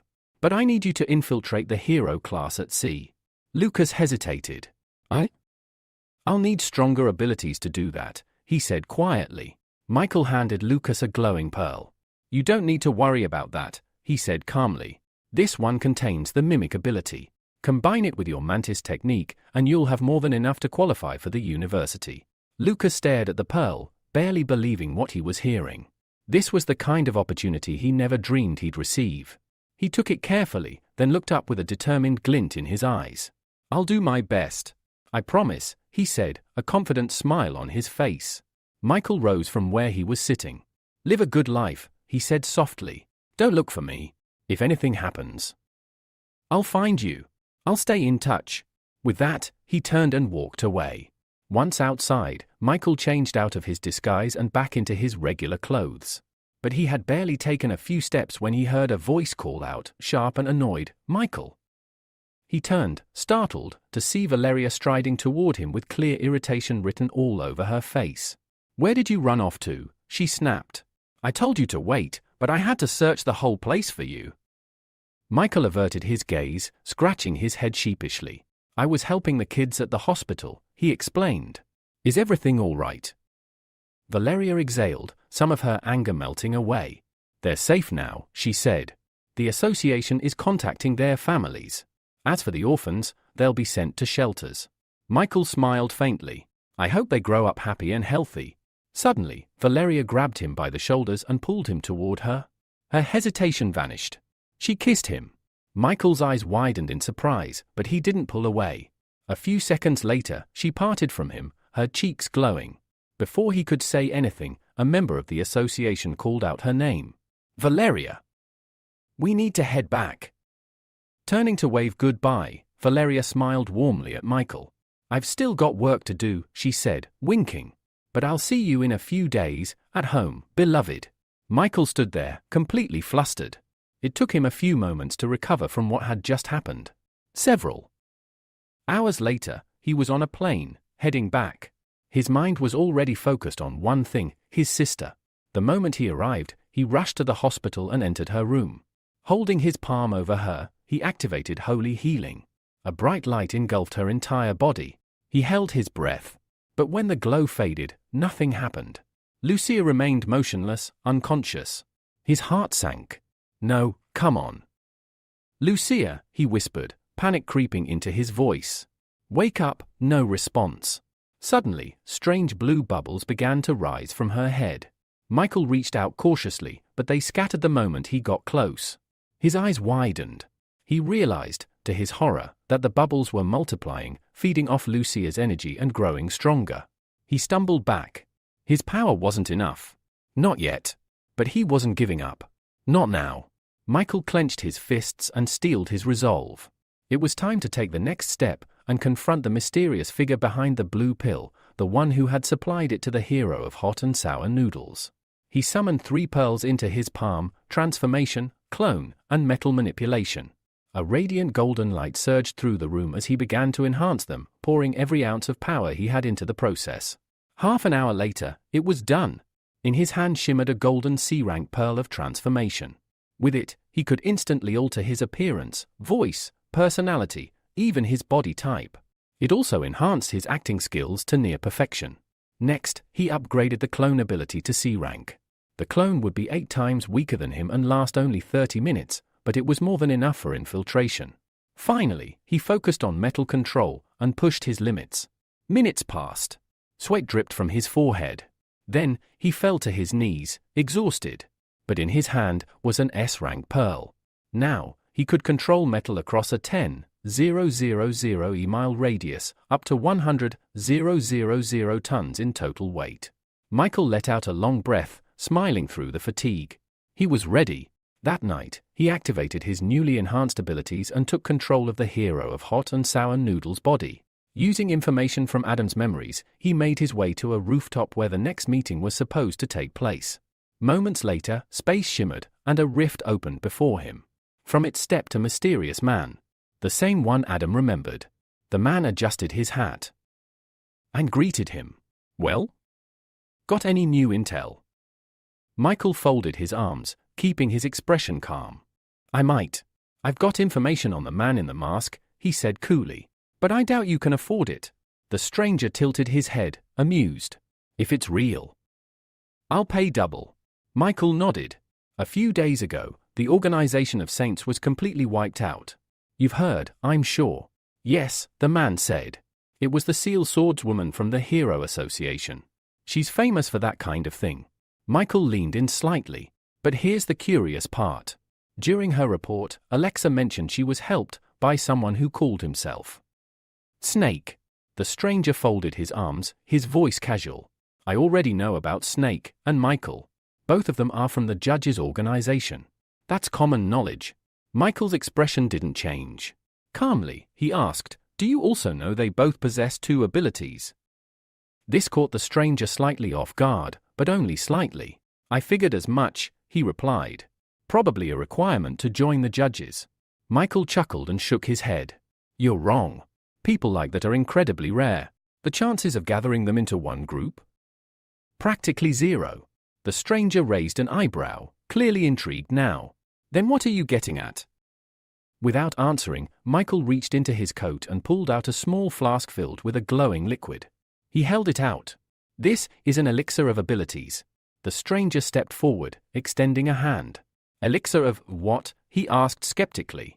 But just before the stranger could touch it, Michael pulled it back. Drink it, he said, and you gain a new ability. Even if you already have one, it adds another. If you don't, it gives you one. The man scoffed. That's complete nonsense. Michael expected that. Without hesitation, he uncorked the flask and downed the contents in a single motion. Then, he looked the man dead in the eyes. A second later, flames erupted across Michael's hand. The stranger took a step back, stunned. That's impossible, he muttered. You only had strengthening. You never had fire. Michael raised his fist and launched a fireball into the sky, its light illuminating the rooftop. I made a deal with Michael, he said, his voice steady. That's how I got this information. And after seeing the effects of the blue pill, I knew it was possible. The man stared, speechless for a moment. Then curiosity took over. Do you know what the elixir is made from? Michael smiled, satisfied. I've told you everything I know, he said. Now it's time you held up your end. Without another word, the stranger pulled a small container from his pocket and handed it over. 15 blue pills, he said. This information was valuable. Michael took the jar, but before walking away, he spoke again. One more question. The man gave him a nod. A few days ago, I noticed something strange, Michael said. My body, it started developing pale blue patches. Is that from the pills? Or something else? The man turned away, spreading his arms like it was no big deal. Just a harmless side effect, he said over his shoulder. Don't worry about it. Then he glanced back with a half smile. I look forward to our next meeting. And with that, he vanished into thin air, absorbed into space like smoke blown away by the wind. The transformation instantly faded. Michael stood alone on the rooftop once again, his mind racing. So that was it? The man knew the pills drained vitality and still brushed it off as a minor side effect. He clenched his jaw. On the far end of the rooftop, Adam lay unconscious. Michael walked over and stood beside him. Before he could do anything, a child's voice rang out from the stairwell. Dad! Michael froze. A little girl stepped through the open door and looked around, spotting her father slumped on the ground. Daddy, what are you doing? She asked, walking toward him. Michael glanced down at the pills in his hand. With visible contempt, he tossed the bottle next to Adam. If you're doing this for your daughter, he muttered, then stop. Quit taking these damn pills. At that moment, Adam stirred awake. He rubbed his eyes and ran a hand through his hair. Sorry, sweetheart, he said with a weak laugh. I must have dozed off. Katia frowned. You promised you'd stay with me on my birthday, she scolded. Then her eyes caught the jar on the ground. Curious, she pointed to it. What's that? Adam's eyes widened. He immediately snatched the jar off the floor and held it out of her reach. This isn't a toy, he said sternly. It's dangerous. Very dangerous. But confusion filled his face. He couldn't remember anything. Just that he had come here to meet someone to get the pills. But what had happened after that? Nothing. His mind was blank. Standing up, he gently took his daughter's hand. Come on, he said softly. Let's go get some cake. And just like that, they left the rooftop behind, father and daughter walking hand in hand toward a fleeting moment of peace. At that same moment, in another part of the city, a frustrated Austin was heading back to his room. He let out a long yawn, stretching his arms high above his head, and grumbled under his breath. He was sick of it, sick of the endless restrictions, the constant rules, and the feeling that everyone was trying to control his life. As he passed by the hallway, a faint glow caught his eye. Light was still coming from his father's office. Austin paused, confused. What's he still doing up? He wondered. It was already late, far past the time his father usually called it a night. Quietly, Austin pushed the door open and peeked inside. But to his surprise, the room was empty. The desk lamp was still on, casting a focus beam of light across a cluttered tabletop. Drawings, schematics, and technical documents were scattered everywhere. And right in the center, there was a single piece of paper lying neatly on the surface. Curiosity took hold. He stepped inside, drawn to the document like a moth to flame. As he approached, he could make out the heading at the top of the page. It was a planning document. His eye scanned the bold title, Requirements for White Zone Deployment, City L. Austin's heart skipped a beat. He read further, his eyes widening as he absorbed the details. It was a strategic framework, an actual government-level operation designed to establish a protective white area in City L, a place free from corruption, violence, and influence. A safe haven where citizens could live without fear. The more he read, the more fired up he became. This was an opportunity. A real one. One where he could step forward. He could make a difference, not just as someone's son, but as a true hero. A savior. And for the first time in a long while, Austin felt it. Purpose. The following morning, Michael was back at work in the newspaper office. As he stood at the printer, Alex's familiar voice rang out from behind. "Where have you been all this time?" she asked, bewildered. Michael offered a brief explanation. A woman came in yesterday requesting a missing persons notice. He handed Alex a freshly printed leaflet. She read it aloud, 7-year-old Igor Lyson, last seen near Central Park. Alex frowned, but the announcement crackled through the office speakers before she could respond. "Attention all residents, A-rank monsters have invaded. Proceed immediately to the nearest shelter. B-rank heroes, report to the scene." Panic erupted. Staffers dropped their papers and rushed for the exits. Michael's calm facade cracked. He realized the danger zone was only a few blocks from the apartment he rented with Valeria and the others. His heart pounded as he dialed her number. "Valeria, where are you right now?" he demanded. Her terrified whisper answered, "There's a monster in our building." A scream shattered the line, and the call went dead. Horror and determination surged through Michael. He barely registered Alex's shaken question, "Are you okay?" As he sprinted from the office. Reaching the rooftop above the chaos, Michael summoned his metal control power. A shimmering shield formed beneath his feet, and he soared across the cityscape. As he flew, he shifted into his rooster form, hoping to arrive in time.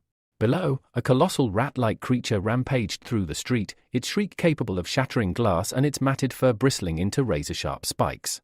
Two heroines, a B-rank green storm and a C-rank fire butterfly, struggled against it. Michael grimaced. Defeating such an A-rank menace would normally require at least 3 heroes of their caliber. The monster unleashed its piercing scream again, this time targeting fire butterfly. Green storm dove between her and the creature, absorbing the full blast, and the pressure blew out 2 adjacent walls. Fire butterfly landed hard, dust choking her lungs. "What am I doing here?" she cried. "C-rank heroes like me are just cannon fodder." "I'm here to help," Valeria called as she swooped in. She had rescued Marina, a terrified child hanging from a broken window ledge. Tears streamed down Marina's face as she clung to Valeria's hand. "Hold on!" Valeria shouted. But the ceiling collapsed above them, a jagged beam plunging toward the pair. Valeria's grip slipped as the debris sliced through her wrist. Both girls plummeted.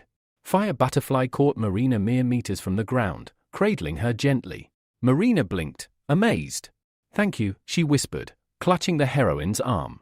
Reporters clamored to film the rescue, but Emily, the field host, noticed another figure still falling. "Someone else, look," she cried. A dark shape swooped in, vanishing into the chaos with a rescued victim. Camera's word, capturing the mystery savior. Suddenly, Alexa's anguished scream echoed above. A sweeping beast attack was barreling toward the news helicopter. The crew froze in terror. Without hesitation, Lisa, shield maiden of the association, launched herself into the sky, her barrier powers meeting the monster's assault in a thunderous explosion. A shockwave knocked Fire Butterfly off her feet. Stinging in the haze of dust, she covered her eyes. Below, Michael had landed Valeria on a battered park bench away from the fray. Her face was bruised, her wrist bleeding. He knelt beside her. "I'm sorry I'm late," he murmured, activating holy healing. A warm, golden light enveloped her wounds, knitting torn flesh and soothing pain. When the glow faded, he draped his cloak over her shoulders. "You're safe now," he whispered. "No one will hurt you again." Valeria blinked up at the masked stranger, confusion and relief mingling in her eyes. She grasped his hand. "Why do you pretend to be a villain, then a hero?" she asked softly. Michael offered a small, rueful smile. "I saved you because I was here.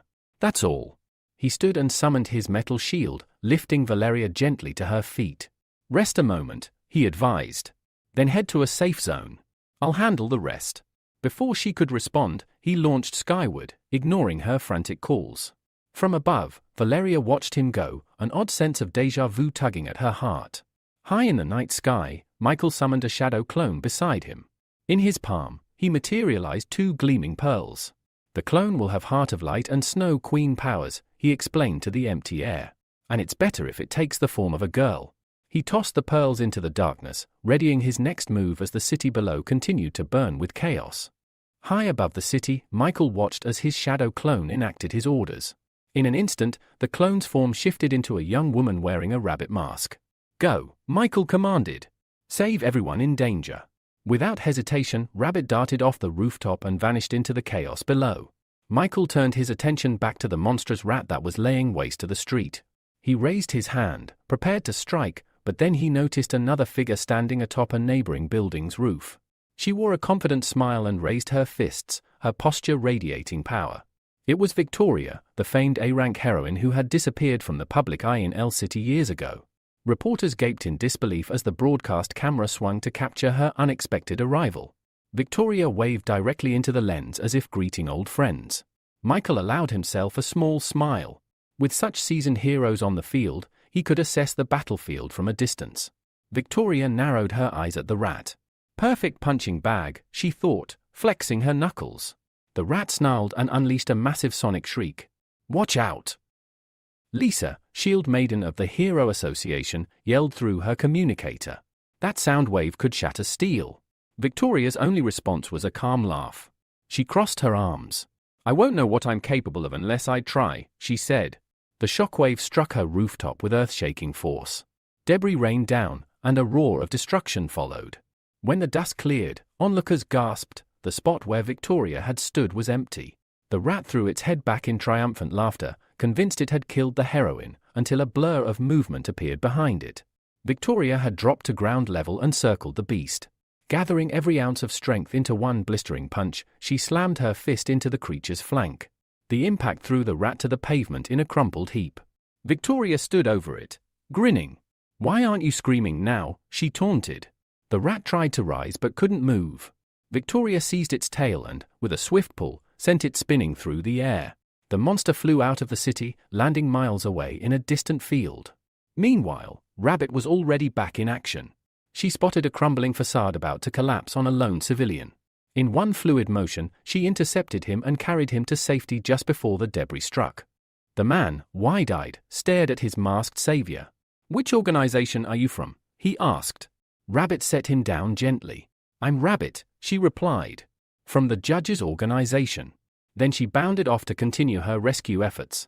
Nearby, Fire Butterfly and Marina, one of her former neighbors, sat on a battered bench, nursing injuries from their fall. Rabbit paused beside them.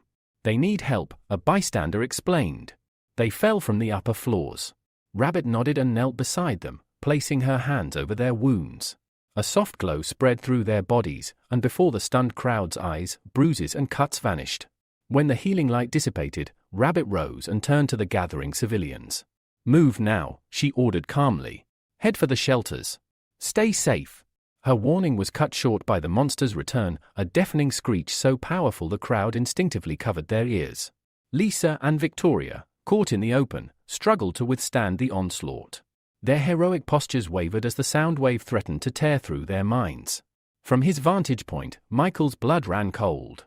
He realized with horror what the creature was doing. It wasn't just using sound, it was absorbing the very souls of those nearby, feeding on their life essence to grow ever more powerful. Moments later, the monster stood surrounded by a swirling aura of green light. It closed its maw, pausing its ear-splitting screech. Then, with a groan, its jaws reopened, and it began to draw the spectral forms of the departed into its body. Shield Maiden Lisa staggered under the horror of it all. "What is it doing?" she cried. Victoria, bruised but unbowed, steadied herself on one elbow.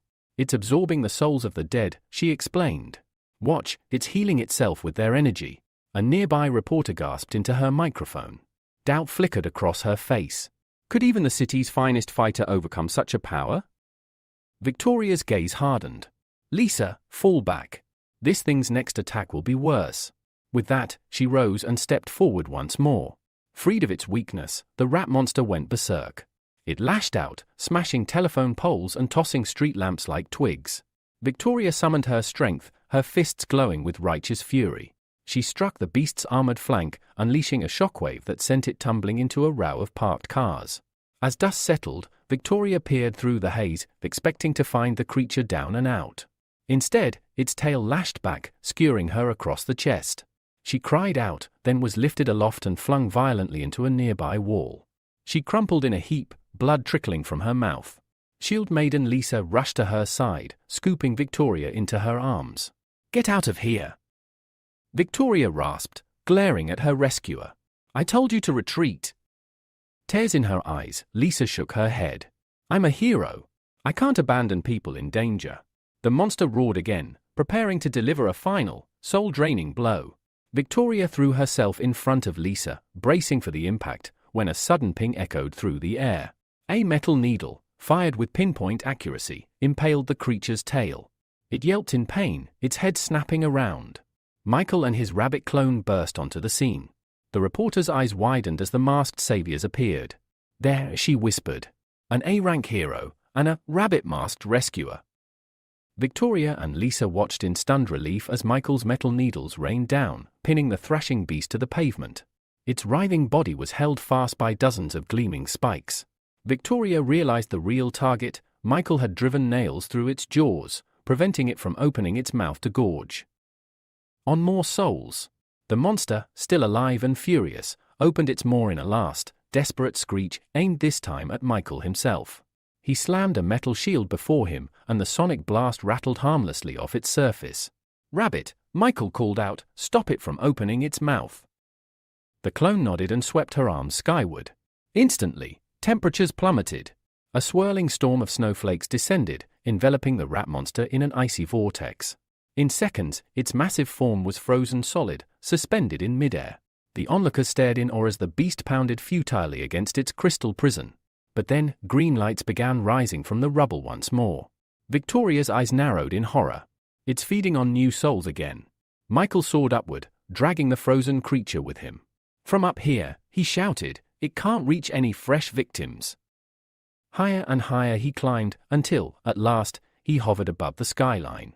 With a decisive twist of his wrist, he shattered the ice, and the monster's body exploded into countless frozen fragments that rained down across the city streets. Below, citizens caught the falling shards in their hands, marveling at the display. High above, Michael closed his fist. In the instant before the fragments scattered, he drew out the creature's A-rank soul leader ability, a cruel power that restored its wielder with the strength of harvested spirits but at the price of creeping madness. Michael absorbed it swiftly. As he studied its essence, he realized it was nearly identical to his own Heart of Light, save that it demanded souls for its healing. Clutching the new ability in his palm, Michael vanished into the night, leaving the city to reel from the spectacle of a frozen monster and the astonishing arrival of two masked heroes. Moments later, the reporter's voice crackled through the helicopter's loudspeaker. "Civilians, please remain calm. We will disperse the clouds shortly so you can see your hero's status." The crowd didn't have to wait long. Through a break in the mist, Michael descended gracefully on his metal shield, settling before the helicopter's open door. Emily waved exuberantly. "Sir Michael, could we have a word? We'd like to interview you." Cameras whirred and zoomed as Michael offered a courteous nod. Standing beside him, Victoria watched silently, her brow raised in admiration. He must have surpassed A-rank, she thought. Only an S-rank could have dispatched that beast so effortlessly. As the press prepared their questions, two glowing blue spheres leapt from Rabbit's palm and streaked toward the heroines. Instinctively, Lisa sprang forward, using her shield to protect Victoria. Both women braced themselves, and then, instead of pain, they felt warmth. Their wounds began to seal, the ache ebbing away. Victoria blinked at Rabbit. What ability is this? Who are you? Rabbit inclined her head beneath her mask. I am Rabbit, she replied calmly, a representative of the judges' organization. Behind them, the helicopter's presenter piped up. Viewers, you're witnessing the arrival of a new heroine, one who accompanies Mr. Michael. She, too, hails from the judges' organization and possesses remarkable healing powers. Victoria, scratching the back of her head, looked genuinely puzzled. I've never heard of that agency before. Thank you, Rabbit. Without you, we wouldn't have made it through that monster. With a graceful nod, Rabbit rose on a shimmer of snow-white light and joined Michael atop his shield. The cameras followed their ascent until both heroes slipped behind a curtain of clouds. Emily's commentary continued, praising their decisive intervention, while Victoria stared skyward in bitterness, convinced that her own efforts had been eclipsed. A few minutes later, Michael and Rabbit flew beyond the city limits, skirting the forest canopy toward a prearranged rendezvous with Austin. Michael's mind raced with questions. What latest intelligence would his godson bring? Time's almost up for me, Rabbit murmured, her form blurring. In an instant, she dissolved, and the energy she had held returned to Michael. He examined the two pearls in his palm, the Heart of Light and Snow Queen stones. This is remarkably efficient, he thought. I can send future clones on missions without hesitation. But the memories of men leering at Rabbit from below stung him.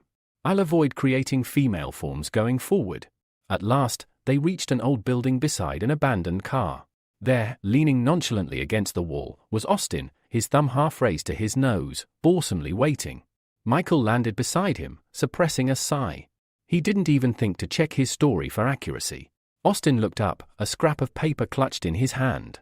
His eyes lit up. Michael! I've got something, he called, bounding forward with eager confidence. A sudden rustle from the nearby tree line made Austin freeze in his tracks, clutching the sheet of paper he had just handed to Michael. His eyes darted into the shadows, wary and uncertain. Michael cleared his throat. Let's review this first, he said, unfolding the document. It detailed the Hero Association's plan to establish a white zone in City L. Despite the unsettling noise behind him, Austin's attention shifted fully to the paper. With uncontainable excitement, Austin declared, I've heard there are special items in the world, equipment that can magnify one's power. We have to obtain them at any cost. Michael nodded. This intelligence is invaluable. You've earned your reward. He produced a tiny vial of amber liquid, an ability potion of C-rank potency, and handed it to Austin. Without hesitation, Austin downed the elixir in a single gulp, wincing at the taste. Ooh, he muttered, wiping his mouth. These potions taste worse every time. All good medicine tastes bitter, Michael replied with a reassuring pat on his godson's back. Within moments, Austin's form convulsed, bones stretching and sinews thickening. Fur sprouted across his body, his canine features sharpening into a full werewolf's visage. He howled in triumph, marveling at his newfound hereditary lycanthropy and the promise of double strength under the full moon. Michael glanced toward the forest. You needn't hide any longer, he said. Austin frowned. Michael, I think you're mistaken, my father should be elsewhere. But stepping through the undergrowth came the unmistakable silhouette of the mechanical hero, Austin's own father, his eyes blazing with furious light. He strode forward, fists clenched, and turned to Michael. Permission to discipline my wayward son, he growled. Austin whimpered as his father's metallic boots began to collide with his ribs. Each blow was delivered with iron resolve, an attempt to correct his betrayal in front of his new godfather. Michael watched calmly until Austin's pleas grew too desperate. Stepping between them, he raised a gloved hand. We had a deal, he reminded the mechanical hero. He simply wished to gain an ability. Show him mercy. The blows stopped. Austin, battered and tear-streaked, wiped at his cheek. I've been punished enough, he sobbed. I won't reveal our family secrets again. The mechanical hero's rage faltered, and he barked an order for silence. Then, eyeing Michael with reproach, he growled, my son was born powerless. You had no right to grant him these superpowers. Michael spread his arms in a calm gesture. It's actually quite simple. Granting C rank, or even A rank, abilities isn't difficult. But obtaining an A rank power carries a prohibitive cost. Intrigued despite himself, the mechanical hero leaned forward. Anyone can obtain these abilities? Even an A rank hero like me? Michael allowed himself a thin smile behind his mask. Yes, anyone. But prepare to pay dearly for top-tier powers. Without further ado, he produced a single blue pill and tossed it to the astonished father. The man caught it midair, studying its smooth surface with a mixture of awe and trepidation. Michael's voice remained low and steady.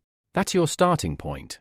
And with that, he turned away, the night air carrying the promise of even greater power and greater peril for those who dared to seize it. Late that evening, the mechanical hero, Gilbert, stood beside Michael beneath the sparse glow of a street lamp. In his fist, he turned a single blue pill over and over. "You're telling me our own heroes have been using these pills for ages?" Gilbert's voice rumbled with disbelief. "One bite, and your power triples." Michael nodded, his masked face unreadable. "They do. I'm not one of the manufacturers, but I'm working with Austin to uncover their source." Gilbert's gaze snapped to his son. "Austin, explain yourself."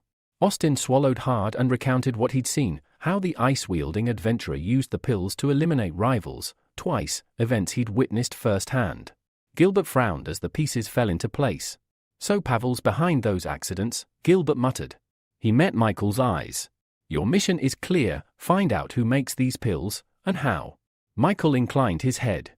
"Consider it done. I'll also need your help to access the White Zone plan. In return, I can grant you an A-rank ability, one that doubles your strength." Gilbert's jaw tightened. "The White Zone," he spat. "People die just stepping inside. No one returns alive." Michael slid a ring into view, its surface etched with runes.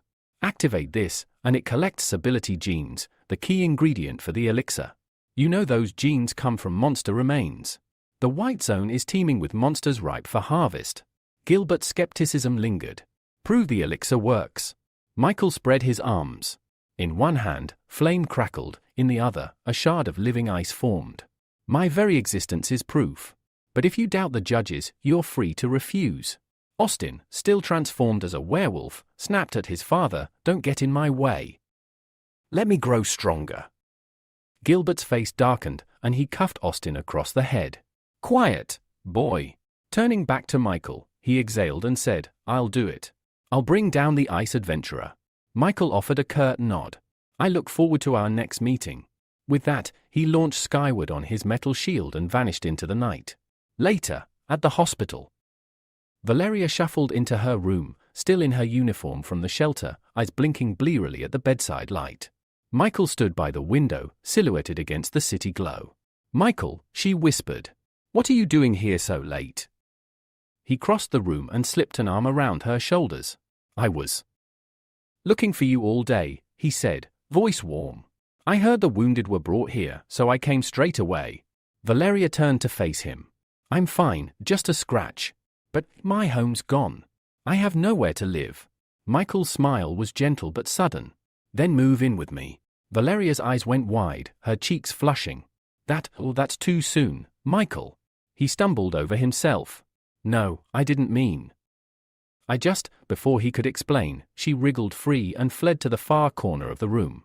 Standing by the window, she sighed, sorrow in her eyes.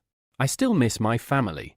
Michael watched her, heart heavy, realizing he needed to give her time and space if he ever hoped to truly stand by her side. Michael raised an eyebrow, visibly confused, and asked, without even turning toward her, what chicken she was talking about. Valeria, her eyes distant and dreamy, replied that she had nearly died today, but was saved by a mysterious hero in a rooster mask. As she continued to float in her romantic fantasy, Michael's expression soured. His gaze, sharp and displeased, bored into her back. He never imagined he'd feel jealous of his own girlfriend, toward himself. Valeria let out a surprised yelp as Michael suddenly swept her into his arms.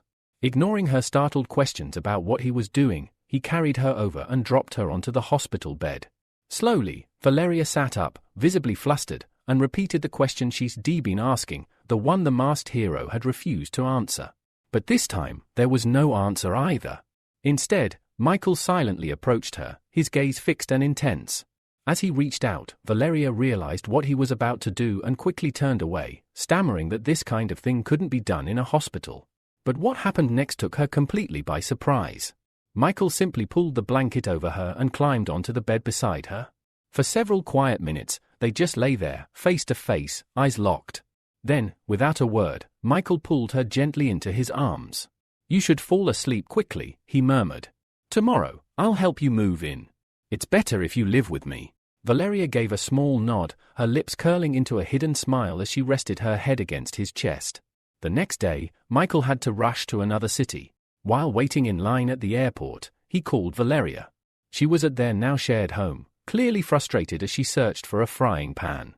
Try the kitchen cupboard, Michael suggested, phone wedged between his shoulder and cheek. I've already searched the entire kitchen, she snapped. I can't even find a grain of rice, let alone a frying pan.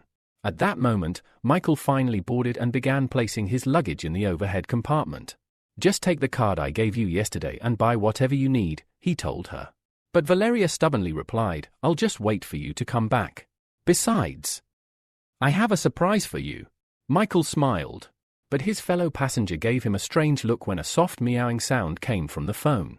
Chuckling awkwardly, Michael said his goodbye. I'll call as soon as I land. Animals require a lot of attention, the man beside him commented with a knowing smile.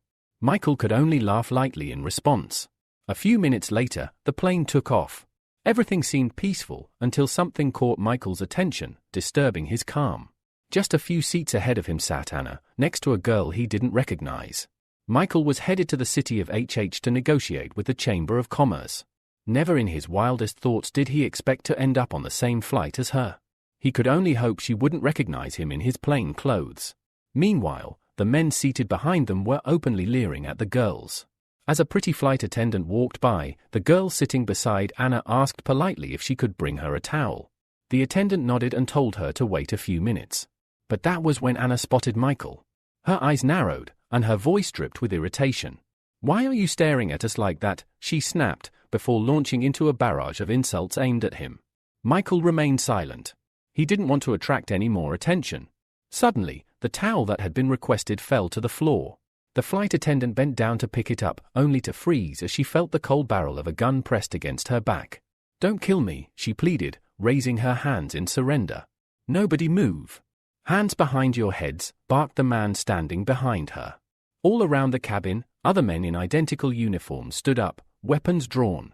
They barked threats, warning the passengers they'd get a bullet in the forehead if they disobeyed. Michael's eyes shifted. One of the armed men stood just beside him, gun in hand. Michael narrowed his eyes. Judging by the aura and composure of the attackers, he assumed they were mutated monsters, possibly entirely unnatural beings. His scrutinizing gaze didn't go unnoticed. One of the armed men snapped at him, voice sharp with threat, demanding he put his hands behind his head. Michael complied, lifting his hand slowly, but his eyes remained fixed on the man in front of him. He continued to analyze the situation. Judging by their strength and confidence, he estimated the hijackers were at least B rank. Still, hijacking a plane in broad daylight? That was bold, even reckless. He shifted his gaze toward Anna. Transforming into his heroic form in front of the entire cabin, especially with her present, was out of the question.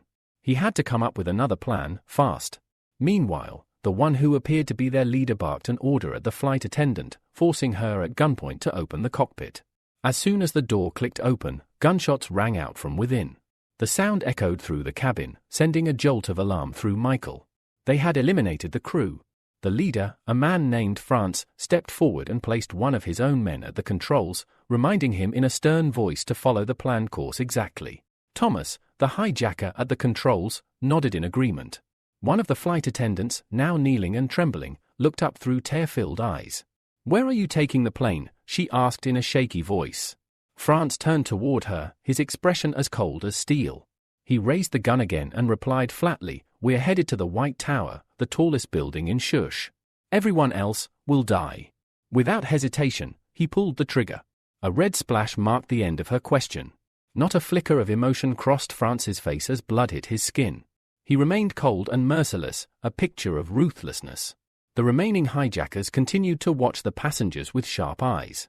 Oddly, the man sitting beside Michael didn't appear the least bit frightened. In fact, he smiled, completely enamored with Anna. "If this is my last flight, I regret nothing," he whispered, eyes locked on her. Meeting such a beauty was worth it. Michael, meanwhile, mulled over a growing question: where had these hijackers come from? He muttered the thought aloud, and Anna heard him. One of them said earlier they took the plane to destroy the White Tower, she explained. From how much they hate the second district. I think they're from the 35th. Michael raised an eyebrow. Why do you think that? Anna blinked in surprise. You've never heard the story. Her surprise was met with his blank expression. She sighed and began to explain. When the 50th district was newly formed, people from the 2nd invaded it. They caused chaos and destruction everywhere. The 35th stepped in to defend the peaceful region, and afterward demanded that the government council force the 2nd district to apologize and pay compensation. She paused, then added bitterly, but the arrogant chairman of the 2nd district's parliament rejected it. Michael shook his head. What they did was cruel. But using terrorism won't fix anything. Anna nodded. Only civilians suffer in the end. Their whispering didn't go unnoticed. One of the hijackers, the warden, snapped at them, his voice sharp and threatening. What are you whispering about? Nothing, Anna quickly replied. I'm sorry. We won't do it again. But the man wasn't satisfied. He grabbed her roughly by the wrist and yanked her to her feet. Without warning, he slung her over his shoulder and marched to the front of the plane. Throwing the cabin door open, he shouted back at the passengers. If anyone else wants to say goodbye to life, I'll throw them down with her. Anna began to thrash, struggling to break free. Help me. Somebody. Michael jumped up from his seat. He couldn't sit by any longer. But before he could act, someone else moved faster. A stranger in a green suit appeared, taking down the hijacker with a precise strike. He gently picked Anna up in his arms and reassured her. You're safe now. I'll take you back to your seat. Before the stunned passengers could even process what had just happened, another figure entered the cabin, a blond man who stood tall and offered a crisp salute. Apologies for being late, he said with a smile. Michael recognized him immediately. He was an A-rank hero, Star Cloak. Following close behind was another man with a prominent scar across his forehead and a cigar clenched between his teeth. He too was an A-rank hero, known as Captain Cigar. At the sight of the two heroes, the cabin erupted into cheers. Hope surged through the passengers. With these two present, their lives were no longer in danger. Michael exhaled in relief. He wouldn't need to reveal his identity today. Several of the male hijackers lunged toward Star Cloak in a desperate attack, but the hero didn't even flinch. Calmly, he extended a single hand. In the next instant, something surged through the air at a terrifying speed, sweeping past the hijackers and sending a wave of panic through them. Michael's eyes widened in surprise. The hero's cloak, it wasn't just for show. It was a spiritual weapon, one with sentience and formidable combat power. Moments later, the ringleader, France, rushed out in response to the commotion only to freeze at the sight of the new arrival. By that time, Klaus had already neutralized all of the invaders within the cabin. Turning toward France and the lone subordinate still standing, he coldly declared, "Only you two are left. It'd be smarter to surrender." But instead of backing down, France growled defiantly, shouting that this was far from the end. The next moment, both he and his ally activated a grotesque ability, Fruit Meat Bomb. Their bodies began to bloat like balloons, inflating rapidly. Then, an explosion. The blast rocked the aircraft violently, damaging critical structural elements. The plane lurched, tilted, and began a rapid descent. Passengers screamed, clutching at their seats in desperation. The cabin turned into chaos. Despite the panic, the hero stayed composed. Ivan shouted with authority, ordering everyone to don their oxygen masks immediately. Then, turning to Klaus, he asked urgently, "Do you have anything, any power, that can help in this situation? Can your cloak lift the plane?" Klaus scoffed, clearly irritated. "You'd need to be at least S rank for that," he replied. "My cloak can carry a few passengers, nothing more." The moment those words left his mouth, the entire cabin erupted. Dozens rushed toward him, pleading to be saved, offering anything in return. Some shouted prices, others screamed promises. Michael, watching it unfold, couldn't help but raise an eyebrow at the desperation. He sincerely hoped no one tried to negotiate payment right then and there. The cries only grew louder, more frantic. Meanwhile, Ivan approached the girl he had rescued earlier, Anna, and told her to return to her seat and fasten her belt. "Thank you again," she said, still shaken, before hurrying back. When she reached her seat, she was greeted by Sakura, who was visibly relieved to see her. Elsewhere, Klaus removed his cloak and spread it across the floor. "I have a plan," he said confidently, beckoning Ivan. "Come with me." Ivan hesitated. "We can't just leave these people alone." What are you planning to do? With a tone of veiled annoyance, Klaus responded, just trust me. Otherwise, it'll be too late. Left with no better option, Ivan nodded and stepped onto the cloak. Together, the two heroes flew up and exited the plane through the emergency hatch. Michael, witnessing their departure, formulated a quick plan of his own. He didn't need to reveal his identity, not yet. Instead, he could create a clone of himself outside the aircraft. Even with just a fraction of his true power, the clone could still help save the plane. Without wasting another second, he closed his eyes and activated the ability. A dark shadow leaked through the window, and moments later, Rooster, his clone, stood on the other side of the glass, looking back at him. Meanwhile, high above, the two heroes had reached the plane's rooftop. Klaus shouted through the roaring wind, "Use your power! Make a parachute!" Ivan blinked, impressed. "You're smarter than you look," he said. "Didn't even think of that myself." Drawing in a deep breath, Ivan activated his unique ability, cigarette smoke manipulation. He exhaled thick plumes of smoke that separated into 3 distinct trails, each wrapping around the tail and wings of the aircraft. Slowly but surely, the plane began to stabilize. Exhausted, Ivan collapsed onto the surface of the plane. His breathing was heavy and his body sagged with fatigue. "That took everything out of me," he muttered, facing away from his partner. "I've got nothing left." He didn't see the sinister grin spreading across Klaus' face. Silently, Klaus twisted his cloak into the shape of a needle, sharp and deadly. "Thanks for your hard work," he said coldly. Michael's clone, still hovering nearby, saw what happened next, and it left him in shock. With a swift motion, Klaus stabbed Ivan in the back, the sharp edge of his cloak piercing his partner's body. Ivan cried out in pain, clutching at the wound as his blood spilled across the plane's roof. Michael couldn't believe what he was seeing. Klaus' eyes burned with hatred as he stood over his fallen comrade. "Every mission," he spat, "I was the one who got the job done. But you always got the praise. The spotlight. The fans. The sponsors. His voice turned venomous. Now they won't even look at me." Then, turning his back on Ivan, Klaus gave one final parting word. "If you're such a great hero, then die for the civilians. I'll tell the media Captain Cigar died in a crash, heroically trying to save everyone. Just like a real hero should." He turned away, leaving Ivan bleeding behind him, moments away from death. After that, Klaus leapt from the plane. As soon as he vanished from sight, Michael rushed over to the wounded Ivan and immediately began healing him using his power. Ivan, breathing heavily, stopped him. "Don't waste your strength. This wound was caused by a spiritual weapon. It can't be healed." Michael's eyes widened in disbelief. He winced in shock, unable to accept what he was hearing. Still managing to stand, Ivan looked at him with sorrow in his eyes. "I was too naive. I never imagined Klaus hated me so much." His voice cracked. "I have a son. He's waiting for me at home. We were supposed to play football this weekend." Suddenly, Ivan's power, his smoke-based ability, flickered and vanished entirely. The plane jolted again. By this time, Klaus had already returned to the aircraft. The passengers looked at him in confusion as he calmly re-entered the cabin. When someone asked where the other hero had gone, he answered with a sorrowful tone, "Captain Cigar, he gave everything he had to slow the fall. But it wasn't enough. I'm sorry." Then he added that his cloak could only carry a few people.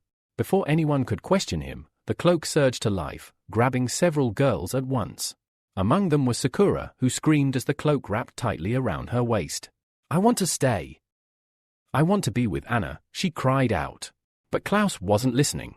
He had already made his selection, and with that, he left the plane, abandoning everyone else. A sense of crushing despair fell upon the remaining passengers. Back outside, Michael knelt beside Ivan's fading body and extracted what remained of his ability, vowing to avenge him. Then, something caught everyone's attention.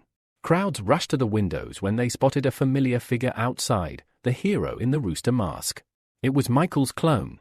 Channeling his metal manipulation, he focused on stopping or at least slowing the descent of the aircraft. Each second felt like an eternity. For a moment, nothing happened. The plane kept falling. Then, when only a few kilometers remained between them and the ground, the metal finally responded. The plane froze in mid-air, suspended, as though caught in an invisible hand. Michael gently guided it downward, doing everything he could to land safely. At last, the aircraft touched down. Passengers erupted into joyous cries. They burst from the doors, overwhelmed with relief. Many immediately began scanning the area, trying to find the hero responsible. Anna was the last to exit, stunned that she was still alive. Regaining her composure, she too began searching, looking for Michael. Meanwhile, Klaus, now far from the crash site, returned to the city and brought back reinforcements.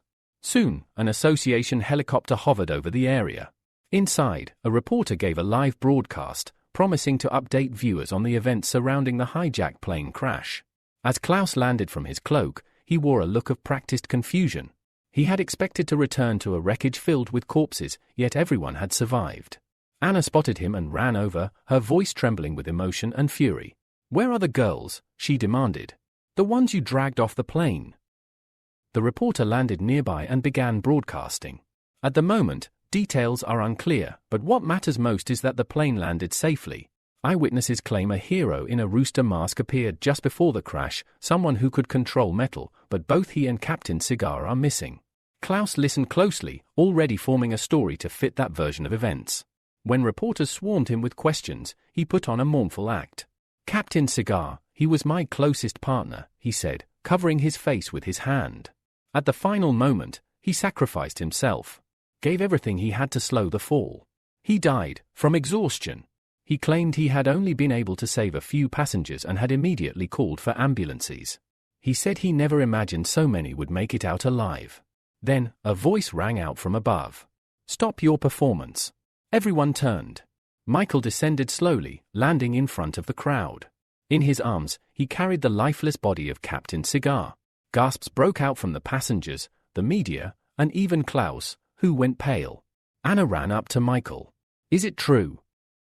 Were you the one who saved us?"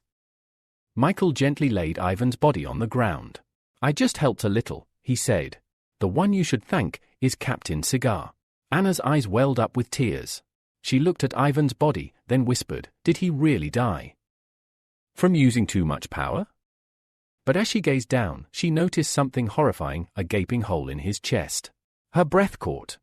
Wait, this wasn't from exhaustion. Whispers spread through the crowd. Doubts began to form. Michael turned toward Klaus, eyes blazing, and pointed at him. "What really happened up there?" Klaus' expression darkened. He turned red with rage. I don't know," he snapped. "I have no idea what happened to my partner." Michael let out a heavy sigh. "If that's how it is," he said, "then I'll tell them the truth myself." He stepped forward and addressed the crowd, his voice clear and firm. He told them that he had witnessed everything, how Klaus had lured Captain Cigar out of the plane under the guise of a rescue mission, then forced him to use up his ability until he was weakened, and stabbed him from behind. Gasps rippled through the onlookers. To support his claim, Michael pointed to the hem of Klaus' cloak. There, clearly visible, were bloodstains. "That's Ivan's blood," Michael said coldly. "If you need proof, run a test. It'll all add up." The crowd shifted uncomfortably. Eyes turned to the cloak. And sure enough, the blood was there. Shock spread like wildfire. People struggled to believe it, but the evidence was undeniable.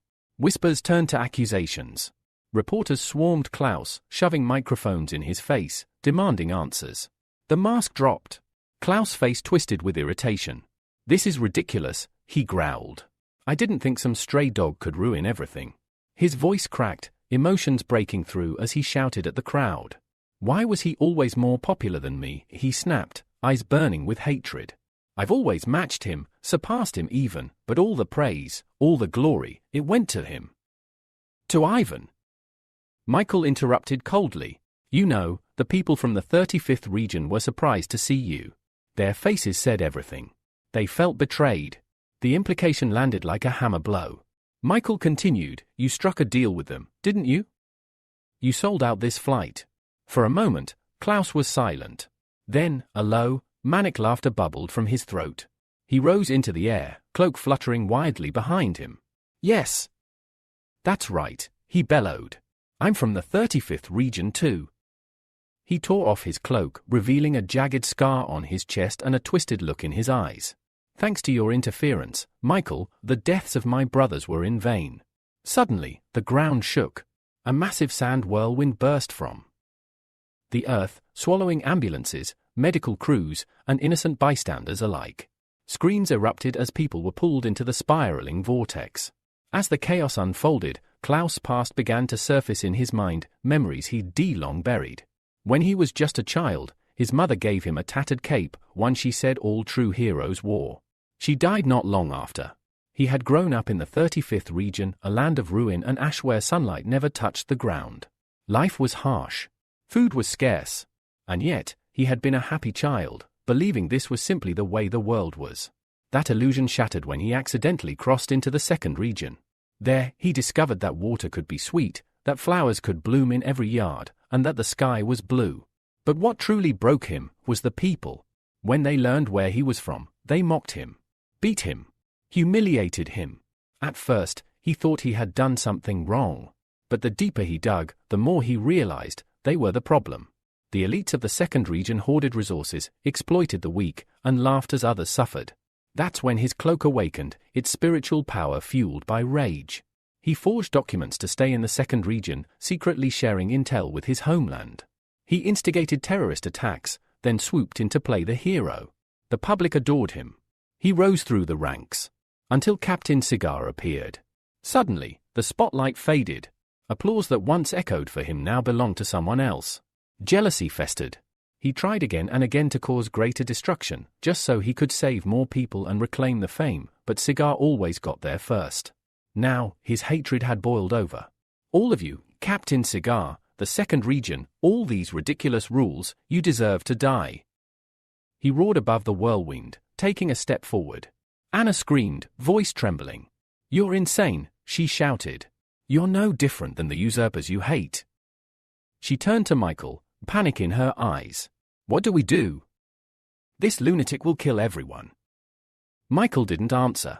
He stared silently at the monstrous whirlwind, his eyes locked on the weapon behind it all, the cloak. Then he spoke. That cloak. It's a spiritual weapon, entirely fueled by its master's emotions. After all the lives it's claimed, it's now evolved into an S-rank weapon. Anna's face went pale. She immediately summoned her bag. Rummaging through it desperately, but after a few seconds, her expression turned to despair. She had nothing that could stand against something that powerful. Anna looked at Michael, her expression full of worry. Can you handle him? She asked quietly. But then, she noticed something, his hand was trembling. You're afraid? She asked in surprise. Michael didn't deny it. Instead, he took a few confident steps forward, eyes locked on the swirling chaos ahead. I'm not afraid, he said. On the contrary. I've been waiting for this fight. He floated into the air and shouted toward Klaus. You said it yourself.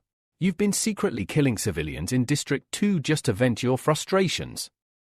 Klaus tilted his head and laughed, unapologetic. Yes. I killed a lot of them, he said casually. Every fan, every person I've saved, their lives belong to me. I can do whatever I want with them. Michael's expression darkened. To think an A-rank hero with 1 million followers turned out to be a lunatic, going back and forth between destroyer and savior. He raised his voice. When a victim becomes an offender, her motives no longer matter. There's no forgiveness. No pity. Klaus gave a sharp laugh.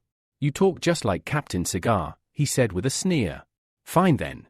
I'll reward you with 100 seconds to run. With that, Klaus began the countdown. But Michael didn't waste a second. He immediately activated his metal control ability. From the spinning vortex, a razor-sharp blade emerged. Then another. And another. Soon 8 blades, double-edged and gleaming, hovered behind his back like metallic wings. At second 15, Klaus peeked open an eye. How patient, he muttered. Now let's see what, but then he paused, confused. Michael was nowhere in sight. Only Anna stood nearby. We're in the center of the sand vortex, he said, narrowing his eyes. Where did he? A voice from above called his name. Klaus looked up. Michael was there, diving toward the cloak. In one clean strike, he slashed the spiritual weapon at its core. Immediately, the sand whirlwind shattered, collapsing like a broken dam. Screams echoed through the air as people began plummeting from the sky. Klaus was stunned. He looked down at his cloak and realized the edges were pinned in place by blades. Michael had pierced it. This was the first time he had used his S-rank ability to restrain a spiritual weapon of the same level, and it was taking everything he had to keep it under control. Turning to Anna, he shouted, "Do something." Save the people. Anna nodded, her voice steady. You can count on me. She flung open her bag and hurled several small beast eggs into the air. As they fell, they rapidly grew in size, swelling larger and larger. Despite knowing it was necessary, her heart ached. Each egg cost her 30,000 Wi. When they hit the ground, the eggs cracked, releasing a thick, sticky substance that spread into a cushioned layer. The falling people landed on it, their impact softened, their lives spared. Klaus screamed in rage. They mustn't survive. None of them. I'll kill everyone and get my cloak back. He raised his gun and opened fire on Michael. At first, Michael dodged with ease, but then he noticed something strange. The bullets looped back, chasing him. They were homing rounds. He gritted his teeth, slicing them mid-air to destroy them, but the distraction had cost him. Klaus had taken back the cloak. With a wild cry, Klaus lunged at him, launching a frenzied barrage of strikes. Michael dodged blow after blow, but suddenly, a deep cut slashed across his right arm. He immediately tried to heal, activating his ability, but nothing happened. Then he remembered Captain Cigar's words, wounds from spiritual weapons can't be healed. Klaus jumped back, laughing. That's right. My cloak attacks the mind, it tears into your spiritual core. Healing's useless. Michael narrowed his eyes and muttered, then maybe I'll be the one to make better use of it. At that moment, the cloak began to float, drifting up from Klaus' shoulders on its own. Klaus blinked in confusion. The cloak slid its fabric down into the inner pocket of his jacket. A moment later, it pulled out a handful of pills. Michael's heart sank. If it uses those, he whispered, it'll become unstoppable. He watched in horror as the cloak, now acting independently, forced the pills into Klaus' mouth, ignoring his resistance. Michael stood frozen, tense, waiting for the outcome. The fact that the spiritual weapon could now move and act on its own deeply troubled him. It meant Klaus was no longer in full control, and the weapon itself had become a greater threat. Then, Klaus' posture straightened. His eyes glowed an eerie blue, and his voice roared out, "This is your fault, Michael. Because of you I had to swallow that disgusting thing again." The cloak ripped off his shoulders, then rapidly grew in size, monstrous and overwhelming, and surged toward Michael like a living storm. Michael found himself trapped. The massive cloak had sealed off every exit, wrapping around him like a dome. There was no sky above him, no light, no direction, only pitch blackness. Damn it, he muttered, now completely blind inside the spiritual weapon. Suddenly, small points of light began to glow overhead. At first, Michael squinted in confusion. What are those? But as they drifted closer, his eyes widened in horror. They were stars, but not ordinary ones. They were sharp, and they were flying toward him. They clung to him, covering him almost up to the neck. In desperation, he grabbed one and tried to throw it off, but the moment it left his hand, it began to glow brighter, then heat up. The other stars followed. That's when it hit him. These aren't stars, they're bombs. A moment later, a massive explosion rocked the inside of the cloak. Outside, Anna stood frozen, eyes wide with panic. Smoke poured from the shrinking cloak, and Klaus let out a cruel laugh. "It's over," he sneered. "Your boyfriend's nothing but ash now." The cloak slowly shrank back to its normal size, thick steam hissing out from underneath it. Anna clutched her mouth in disbelief. But as the smoke cleared, they saw something unbelievable. Standing where Michael had been was an iron statue. He had encased himself in a shell of hardened metal just in time. The statue cracked open, and Michael stepped out, dusting himself off, exhausted but alive. "If I'd waited even a second longer," he muttered, "I'd be dead." From the crowd below, cheers erupted. The people he'd saved earlier were overjoyed to see him alive. Anna smiled, her relief washing over her. Michael reached into his pocket, staring straight at Klaus. "I got a little something from Captain Cigar," he said. He placed a dead man's cigarette between his lips. Klaus' eyes flared with rage. "Don't you dare mention him." Fueled by anger, he lunged at Michael, but Michael raised his hand and calmly activated absorption of stars. Klaus stopped in midair. He couldn't move. Dark liquid began to ooze from his body, and then, his entire form collapsed, transforming into a perfect black sphere. Michael had pulled every trace of metal from his opponent's body. A moment later, Klaus was gone, erased without a trace. The star cloak, now color-shifted, drifted into Michael's hands. He inspected it carefully. The weapon had Changed, its description now read that it could damage mental power, possessed A-rank immunity, and had incredible elasticity. Then, the cloak spoke. The previous master is gone. You are my new master. It changed shape, folding into the form of a heart. Michael let out a tired sigh. He knew right away, if he didn't grow stronger, this weapon might one day turn on him and consume him entirely. Just then, screams called out from nearby. Civilians were still stuck in the sticky liquid that Anna had spread using the beast eggs. Michael gave her a confused look. She laughed awkwardly. That was me. I didn't think about how to clean it up. Rising into the sky on a metal platform, Michael called down, "The rescue team will be here soon. You handle the mess." And with that, he left. Hours later, Michael landed in the quiet backyard of Captain Cigar's country home. A young boy, about 6 years old, was kicking a soccer ball around by himself. When the ball rolled to Michael's feet, the child looked up and smiled. "Wanna play?" he asked. Michael knelt beside him and smiled. "I didn't come here to play soccer, but seeing you like this makes me want to." Then he looked the boy in the eyes. "Turn around." The boy obeyed, only to find a tall, cloud-like human figure standing behind him. Excited, the child shouted, "Then let's not wait. Let the game begin." While the boy ran off to play, Michael quietly slipped a pearl of cigarette smoke into his body, the essence of Captain Cigar's ability. "Go ahead," Michael said. "I'll join you soon." And just like that, the boy laughed and ran across the grass, playing with the smoky phantom, completely unaware. Michael left an open pack of cigars on the porch step and disappeared without a sound, fulfilling his promise to his fallen friend. Meanwhile, all the passengers from the hijacked plane had long since been rescued and returned to the city. Anna and Sakura walked side by side, animatedly discussing everything that had happened. Anna exaggerated Michael's heroic moments, mimicking him with flair. Sakura, however, had a different story. Her captors, those who'd taken her during Klaus' rampage, had simply abandoned her group in the desert. If it weren't for a passing helicopter, they might have died out there. After hearing the story, Anna grabbed her by the shoulders. "Then it's fate that we survived. From now on, we have to value our lives more." Sakura nodded in agreement. "But I still have that meeting today," she said, pulling out a sealed envelope. It was an invitation. A few days ago, she explained, this letter arrived at the head office. "It's from the judges' organization. I have to negotiate a deal with them." The letter had come from a high-ranking member of the judges' organization, a mission of great importance. Sakura could hardly believe it.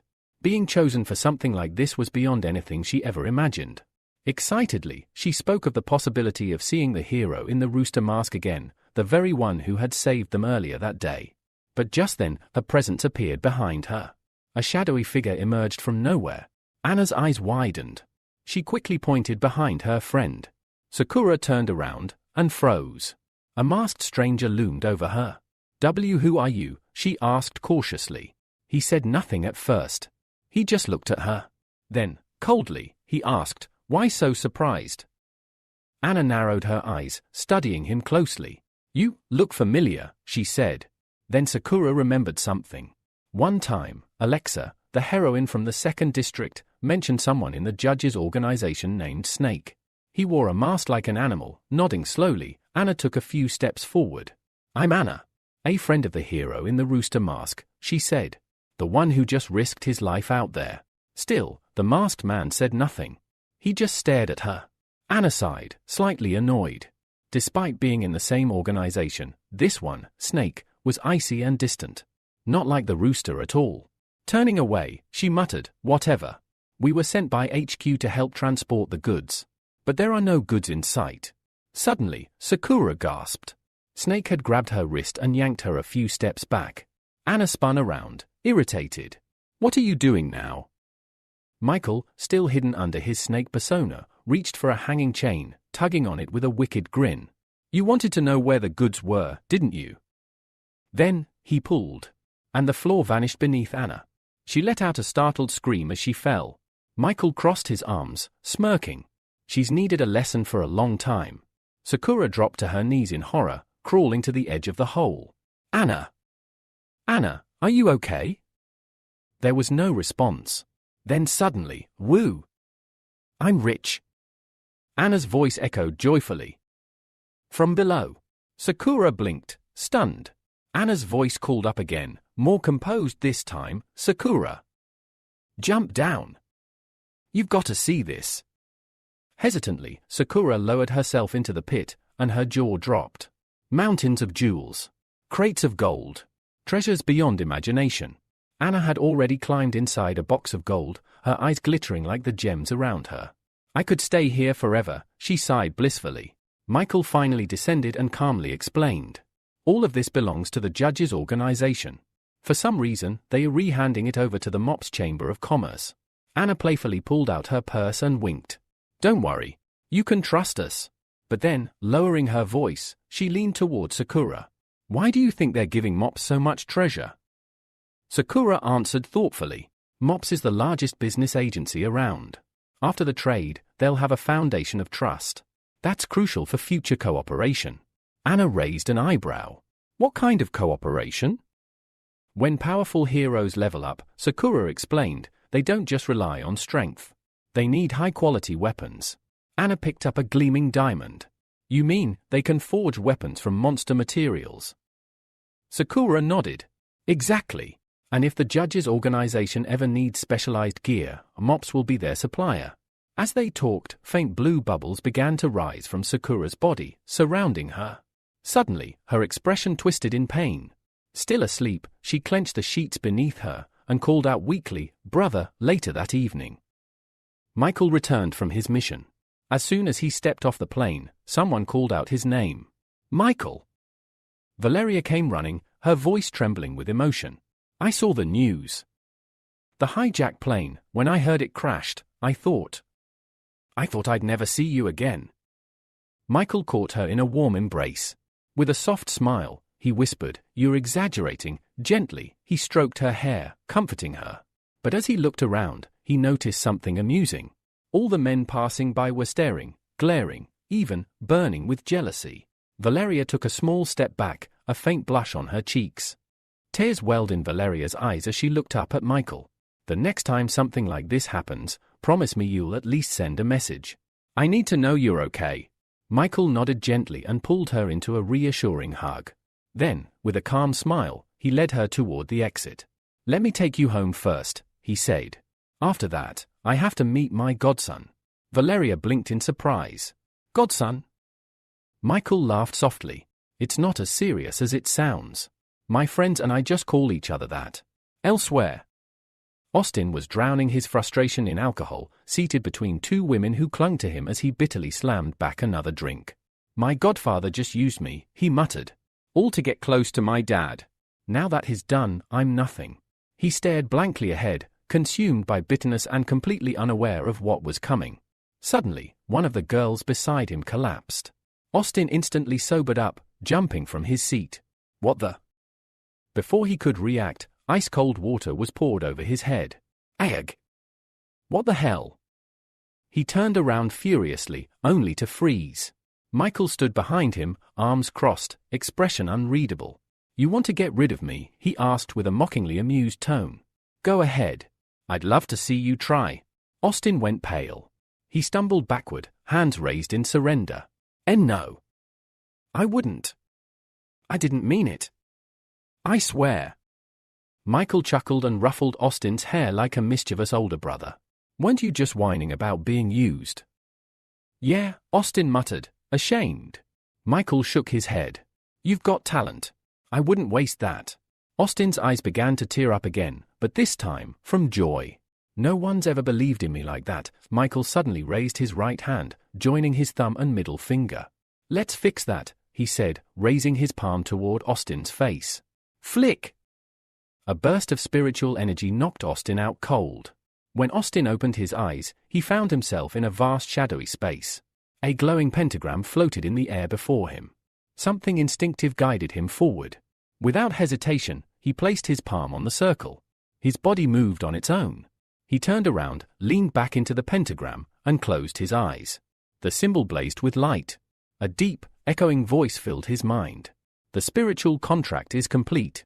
When Austin opened his eyes again, he was no longer in the dark. He was standing in the clouds, a bright and boundless realm. Everything felt distant, foreign. Then, Michael's voice rang out behind him. You've now bridged the gap between body and soul. Austin turned, and what he saw made his heart skip a beat. Michael was missing half his body. Only his upper half remained. What happened to you? Austin gasped in horror. Michael waved it off casually. We're in a space shaped by thought. Here, nothing is fixed. You can imagine and create anything using spiritual power. He continued, recently, I gained several spiritual abilities. During my research, I discovered this place, only accessible to those who've entered into a spiritual contract. He pointed to Austin's forehead. You have a gemstone now. Focus on it. Confused, Austin touched his forehead and closed his eyes. As he concentrated, the world behind him began to transform. Floors appeared. Then walls. A massive palace rose around him. His jaw dropped. At the center stood 12 empty thrones. One of them was instantly occupied by Michael. Still stunned, Austin couldn't speak. Michael smiled and beckoned him forward. Come. Finally breaking from his daze, Austin shouted in awe, this place is insane. The judges' organization is way cooler than my dad's company. Michael nodded. This is the Heavenly Palace. It's where we share information. Our future meetings will take place here. Austin's eyes sparkled with curiosity. What's my mission? What's my role? Michael pointed to one of the thrones. The rat's seat is vacant. Austin's face lit up with excitement. Without waiting another second, he dashed toward the throne, wham. He smacked face first into an invisible barrier, clutching his nose in pain. After Michael jumped down, he stood behind Austin, his confusion evident. Why did you do this to me? Austin asked, still processing the situation. The hero answered calmly. You were in too much of a hurry. He didn't explain that he had the authority to appoint Austin to the position. Austin furrowed his brow. But you mentioned formal membership earlier, he said, trying to piece things together. Michael sighed, giving a measured response. I only said that the rat position was open. That means you could be a candidate for the job, but it's not guaranteed. This caught Austin off guard. His eyes widened. Does that mean my father is also a candidate for this position? Michael nodded. Gilbert is one of the candidates. The leader of the judges will decide who gets the position. The mention of Gilbert seemed to ignite something within Austin. His face grew red with frustration. You're telling me my father might take this position instead? Michael didn't soften his words. The judges are an organization that puts strength first. If you want to hold a high position, you'll need to prove your capability and power. Austin's shoulders slumped, his disappointment palpable. Sighing deeply, he lowered his head. I understand. I'll do my best and won't waste this chance. He looked up at Michael, determination flashing in his eyes. Please, give me my next assignment. Michael considered for a moment before responding. Gilbert will never give you the ice adventurer, so I want you to figure out how to lure him into a trap. Then, I'll take care of the rest. Austin nodded eagerly. I can do that. But then, a thought crossed his mind, and he hesitated. By the way, if I do become the rat, will I meet Rabbit? Michael froze, his expression utterly dumbfounded. Austin's face turned dreamy. I saw her on TV. She's perfect. If I marry her, my life will be complete. I'm certain of it. Michael's shock was palpable. You want to marry my clone? Austin didn't seem to pick up on Michael's concern, his gaze fixed on a future with Rabbit. Michael, however, was quick to act. He kicked Austin in the back. This is not the time for that. Get your task done first. Later that evening, Michael returned home and sat at the kitchen table, his eyes glued to the TV screen as he waited for Valeria. The news anchor reported something that caught his attention, a financial company from the second region, Knights of the Round Table, had imposed a fine on Alexa, an A-rank heroine known for her swordsmanship. Michael's mind raced. The report was unexpected. A moment later, Valeria entered the room, carrying a plate of chicken. She was dressed in nothing but an apron, her bare feet padding across the floor. Michael couldn't hide his shock. This was the second time he'd seen her in such revealing attire, but now, it left him speechless. Valeria didn't seem to notice his reaction as she placed the chicken down on the table. She looked up and, noticing his silence, asked, What? Do I look bad? Michael, still stunned, quickly shook his head. No. You look great. But why are you dressed like that?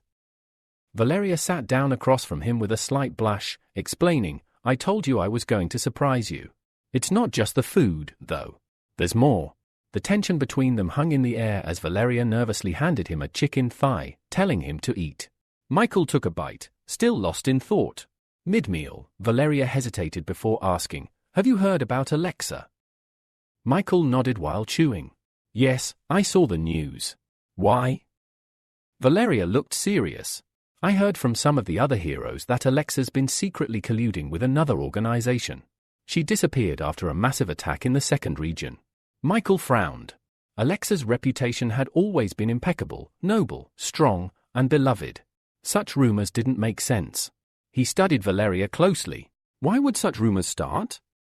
She's a hero with an excellent reputation. Beautiful, strong. Everything she's done has been for the good of others. Valeria seemed to grow tense. She raised an eyebrow, asking, "Are you concerned about her?"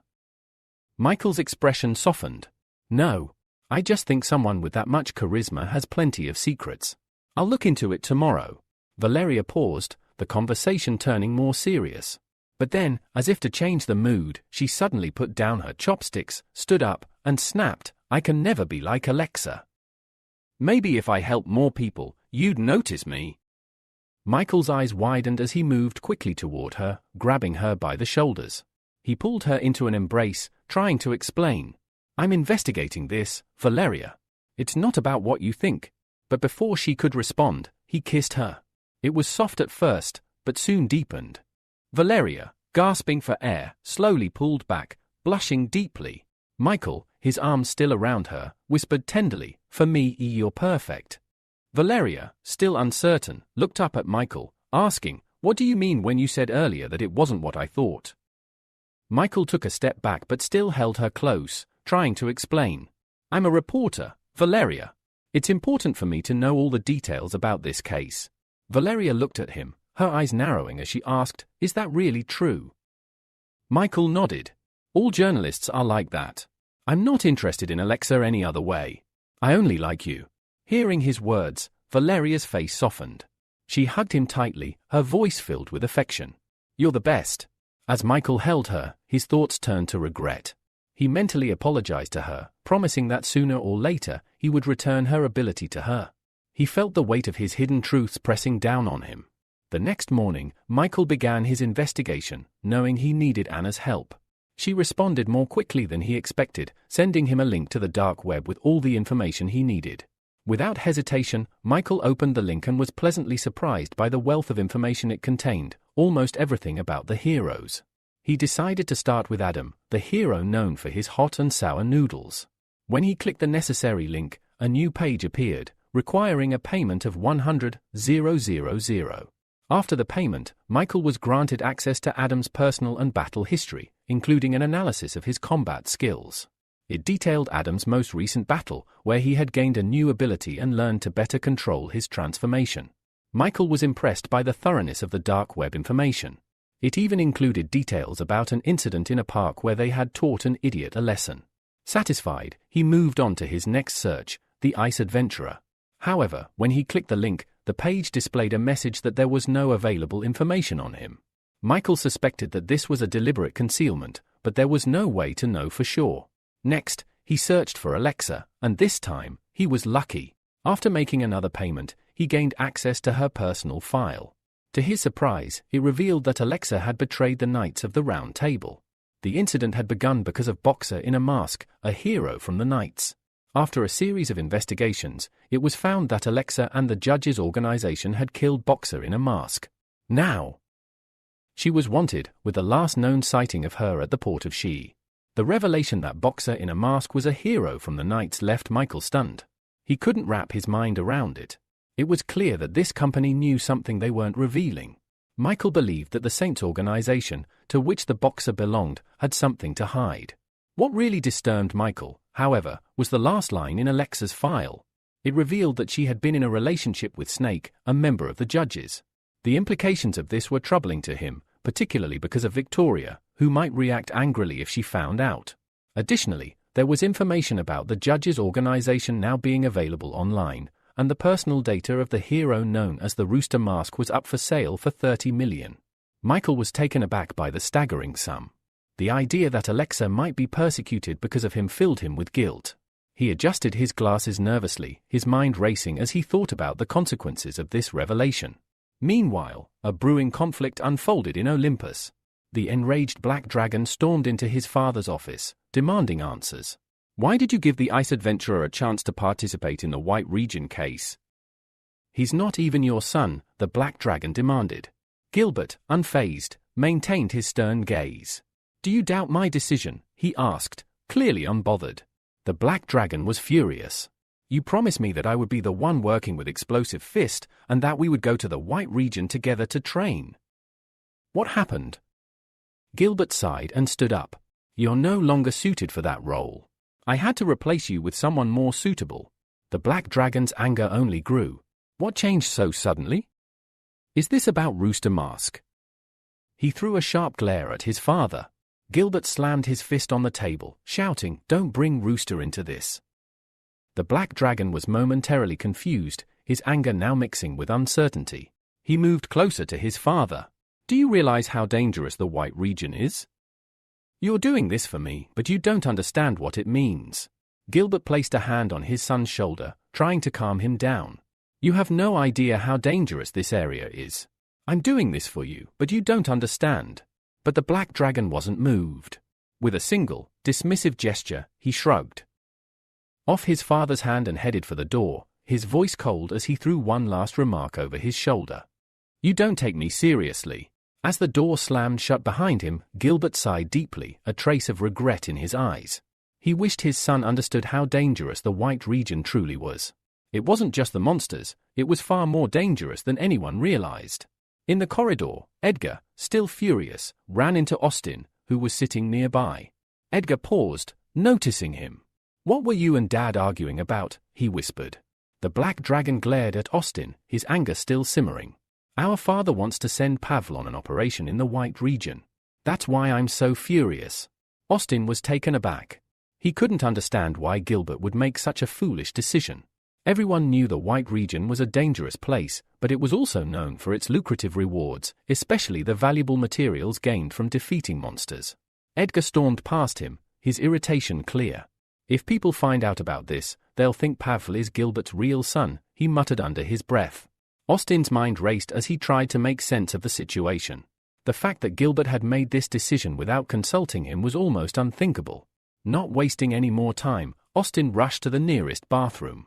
Locking himself in the stall, he concentrated, pressing his palm to his forehead. He needed to communicate with Michael. A few moments later, Austin succeeded in entering the Heavenly Palace. He stumbled forward, face planting onto the floor. Before he could even gather his bearings, he heard Michael's voice. What brings you here at this time? Austin looked up in surprise, quickly scrambling to his feet. I have news for you. My father is sending Pavel to the White Region operation. I'm worried. Something's wrong. Michael's expression turned serious. Gilbert's up to something, isn't he? Austin shrugged, his voice filled with uncertainty. I don't know. But my brother is arguing with him about it. Michael paused, clearly thinking through the situation. He sighed, the weight of the decision heavy on his mind. If we get rid of the ice adventurer, people will become suspicious, especially since he has a close relationship with Gilbert. After a moment of contemplation, Michael suggested, I want you to join the operation. If anything happens in the White Region, it'll seem less strange for you to be involved. Austin, startled by the offer, asked, What will my role be? Michael nodded. Your role is simple. Make sure everything goes according to your father's plan. You and Pavel will take part in the operation, and you don't have to worry about anything else.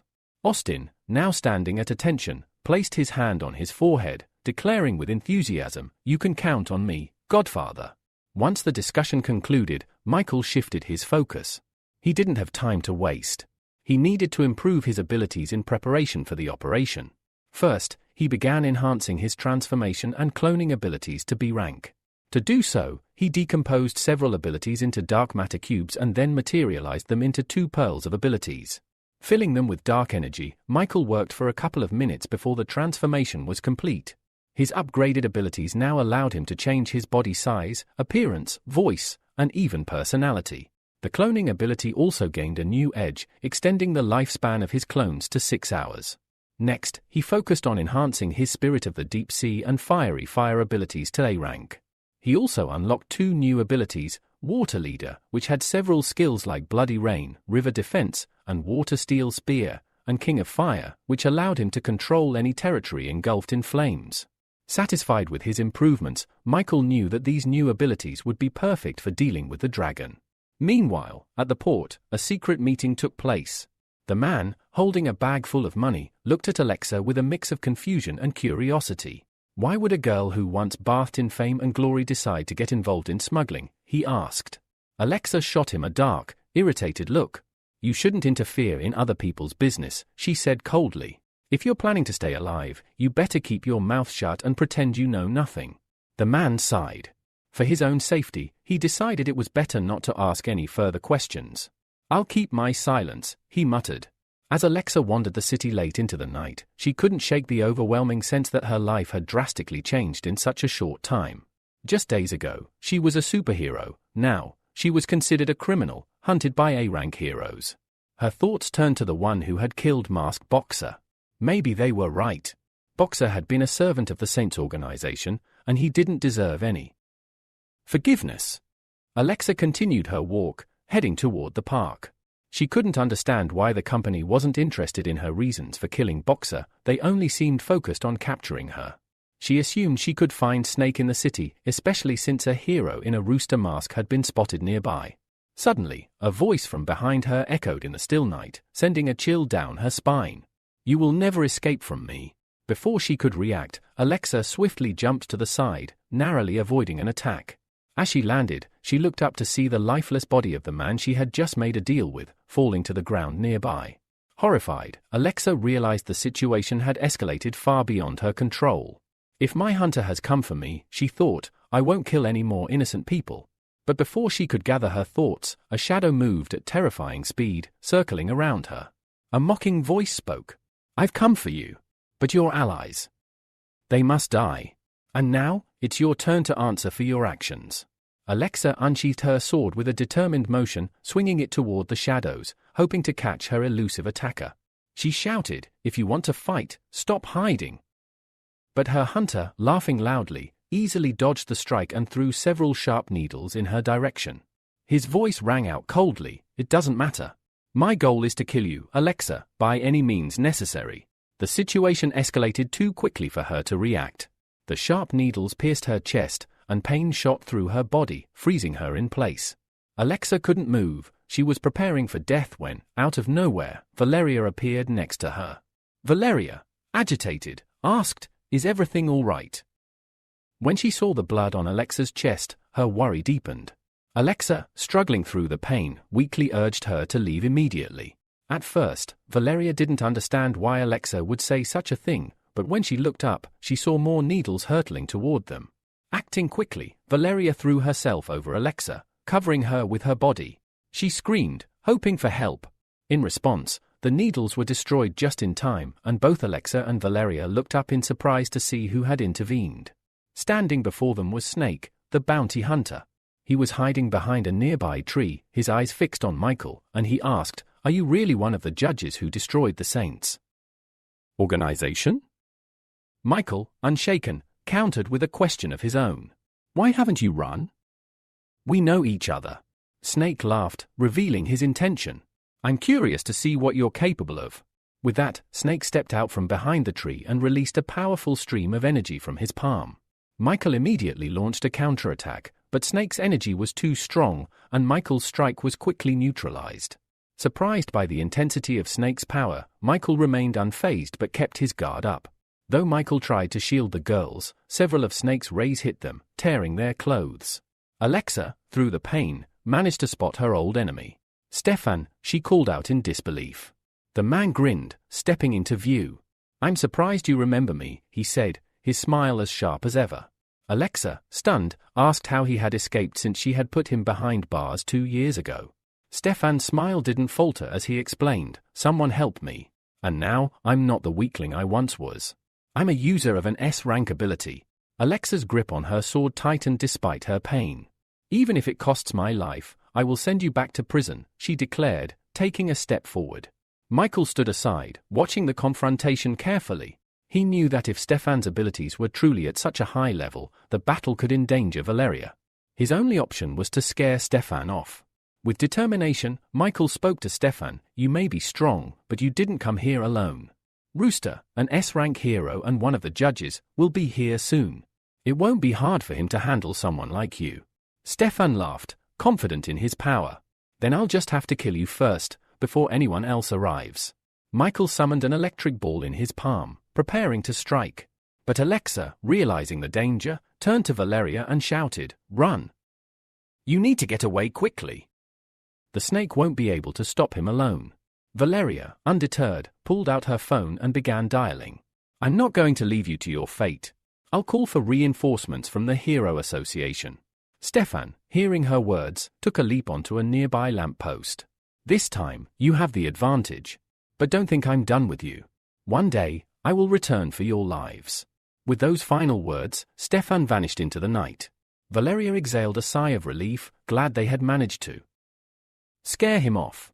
But Michael, watching her carefully, asked, "Did you really call the association?" Valeria shook her head. "No, I just said that to scare him. Especially since Alexa is wanted. Bringing in the association would only complicate things." Finally, Alexa cleared her throat, catching Michael's attention. She had one question that weighed on her mind. "I need to know about the judges' organization," she said. Michael held his palm out in front of him, interrupting her. "First, focus on recovering. I'll visit you when the time comes." After Stefan's departure, Valeria turned to Alexa, noting the emptiness of the space where the bounty hunter had just been. She couldn't help but remark that powerful heroes always seem to vanish without a trace. Shifting her focus, Valeria asked if Alexa needed to be taken to the hospital before the poison from the needle spread too far. Alexa, shaking her head, firmly rejected the idea. "It's too dangerous there," she explained. "You need to get out of here and find a secluded place where I can heal."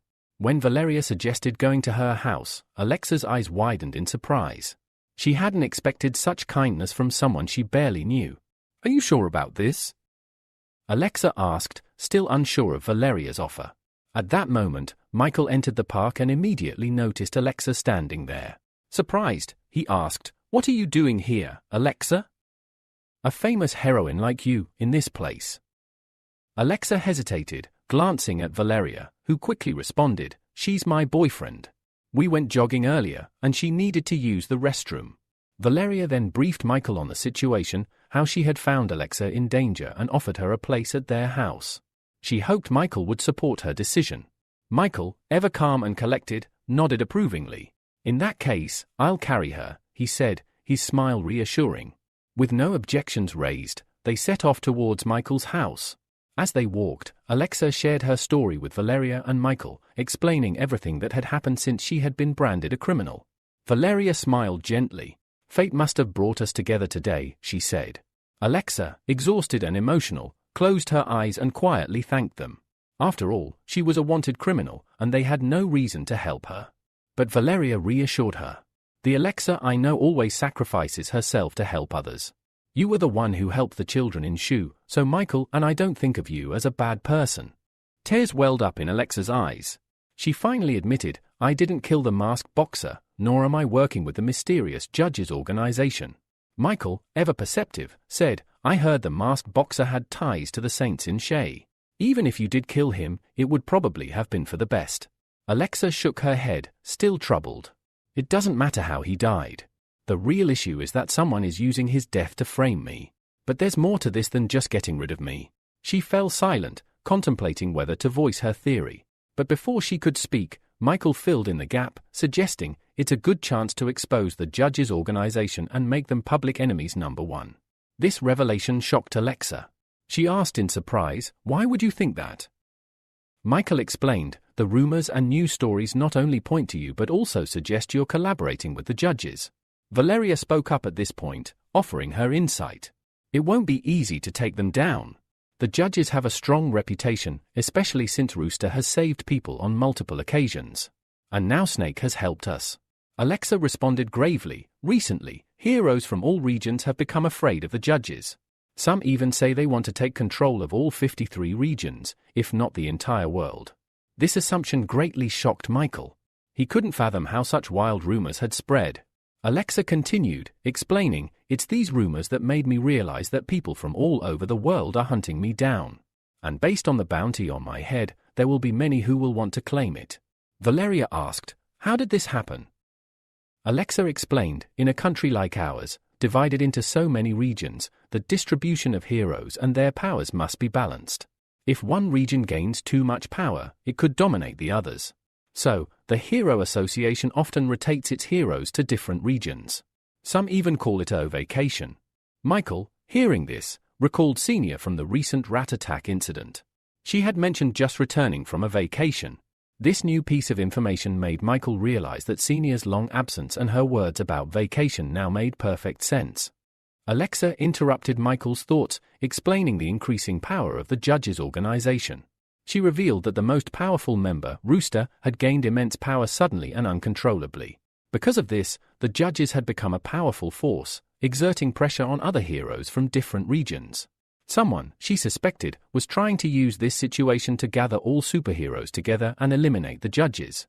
Michael, still trying to process all this information, asked, "Can people really spread so much hatred through rumors alone?" Valeria, who had been listening intently, responded firmly, "The power of rumors should never be underestimated." Michael frowned, realizing that the Blue Pills organization, which was known for manipulating people's consciousness, might be involved. With each passing day, Michael felt more questions piling up, with far too few answers.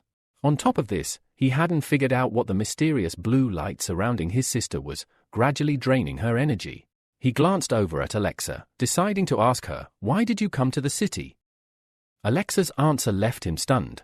She admitted that she had come to find out more and to assist the judges. When Michael questioned her sudden willingness to help them, Alexa's cheeks flushed pink. She explained that she knew Snake, one of the judges, and that they had been through many hardships together. Because he had saved her, she believed in him completely, and now she wanted to understand the true motives of the judges' organization. Meanwhile, the MOPS Chamber of Commerce was making its own moves. In their main office's storage facility, Anna carefully helped her boss, Carr, settle into his chair. The man expressed his excitement over the possibility of a powerful organization like the judges joining the Four Great Seas, which would greatly strengthen their position. Anna, ever the strategist, proposed a plan to gain Rooster's favor. Though she had close ties to him, she had never been directly offered to join the judges. She suggested that perhaps they could bribe him with treasures. Sakura, standing behind Anna, agreed, calling Anna a genius for thinking of this. Nikolai, in a satisfied tone, instructed Anna to organize a monster weapon exhibition and invite Rooster. It would be the perfect opportunity to gift him an S-rank weapon. Anna, excited, expressed her confidence that her grandfather would support the plan, though Sakura was less thrilled at the prospect of parting with such a valuable weapon. The next morning, Valeria woke up early, preparing a delicious breakfast for everyone. Michael, roused by the enticing smell, entered the kitchen and hugged her from behind. Valeria, though, mentioned that she had received an emergency assignment and wouldn't be able to have breakfast with them. She kissed Michael on the cheek and told him she would go to the meeting place on her own. She urged him to wash up and enjoy the breakfast, as she had worked hard on it. Alexa, now fully recovered and led by the delicious smells, came downstairs. As she changed quickly, Valeria gathered her things and headed for the door, telling Alexa that she could stay until she recovered fully. Michael and Alexa sat down for breakfast, and Alexa, feeling deeply grateful for their care, expressed her thanks. However, she mentioned that she would soon need to leave. Michael, concerned, replied that it wasn't safe for her to go anywhere in her condition, especially since everyone outside seemed to be after her. Alexa smiled mysteriously and assured him that she still had important tasks to complete, despite the danger. Her wounds had nearly healed, and she didn't need to worry about her. As Michael chewed on a bun, he realized that Alexa's rapid recovery was likely due to the treatment he had given her the previous night. However, he never intended for her to leave so soon, especially not to face whatever danger still awaited her.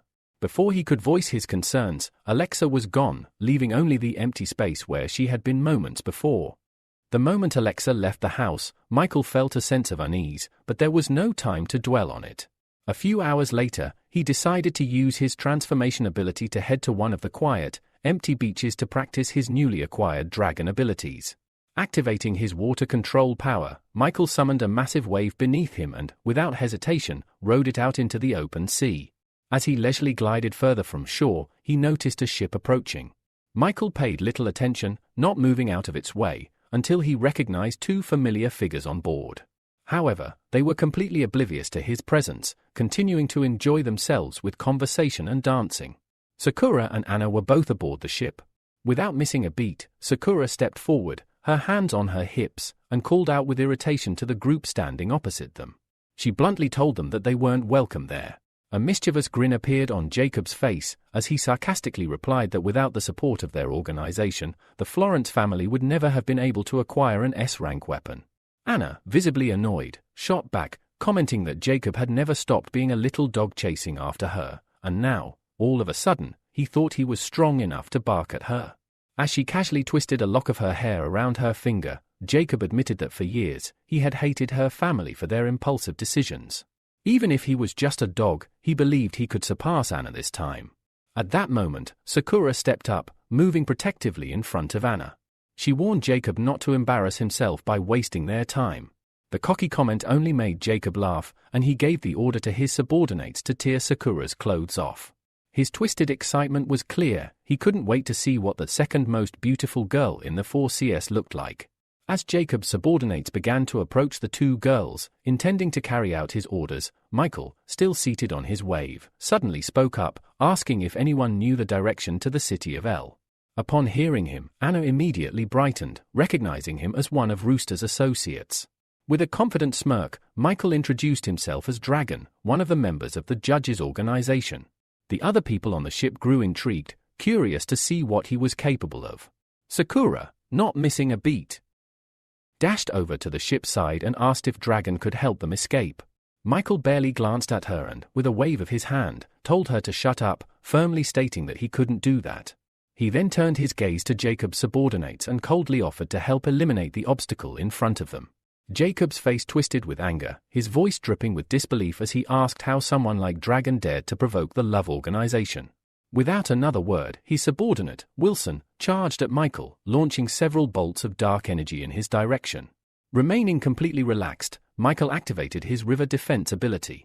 Water droplets surged upwards rapidly, forming a shield around him. As everyone watched in awe, the figure of the water protector manifested behind him, effortlessly deflecting Wilson's attack. With a mocking voice, Michael commented that he had expected more from them, but now, it was his turn. The water protector's enormous fist reached out, grabbing Wilson's sword and rendering the boy immobile. A sharp water needle shot through the air, narrowly missing Wilson's shoulder and tearing his clothes. The protector then released him, and Wilson fell into the sea, realizing the vast gap in their strength. Determining that the odds were against them, Jacob's second subordinate, a fiery individual, charged forward. As he swung his staff, multiple fiery clumps shot from it, transforming into several fire dragons aimed directly at Michael. With a mocking tone, Michael casually told his opponent to calm down, assuring him that he could use more than just water. Immediately after speaking, he stood up, deciding to activate his Lord of Fire ability. This would allow him to easily suppress the flames created by Jacob's subordinate, whose powers were lower in rank than his. As the fire dragons charged toward him, Michael extended his palm and redirected them, shouting that he would now show Wilson what it felt like to be pursued by a fire dragon. In a panic, Wilson began to flee, shouting for the others to run, warning them that this guy had two abilities and they needed to get out of there as quickly as possible. The onlookers, however, were transfixed by the spectacle, filming the extraordinary battle between the newly emerged hero and the judges' organization. Even Sakura couldn't help but admire Michael, keeping her gaze fixed on him as he landed on the side of the ship next to her. He scanned the scene, disappointed that Jacob and his lackeys had given up so easily. The blonde boy had been shouting, saying he wanted to beat him to death, but Michael wasn't bothered. Before Sakura could speak, Anna, her voice brimming with hope, approached Michael and eagerly asked if he would help them find Rooster since they were from the same organization. She explained that she wanted to invite him to an auction that the MOPS Chamber of Commerce was organizing. After a moment's contemplation, Michael replied that he had a way to help them contact Rooster and invite him personally. Anna, surprised, asked how he would do that. In response, Michael created two glowing crystals in his hand, explaining that if they signed a spiritual contract, the girls would become official representatives of the judges' organization. Overjoyed, Anna's eyes lit up, and she exclaimed that she never would have imagined that becoming a representative of such a prestigious organization could be so easy. Michael shook his head and folded his arms, clarifying that he had only come here on Rooster's orders. He hoped the girls could assist with their organization's goods. Michael was well aware that, without the support of the Florence family and the Chamber of Commerce, he wouldn't be able to explore the 4 seas or obtain valuable materials. Without hesitation, Anna agreed, and after a brief pause, Sakura also accepted. Once they had given their consent, Michael placed the crystals on their foreheads and completed the spiritual contract. A few hours later, the news programs were buzzing about the new member of the judges, Dragon, and the stunning fight he had just participated in. The footage of the battle was spreading like wildfire, and this was what distracted Edgar from his intense training. Upon hearing about Dragon, he immediately dropped the 40 kilograms weight he had been lifting and rushed out of the gym. By nightfall, most of the invited guests had arrived at the lavish Florence mansion, eagerly awaiting the arrival of Rooster, the special guest of the evening. When Michael finally arrived, he was greeted by admiring glances, and whispers filled the air as everyone took notice of the hero. At the entrance, Ivan and his granddaughters greeted Michael warmly. Ivan, who had heard much about Dragon, was pleased to meet him in person and expressed his respect for such a renowned hero. Michael, offering a nod, placed his clenched fist to his chest and replied that it was an honor to meet the head of the Florence family. As Ivan looked toward the guests, he good-naturedly told them to take their seats as the auction was about to begin. Before he could finish his sentence, Jacob barged in, interrupting with a sly grin. He demanded to know why the auction was in such a rush, as not all the high-ranking guests had arrived yet. Michael grimaced under his mask. The last thing he wanted was to run into Jacob again, especially with his annoying attitude. As puzzled looks were directed at him, Michael pulled a folded piece of paper from his jacket pocket and revealed that he, too, had an invitation. He suggested they should be a bit more welcoming to their guest. Anna, irked by his attitude, immediately confronted him, accusing him of having ulterior motives since no one usually brought their own weapons to such events. Michael, leaning in close, whispered that he had realized Florence family's situation was even worse than he initially thought. Their eagerness to find powerful allies was telling, and he quickly turned to the crowd, boldly declaring that Florence's weapons had always been renowned for their strength, but the price was equally steep. Considering the recent events, he had brought his own monster weapons to try them out, and there was no issue with doing so. Sakura was about to step forward and put Jacob in his place, but Ivan, calm and measured, stopped her. He said it would be interesting to watch the unfolding drama. Jacob was visibly frustrated, his sword having failed to leave even a scratch on the shield that stood before him. He swung his blade again with all his might, but to no avail. The shield remained intact, while his weapon was left with deep cracks, eventually breaking apart. The audience erupted in taunts, mocking the fact that a member of the Rook family had brought such a poor weapon to the auction, ruining the evening's proceedings. Anna couldn't believe her eyes. She asked Michael, without taking her gaze off the stage, if he had known in advance that the sword wouldn't be able to destroy the shield. Michael simply chuckled behind his mask, thinking back to how he had stolen the ability from the sword without anyone noticing. Before the auction started, he had touched the weapon, quietly absorbing its abilities. Jacob, utterly confused, clutched his head in frustration as Will, one of his subordinates, approached him. Will remembered how Rooster had touched every weapon before the auction, and it became clear to him that the weapons had lost their power only after Rooster's touch. Anna, now furious, snapped at Will, shouting that they shouldn't be blaming others for their incompetence. A weapon that could be destroyed by just one touch could not possibly be an S-rank weapon.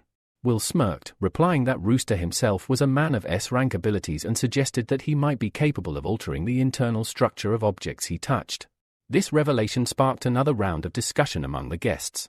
The logic seemed sound. Rooster had touched every weapon before the auction, and if there was any deceit involved, the Florence family might be working in cahoots with him.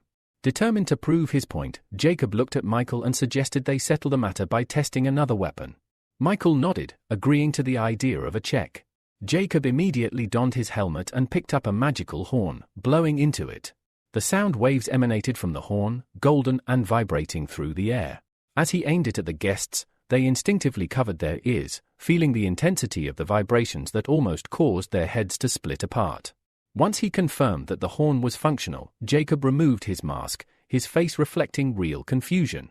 The attack and defense capabilities of the horn were indeed at the S-rank level, which directly contradicted the theory that Michael had somehow caused the destruction of his sword. Anna, seething with anger, approached Jacob and shouted that she had had enough. She accused him of treating them cruelly, slandering their clients, and even daring to accuse Rooster and the Florence family of lying. Jacob had no retort to her accusations, so Will stepped forward and remarked that there was likely a traitor within the Florence family who knew exactly what was going on. Without saying another word, Jacob, flanked by his subordinates, left the hall.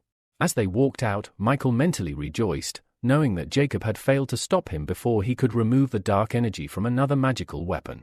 Michael had been intrigued by the mask Jacob wore, and he had been planning to absorb its unique ability. But just then, a question about Michael's aunt was asked, and he decided it was time to leave the matter there, returning to the guests. Sakura approached him, surprised, and asked if he had foreseen this outcome from the start. Before Michael could answer, Ivan walked over and said that he was also curious to know how Michael had managed to deal with the sword. He suggested they continue their conversation in the VIP room. Meanwhile, Alexa wandered through the deserted streets of the city, unaware of the danger closing in on her. She felt eyes on her and looked up to find mercenaries from the 5 elements watching from the rooftops. One of them, sitting casually on a tree branch, twirled her red curls around her finger and asked with a smile if Alexa's parents had taught her not to walk alone in the dark. Alexa, clearly irritated, shot back that her parents hadn't, and the stranger would be the first to learn why. Hugh, one of the mercenaries, clenched his fist, the knuckle duster gleaming ominously. He coldly declared that tonight would be Alexa's last, as she would never be able to handle all 5 of them at once. Later, Michael, accompanied by Ivan, Sakura, and Anna, moved to the reception room. Ivan was the first to speak, stating that there were no prying eyes here, and he hoped Michael would clear up any doubts they had. Michael nodded and began explaining. He said that both monsters and heroes carried ability genes within their bodies. One day, he realized that even weapons made from monsters contained these genes. Anna asked, now understanding the concept, if these ability genes were similar to the energy used in alchemy. Ivan was eager for more details and asked how Michael was able to extract and utilize this energy. Michael explained that he didn't exactly extract the ability, he collected it. He showed them a ring on his palm, revealing that it was an absorbing star ring. This ring allowed him to absorb the abilities of other creatures and objects. Anna was taken aback and asked if Michael could truly absorb all ability genes with just one ring. Ivan took a moment to gather his thoughts before speaking. Standing up from his seat, he mentioned that he, too, had made achievements in the field of alchemy but had never heard of collecting ability genes. He then handed Michael a drank wolf brush, an item known for its healing properties, and asked if Michael could demonstrate how he absorbed the ability genes from it. Michael nodded and took the brush in his hands. A few moments later, he handed the brush back to Ivan, who was shocked to discover that all the energy in the brush had completely disappeared. Sakura, watching from the side, couldn't help but ask how Michael was using the genes he had absorbed. Michael smiled beneath his mask, clearly anticipating this question. He had been waiting for the right moment to share this information. He explained that special elixirs could be created using ability genes, which would greatly enhance the fighting capabilities of those who consumed them. This was also how all members of the judges' organization had 2 or more abilities.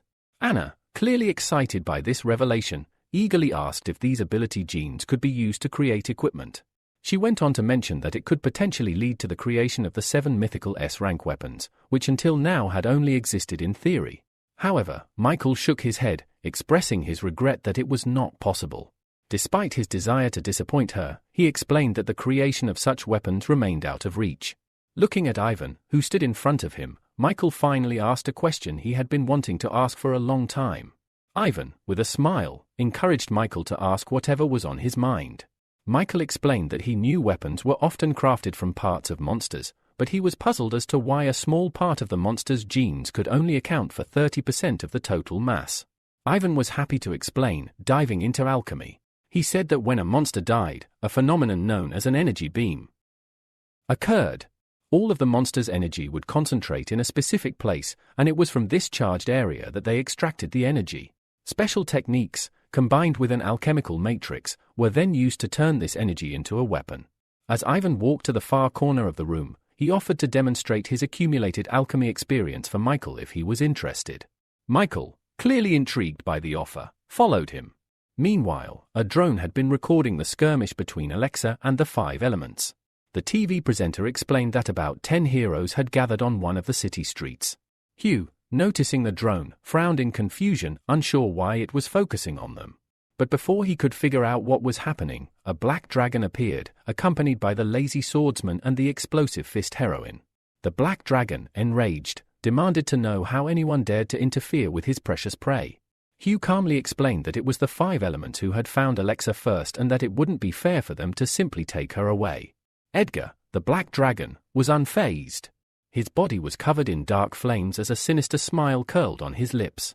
He announced that Alexa was a traitor, and so were the five elements from the Hero Association. He wouldn't let any of them escape alive. Without warning, Edgar vanished and reappeared in front of Hugh, delivering a powerful blow to his chest. The TV presenter, watching the scene unfold through the drone, remarked that the black dragon could easily defeat the golden claw tiger with such power, making the chances of his opponents escaping nearly impossible. The spectators cheered, excited to see how this skirmish would play out.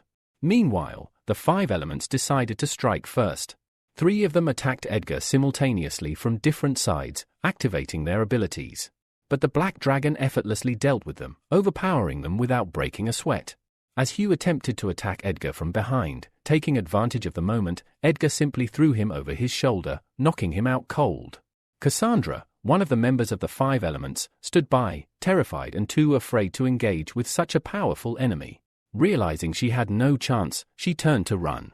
Edgar, however, wasn't about to let any of the traitors escape. In a flash, he was on her, piercing her chest with his claw. With a sadistic smile, he muttered that he never let go of his prey. After dealing with the five elements, Edgar turned his attention to Alexa, who was still standing there. He declared that it was now her turn. Meanwhile, Oscar and Amelia, watching the scene unfold through a TV screen, seemed confident that Edgar would emerge victorious. Amelia reassured Oscar, telling him not to worry about his brother, since Alexa wasn't in the best shape and the Black Dragon's victory was practically guaranteed. However, Oscar wasn't worried about his brother's victory. He had been consumed by something entirely different, something far more important than the outcome of the fight. As Oscar stood silently, watching Amelia, her observation wasn't lost on him. While he had claimed not to be worried about his brother, Amelia noticed a different story on his face. There was a deep concern he couldn't mask. Oscar turned abruptly and left the room, asking Amelia to monitor the broadcast. He mentioned he needed to visit the restroom. Once alone, Oscar locked himself in the booth. It was there that he used a spiritual contract to transport himself to the judge's secret meeting place. Upon his arrival, he immediately approached Michael, commenting on how Edgar, the Black Dragon, was being ruthless, targeting the seal swordswoman, Alexa, with intent to kill. Then, with curiosity in his voice, Oscar conspiratorially asked if Alexa was actually a member of the judges. The internet was buzzing with rumors, and one even suggested that she was connected to the snake, the infamous figure from the judges. Michael, ever the calm presence, assured Oscar not to believe such stupid rumors. The snake, he said, was far too old for any sort of relationship, throwing doubt on the idea that Alexa and the snake were romantically involved. However, Oscar frowned, trying to piece together the connection. If there wasn't a relationship, the only theory that made sense to him was that Alexa might actually be the illegitimate daughter of the snake. Shaking his head, Oscar decided it was better not to press further on the matter. He understood that, as a secret, it was something he shouldn't pry into. It would only cause unnecessary complications for his godfather. Just as he was lost in thought, Michael interrupted, informing him that reinforcements would be sent to the scene. Oscar, relieved by the news, made to leave. As he exited, he casually remarked that he would closely monitor the broadcast and report immediately if anything unexpected happened. Once Oscar disappeared, Michael materialized pearls in his palms, his mind set on enhancing Edgar's abilities. He decided to bestow upon the Black Dragon Earth Control and Wind Control, enhancing both abilities to S rank. After creating a clone to absorb the enhanced abilities, Michael sent the Black Dragon to assist Alexa. Meanwhile, on the street, Edgar slowly closed in on Alexa, his dark flame-covered body radiating an ominous aura. He took his time, offering the girl a twisted opportunity. He proposed that she call for help, summoning the hero in the rooster mask, before he ended her life. He claimed that he wasn't eager to kill her, since they had once been on good terms when it came to studying. Alexa, however, wasn't about to give him the satisfaction. With a frown, she refused, telling him that if he wanted to fight, she was ready. Edgar didn't need any more encouragement. He leapt at her, declaring that she should show him everything she was capable of. The battle began in earnest as Edgar launched himself at Alexa. She barely managed to step back as his sharp claws swiped through the air, just missing her by a hair's breadth. Alexa, gathering her strength, concentrated her power into her sword. As Edgar landed on the ground, he turned, sensing something was wrong. Before he could react, Alexa's sword pierced his body with a clean strike. The black dragon cried out in pain, but he was quick to overcome it. With a sharp twist, he retaliated, charging forward to strike again. But Alexa was quick on her feet. She managed to jump back just in time, covering herself with her sword to shield from the cutting airwave created by Edgar's attack. Though the battle was taking a toll on Alexa, she survived, barely. Unfortunately, the drone capturing the fight wasn't so lucky. It sustained significant damage and crashed to the ground, causing the TV presenter to announce that the feed was lost. Despite the technical difficulties, the presenter assured everyone that reporters would soon be arriving to continue the broadcast, urging the viewers to remain calm. Meanwhile, the battle continued unabated. Alexa and Edgar fought fiercely, their blows echoing through the streets. Edgar, seething with rage, told Alexa that if she didn't call for the rooster, she would die. But Alexa, with determination in her eyes, refused to ask for anyone's help. Frustrated, Edgar pressed on with his attacks, each blow growing more vicious, hoping to break her resolve. But as Edgar prepared for another full-on assault, Alexa raised her sword high, summoning a protective dome. Edgar's fist crashed into the golden shield, leaving deep cracks in its surface. Still, Alexa held her ground, though it was clear that with each passing moment, the shield's resilience was wearing thin. Minutes later, Valeria arrived at the scene, accompanied by a drone. She reported that Edgar and Alexa were still locked in battle, with Edgar having broken through Alexa's shield. The black dragon approached the girl, grabbed her by the throat, and lifted her off the ground, squeezing with increasing force. He offered her one last chance, call the rooster, and he would let her go. Alexa, with defiance burning in her eyes, shouted that she would never call for help. The battle had reached its climax, and there was no turning back now. Edgar, irritated by Alexa's stubbornness, showed no mercy. With a swift motion, he threw her violently into a nearby wall, the force of the impact causing her body to crumple to the ground. The TV presenter voiced his concern, noting that after such a devastating attack, it seemed impossible for Alexa to get up again. Despite the damage, Edgar was not finished. He approached the fallen swordswoman with rapid steps, determined to finish what he had started. As he moved forward, the lazy swordsman and explosive fist stepped in to stop him. The swordsman warned Edgar that if he continued this way, he would leave Alexa crippled for life. Irritated, Edgar frowned, questioning why they were protecting a traitor. His words were met with a sharp rebuttal. Suddenly, Alexa defied expectations. With great effort, she slowly rose to her feet, her body shaking with pain, but her eyes burning with defiance.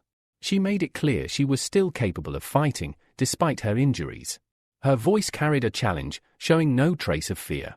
Valeria, watching from the sidelines, couldn't help but admire Alexa's resilience. She acknowledged the swordswoman's steadfastness, recalling how Alexa had sacrificed herself once before to protect the citizens. There was no denying her determination and courage. Without taking his eyes off Alexa, Edgar growled that since she was so determined to continue, he would not stop. He prepared to attack, but just as he was about to strike, something unexpected happened. A massive column of water appeared out of nowhere, completely engulfing Edgar's raised fist, freezing him in place. Confused and struggling to move, Edgar looked up and saw a giant water guardian looming above him. The water giant's other hand gently reached down and carefully lifted Alexa, pulling her out of harm's way. Surprise flashed across Alexa's face. She gazed at the dragon in front of her, still in disbelief. The water guardian spoke, apologizing to Alexa for the lateness of their arrival, revealing that they were part of the same organization. This moment confirmed the suspicions of the onlookers. Alexa was indeed a traitor, aligning herself with the judges, and the rumors surrounding her were true. Still processing the shock of the situation, Alexa swallowed her fear and hesitantly asked why the water guardian referred to her as a member of their organization. In response, the dragon calmly explained that if Alexa wanted to stay alive, she had no choice but to join them. His words filled her with doubt and fear, but at that moment, she understood that her options were severely limited. If she wanted to survive, aligning herself with the judges might be her only chance. Before Alexa could fully process the situation, the hero, the Rooster Mask, appeared. He jumped down to join the scene, approaching the black dragon. With a teasing smile, he asked what had happened to the black dragon and why he wasn't worried about Alexa. The black dragon ignored the question, instead asking why the rooster had shown up and not the rooster's expected backup. Mocking, the dragon placed his palms together and said that if Edgar was worried about his opponent being too weak, he needn't worry. Even if Edgar miraculously defeated him, there were many others much stronger who would be coming for him. The dragon hinted that the black dragon's problems were far from over. In the next moment, two massive palms formed entirely of water surged from both sides, rushing toward Edgar with terrifying speed. Caught off guard, he barely managed to extend his arms outward in a desperate attempt to brace against the incoming attack. Nearby, the dragon watched with calm interest. A faint blue glow surrounded his clenched fist as he murmured, "The next move will be more interesting." Suddenly, the walls of water compressing Edgar began to rise, lifting upward with unnatural force. His eyes widened in horror as a gigantic water palm formed above him, poised to strike from above. The black dragon realized he wouldn't be able to escape in time. A second later, the massive palm crashed to the ground with explosive force, kicking up a thick cloud of dust that swallowed the scene. Meanwhile, Michael had finally exited the Florence family mansion. After putting some distance between himself and the entrance, he paused and scanned the area cautiously. Assured that no one was watching, he slipped behind a large tree with a thick trunk. From his pocket, he retrieved an old, weathered notebook, an item given to him by Ivan, who claimed it contained the life experiences of a respected alchemist. Michael quickly skimmed through the pages when, suddenly, a soft white glow began to emanate from one of them. Startled, he immediately shut the notebook. A voice behind him remarked that if he found it interesting, he could borrow it for a while. Michael agreed, noting that the contents were indeed valuable. Opening the notebook once more, he noticed a hidden entry, one that could only be seen by individuals with at least third-rank spiritual power. He was certain Ivan had never discovered this passage, otherwise, he would not have parted with the diary so easily. After a brief search, Michael found the secret entry. It revealed that a man named George came from a distant continent on the planet Odusa. Using elementary magic, George managed to reach Earth, where he discovered the legendary heroic stone. This artifact was said to be incredibly powerful, even accessible to those lacking magical talent. It granted strength to those who could comprehend its true essence. With only a small portion of the heroic stone, George had already surpassed his ancestors, reaching the 4th rank and ascending to the status of a god. However, he was eventually forced to return to his home planet. Before leaving, he taught a group of humans how to open a portal to another world, the White Region, and entrusted them with knowledge that could save humanity. His final message in the diary instructed the one who found it to search for the heroic stone, which he had hidden somewhere on Earth. It was his parting gift to help prevent the coming enslavement of mankind. As Michael reached the end of the passage, a bright glow burst forth from the pages. It lifted off the book and flew toward him, striking his forehead with a sharp, tingling sensation. He closed his eyes, overwhelmed by the energy coursing through him. Moments later, it subsided, and Michael instinctively formed a protective shield around himself. Then, with a surge of newfound power, he ascended into the air. He sensed that this mysterious glow was the key to locating the heroic stone. Determined to uncover more secrets of this world, he soared away from the Florence mansion. Back at the battlefield, Valeria continued observing the scene. Edgar, still pinned to the ground by the massive water palm, was clearly struggling. The new member of the judges, a young-looking boy, possessed terrifying power. Day by day, the might of the judges was growing more intimidating. Suddenly, the dragon landed beside her, interrupting her thoughts. He gave her a reassuring smile and said kindly, "You don't need to be afraid of me." Turning his gaze toward a hovering drone, he introduced himself to the camera. "My name is Dragon. I represent one of the Chinese zodiac signs, and our organization, the Judges, exists solely to fight evil. There is no reason for anyone to fear us." The drone recorded his every word and gesture. However, his brief message was soon interrupted by a loud crash behind him. The black dragon, battered and enraged, had taken on his final form. With sheer effort, he lifted the collapsed water palm off his body and glared at his opponent with eyes full of fury. Dragon turned to Valeria and said urgently, "Edgar has lost his human mind in this state. It's too dangerous for you to stay. You need to leave now." Without waiting for a response, he charged at his opponent. Valeria stood frozen, watching his retreating figure. There was something strangely familiar about him, something that reminded her of the hero in the rooster mask who had once saved her. For reasons she couldn't explain, the feeling stirred within her once again as dragon leapt toward the raging enemy. Once again, the dragon stood face to face with the protector of the waters. The black dragon held his position, refusing to make the first move. Suddenly, a smaller but much faster stone palm shot toward him. Reacting quickly, the black dragon leapt into the air and clamped his sharp fangs onto the stone hand. However, the palm abruptly shifted direction, thrashing him violently from side to side. From the Olympus office, Austin watched the battle unfold with childlike excitement, cheering at the strength and spectacle of the judges. But the girl beside him did not share his enthusiasm. She stepped closer, concern on her face, and quietly asked whether he had also noticed how cold the room had become. Her question was answered moments later when the black dragon's tail slammed into the building, tearing off half the roof with sheer force.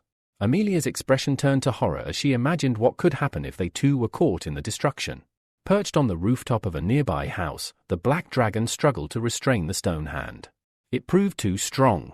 With another violent jerk, it knocked him from his footing as the rooftop beneath him crumbled. The black dragon tumbled downward.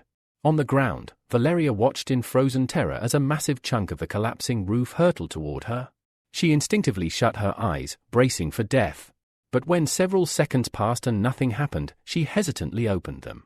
There, standing protectively in front of her, was the dragon, along with his summoned water monster.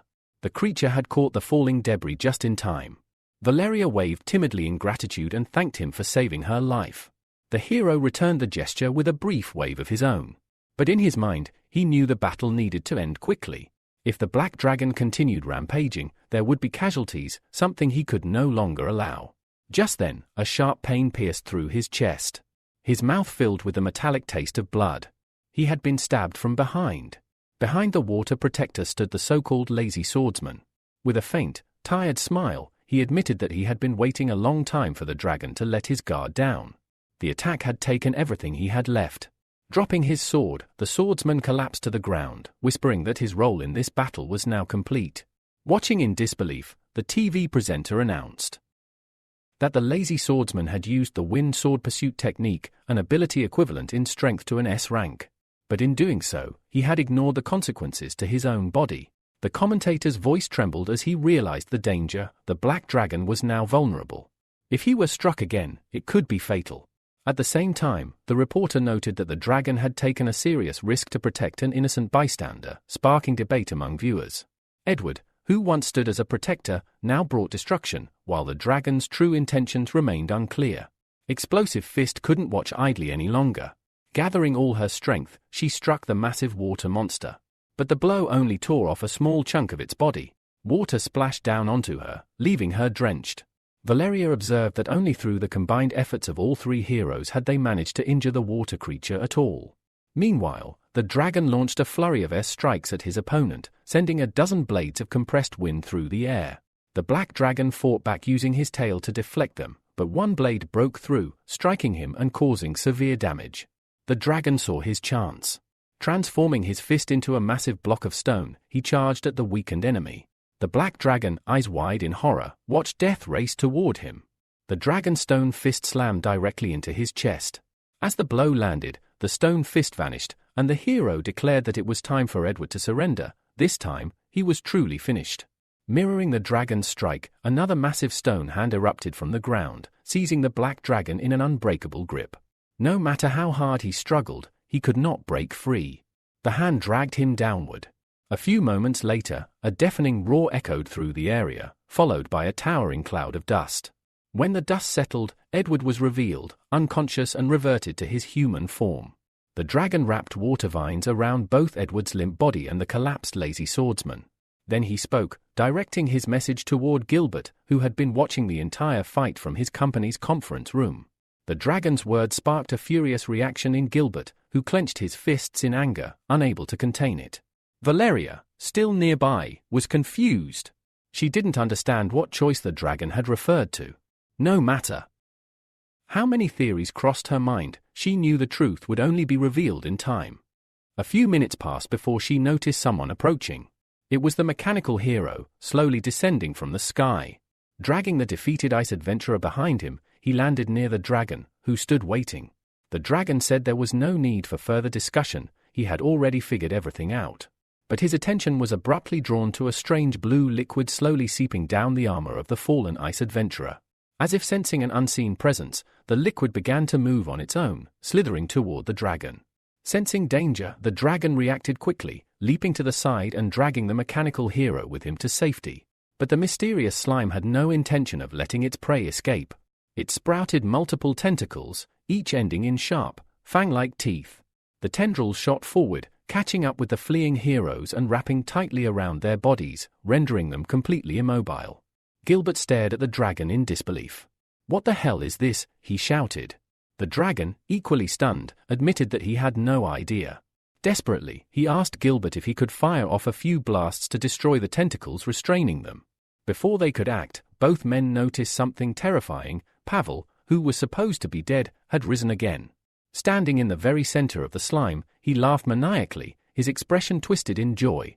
He screamed that power was surging through him and that he was utterly in love with the sensation. Gilbert looked on in horror. He couldn't understand how his ice adventurer had transformed into something so monstrous. The dragon guessed that it was the result of the blue pill's influence. Meanwhile, from the shadows around the corner of a nearby house, another figure had been silently observing the scene unfold. This man, known as Mr. X, watched the berserk ice adventurer with mild disappointment. If things had escalated just a bit further, he said to himself, the experiment might have succeeded. But now, he would have to officially consider subject number 52 a failure. Even so, he acknowledged that the destructive power being unleashed far surpassed that of any previous test subject. Adjusting his hat, Mr. X muttered that the deeper he delved into the study of spiritual power, the more mystical it seemed, and the more it made him question his own competence. He was convinced that he must obtain the third stage of spiritual power, no matter the cost. Only then could he ascend to the level of a great commander.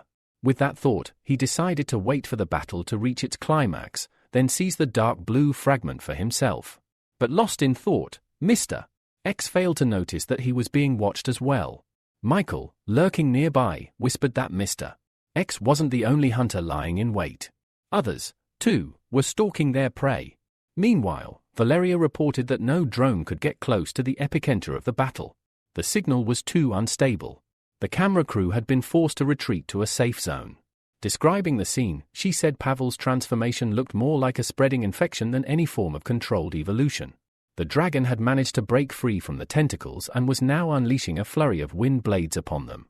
But no matter how many he sliced, the tentacles regenerated with frightening speed. Gilbert joined the assault, firing laser blasts from his hands to incinerate the monstrous limbs. The ice adventurer, if he could still be called that, watched their struggle with a calm, cruel smile. Tilting his head, he told them it was pointless to resist. Once he finished with them, he would go after the entire Olympus company. Then, a new thought entered his mind, one that disturbed even himself. He wondered aloud if it might be a good idea to eat the heroes. After all, to the dark blue race, humans were nothing more than food. Suddenly, Pavel was overcome by pain. His head throbbed violently, as if splitting in two. He let out a scream, struggling to focus. The agony faded slightly, and his gaze locked onto the dragon and the mechanical hero. With hatred in his voice, he blamed them for his suffering. A tentacle wrapped itself around Pavel's head, and he sighed with relief. After another dose, he claimed, he felt much better.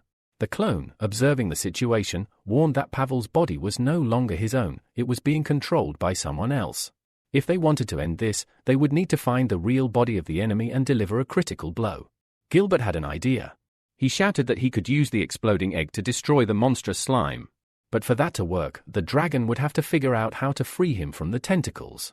Without hesitation, the dragon summoned the fire phoenix. Raging flames erupted, burning through the slime's tendrils. It was just enough for Gilbert to break free. Wasting no time, he hurled the exploding egg directly into the monster's core. As it descended, Gilbert looked back at the dragon, who was still trapped, and casually remarked, "Oh, right. I forgot to mention something. The blast radius of the egg is 500 meters. You won't be able to escape in time." The clone cursed aloud. He hadn't expected Gilbert to betray him like this, though, in hindsight, he should have known better. It was just like Gilbert to pull a stunt like this. Rotten to the core. In the next moment, the exploding egg began to glow ominously. Then, with a deafening blast, it detonated, its force echoing for kilometers. The impact left a massive crater in the earth, and thick smoke rose in towering clouds. For a moment, it seemed as if the explosion had obliterated the blue monster entirely. But to everyone's horror, it had survived. The dragon had not been as fortunate. Half of his body was gone. Fortunately, Michael, watching from afar, was relieved to know that it was only a clone. If it had been his real body, he would have been dead. Drones flew in, capturing the destruction in real time. Spectators watching the footage were stunned. This was the first time the judges' organization had suffered such catastrophic damage. But what truly sent chills down their spines was the monster's resilience. It regenerated and returned to its previous form as if nothing had happened. For many, the sight of the creature rising once again felt like an omen of the end of the world. Suddenly, one of the tentacles shot skyward, towering over the nearby rooftops. At that moment, a new figure arrived, the hero of hot and sour noodles. Though injured, he had recovered enough to fight. Right behind him stood Senior, who had also joined the fray. Their presence sparked hope. Seeing their determination, the remaining heroes rallied, ready to join the battle. Valeria, observing everything from the command center, voiced her unease. She said that tonight had become the longest night in the city's history. An unknown force had invaded their home, and the enemy's destructive power was beyond anything they had prepared for. Still, she held on to hope. With so many heroes rising to face the threat, she believed that dawn would come, and they would face it together. The TV presenter, watching the broadcast, exhaled heavily.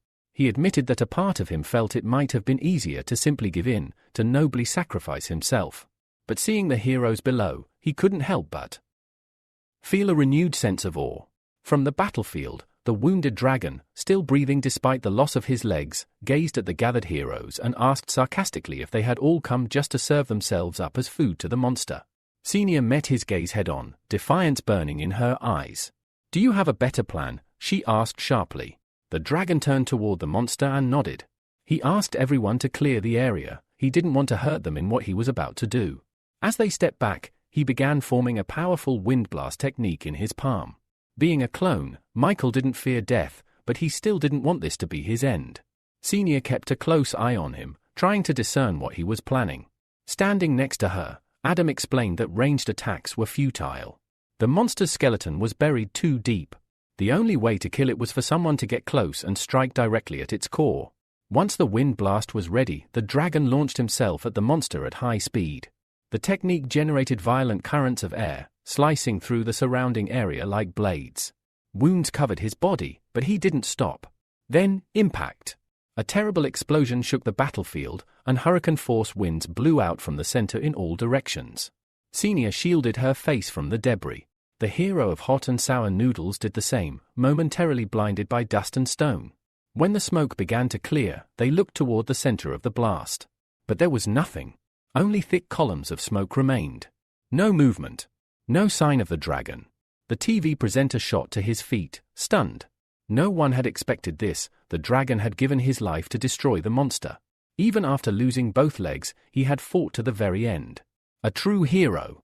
Tears welled up in Valeria's eyes. She felt joy, relief, and sorrow. Silently, she thanked the dragon for giving them a new dawn.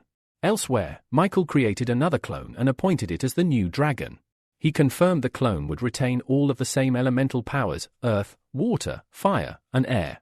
The clone simply nodded and promised to carry out his mission. Two judges stood atop a tall building, watching the sunrise. They waited patiently for the moment when it would be their turn to take the stage. Back on the battlefield, Gilbert had returned. He scanned the wreckage, looking for any signs of the monster's remnants. He needed to be sure it was completely destroyed. That's when he saw it. Hovering just above the ground was a glowing blue stone. Its light shimmered, hypnotic and otherworldly. An irresistible urge to possess it surged through Gilbert. He stepped forward, hand outstretched. But a voice rang out behind him. Ordinary people are not allowed to touch that.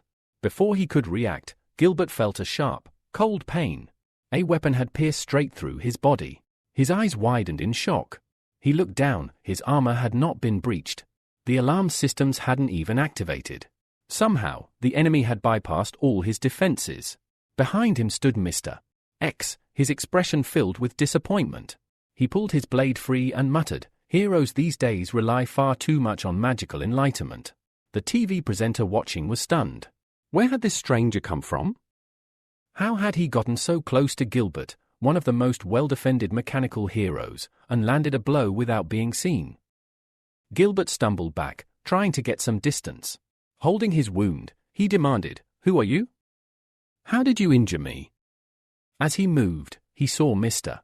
X slowly bending down, reaching for the glowing blue stone. Mr. X responded coldly, stating that the mechanical hero had simply been too weak to sense the danger right behind him. Just as he extended his hand to take the glowing blue stone, something unexpected happened. Michael swooped in from above and snatched the stone away in the blink of an eye. Now floating mid-air, Michael held the radiant blue stone in his hand and stared down at the stranger in the wide-brimmed hat. "This stone," he declared, "now belongs to the judge's organization." The moment the main character appeared at the heart of the crisis, a joyful smile broke across the TV presenter's face. He firmly believed that with Michael and Rooster working together, they might finally break through the chaos and reach a peaceful future. The audience watching the broadcast erupted in cheers, voicing their support for their new idol. Looking up at Michael, Mr. X spoke calmly. He claimed that Neva's organization had no desire to feud with the judges and suggested that, to avoid unnecessary conflict, Michael should return the blue stone to its rightful owners.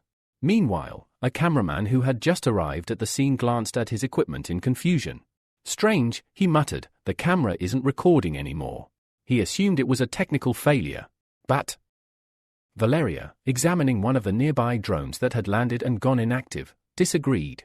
She suspected it wasn't mechanical failure at all, but rather some kind of spiritual interference. Michael, overhearing their conversation, quickly pieced it together. Mr. X had disabled the recording equipment on purpose, not wanting his actions to be exposed. It was a calculated move, one that hinted at a much larger objective. He turned to Mr. X and asked, "What if I do want to declare war on Neva's organization?" With a sudden burst of speed, Mr. X lunged forward, blade raised to strike. "If you desire death so much," he shouted, "then I'll be happy to grant it." Just as the blade was about to reach him, Michael activated a spiritual explosion. In an instant, Mr. X's weapon disintegrated mid-air. Shocked, he jumped back. His eyes narrowed.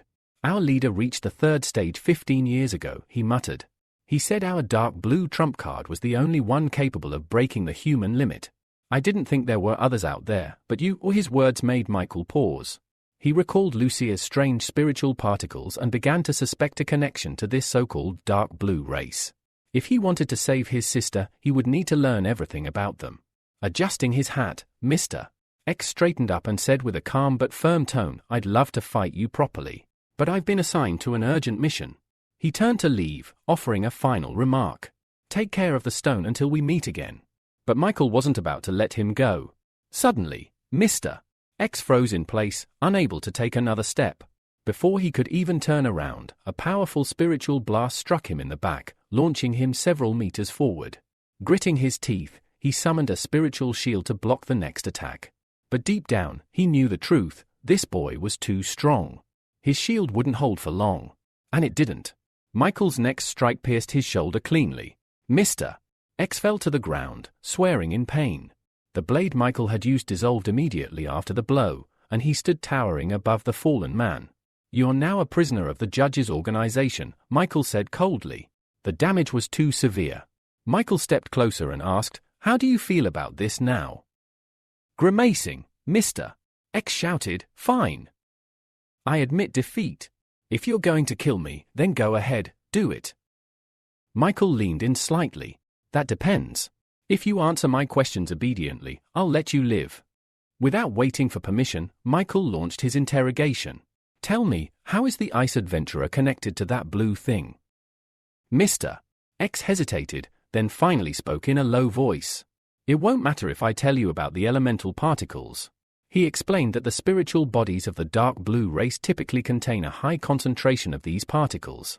Ever since the start of the period of changes, these blue elements had begun slowly transforming the souls of their carriers. Over time, strange sprouts would emerge from their bodies. These sprouts act like sensors, tracking down areas of light, which are essential to eventually obtaining the soul of a full-blooded member of the race. The stronger the spiritual power of the host, the denser the particles become, allowing the sprouts to grow. The more stable these sprouts are, the more power a person can absorb, unlocking advanced techniques or new combat abilities. Currently, the dark blue race was actively distributing blue pills to locate suitable bodies for spiritual migration. But as the ice adventurer's fate had shown, not everyone could withstand the transformation when the particles activated. Grabbing Mr. X by the lapels, Michael's voice trembled slightly. Can someone infected with these particles be cured?